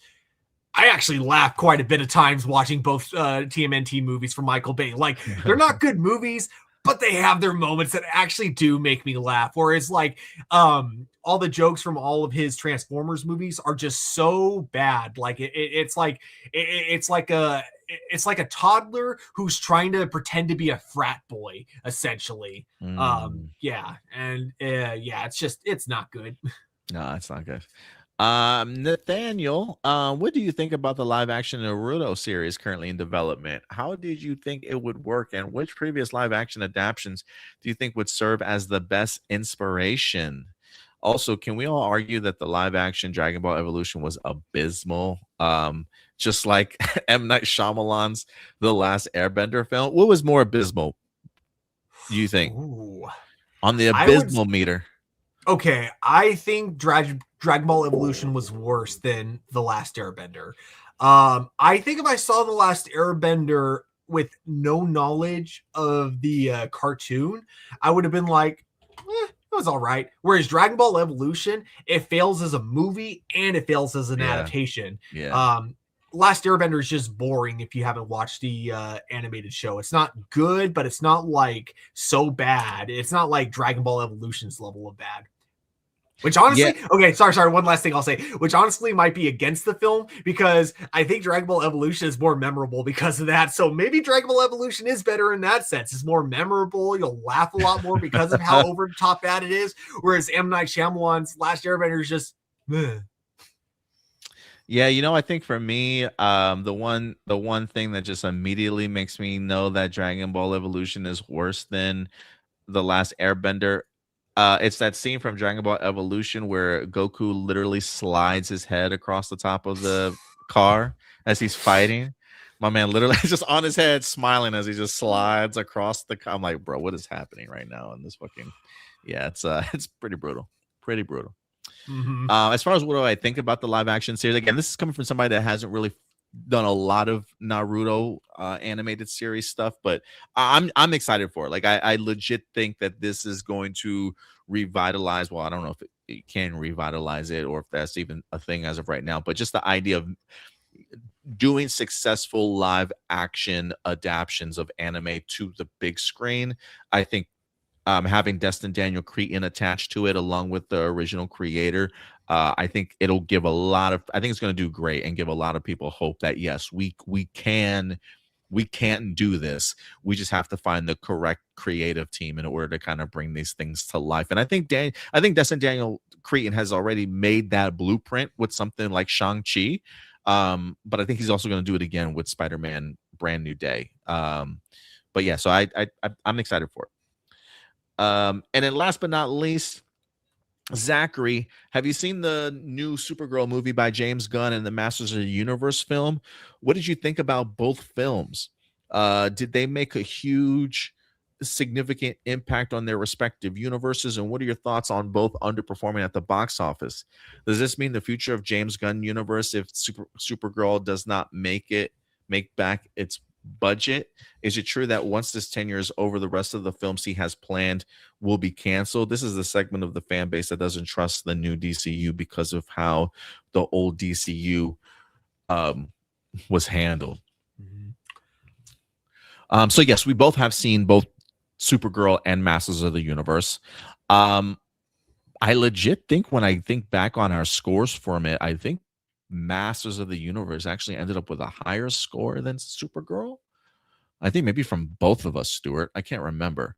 But I know final average, I believe Masters of the Universe might have been a B or a B minus, whereas Supergirl, I think, ended as a C for us, like a 7 out of 10.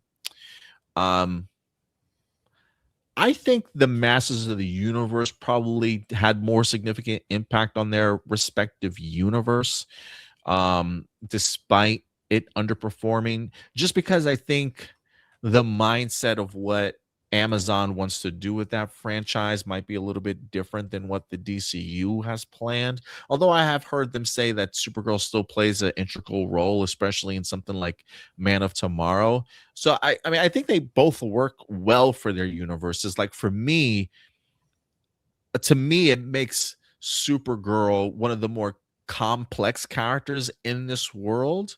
And one that I find myself more emotionally attached to because of that. And if there's any character within the DCU I've seen so far, I want to see her explored a little bit more and really grown upon. So I do think, despite the mixed reactions, I do think that there is a place for Supergirl kind of going forward. But from like significant impact wise, I got to give it maybe to Masters of the Universe in the sense of really establishing a world, potential sequels, great post-credit scenes that really tease the idea that there's a lot more to come. And I just think Amazon is handling things a little bit different than what DC Studios currently is. But that's how I would answer at least those two questions, Stuart. What about you? Yeah, I would say like first of all, yeah, both, like, I think our opinions, I think we liked Master of the Universe a little bit more, if I remember correctly. I think I did.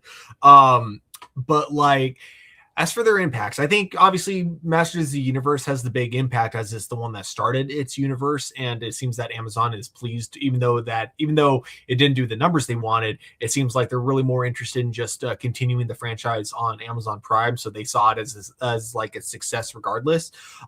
Whereas with Supergirl, I wouldn't say it really, other than kind of setting up what kind of character arc we might get for her in Man of Tomorrow, I don't think it really impacted the universe as a whole that much. I think it was just kind of which is not a bad thing. Let me get that clear. I think it's cool that James Gunn seems to want to have a mixture of stories that move the universe forward, but also stories that are just standalone. So I think that's cool. But yeah, with that being said, I don't think Supergirl really impacted the DC universe as a whole. I think it just impacted her own arc that we might see continue within Man of Tomorrow.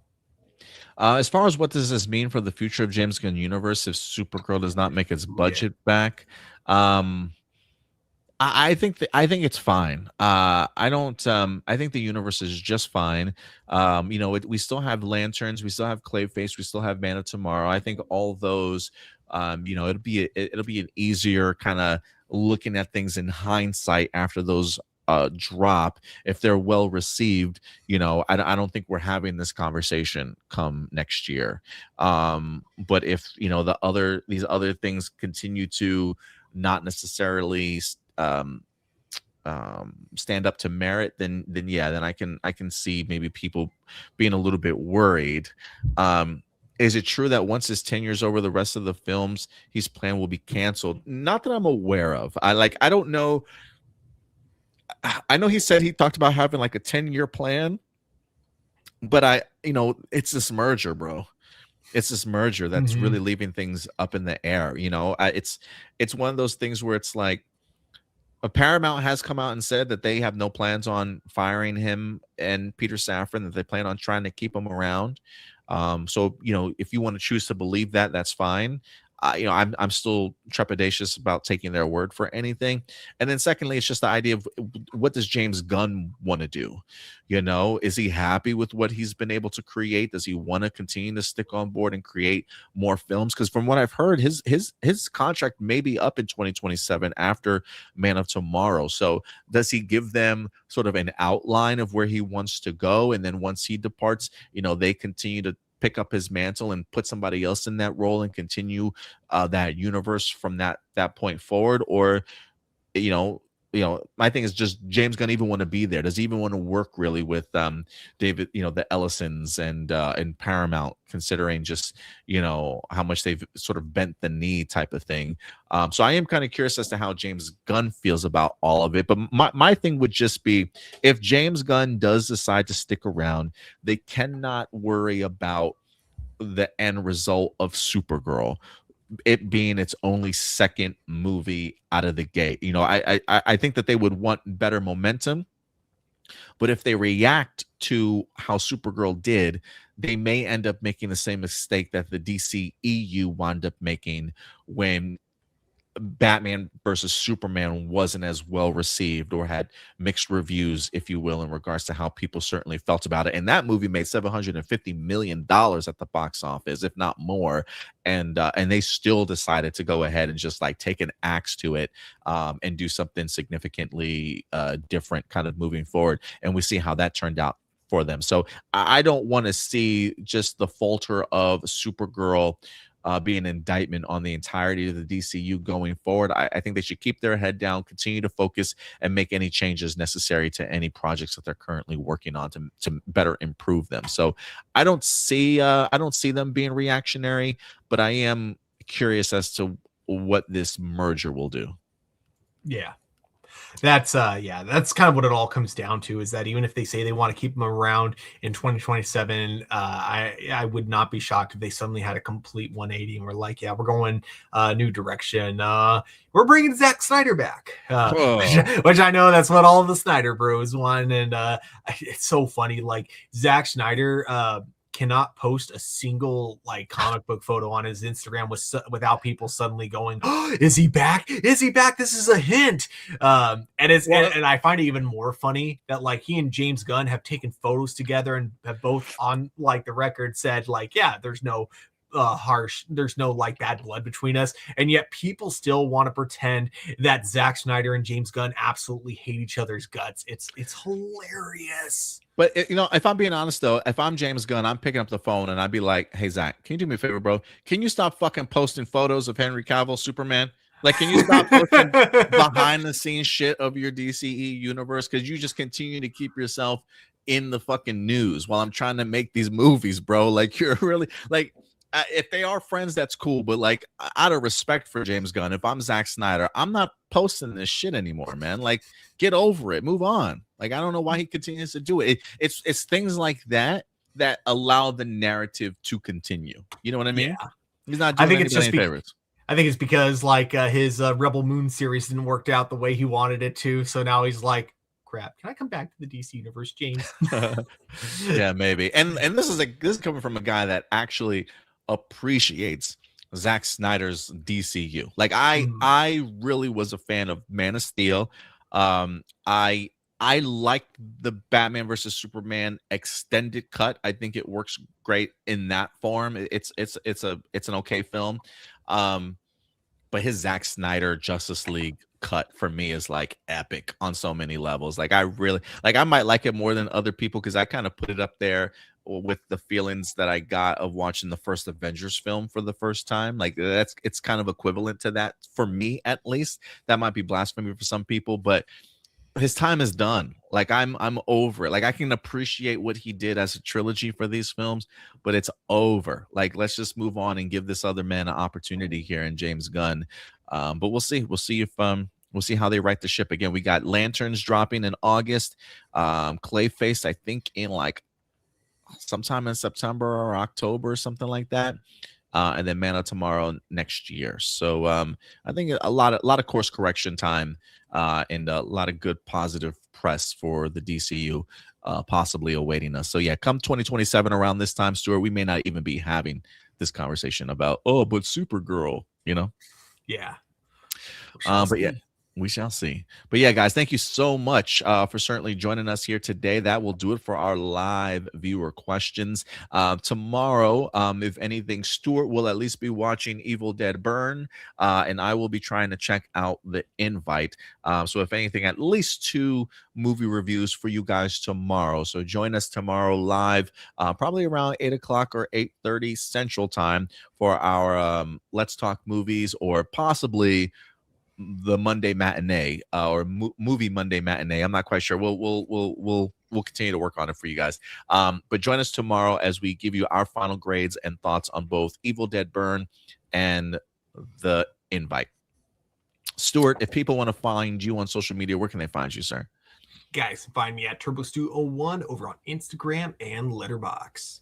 And shout out to Fed and anybody else that certainly joined us here today. Jordan, some new faces in our live chat. We always appreciate the opportunity to talk with you guys. And if you get the opportunity to come back next week, if you like the channel, please hit that subscribe button. We do this live every Sunday afternoon for you guys. So yeah, we really appreciate everybody certainly sticking with us today. If you want to follow us on social media, 2 places I would say. Right here, first and foremost, on our YouTube channel, hit that subscribe button and the bell notification so when we drop brand new videos, you'll definitely be notified. I would also suggest our Facebook page. It's a great aggregator of nerd pop culture news when it comes to movies and television. We keep you posted. We keep you updated and posted on a daily basis there, from new posters, new trailers, new insights, first looks, any new details about some upcoming movies. Definitely go ahead and check us out over there. And then we're also at Hero Report on TikTok at Hero Report over there as well. But other than that, guys, that will do it for us here. We'll certainly see you guys next week. But in the meantime, do us a big favor, as always. Take care of yourselves, take care of each other, and keep it A+. We'll talk to you guys later. Bye.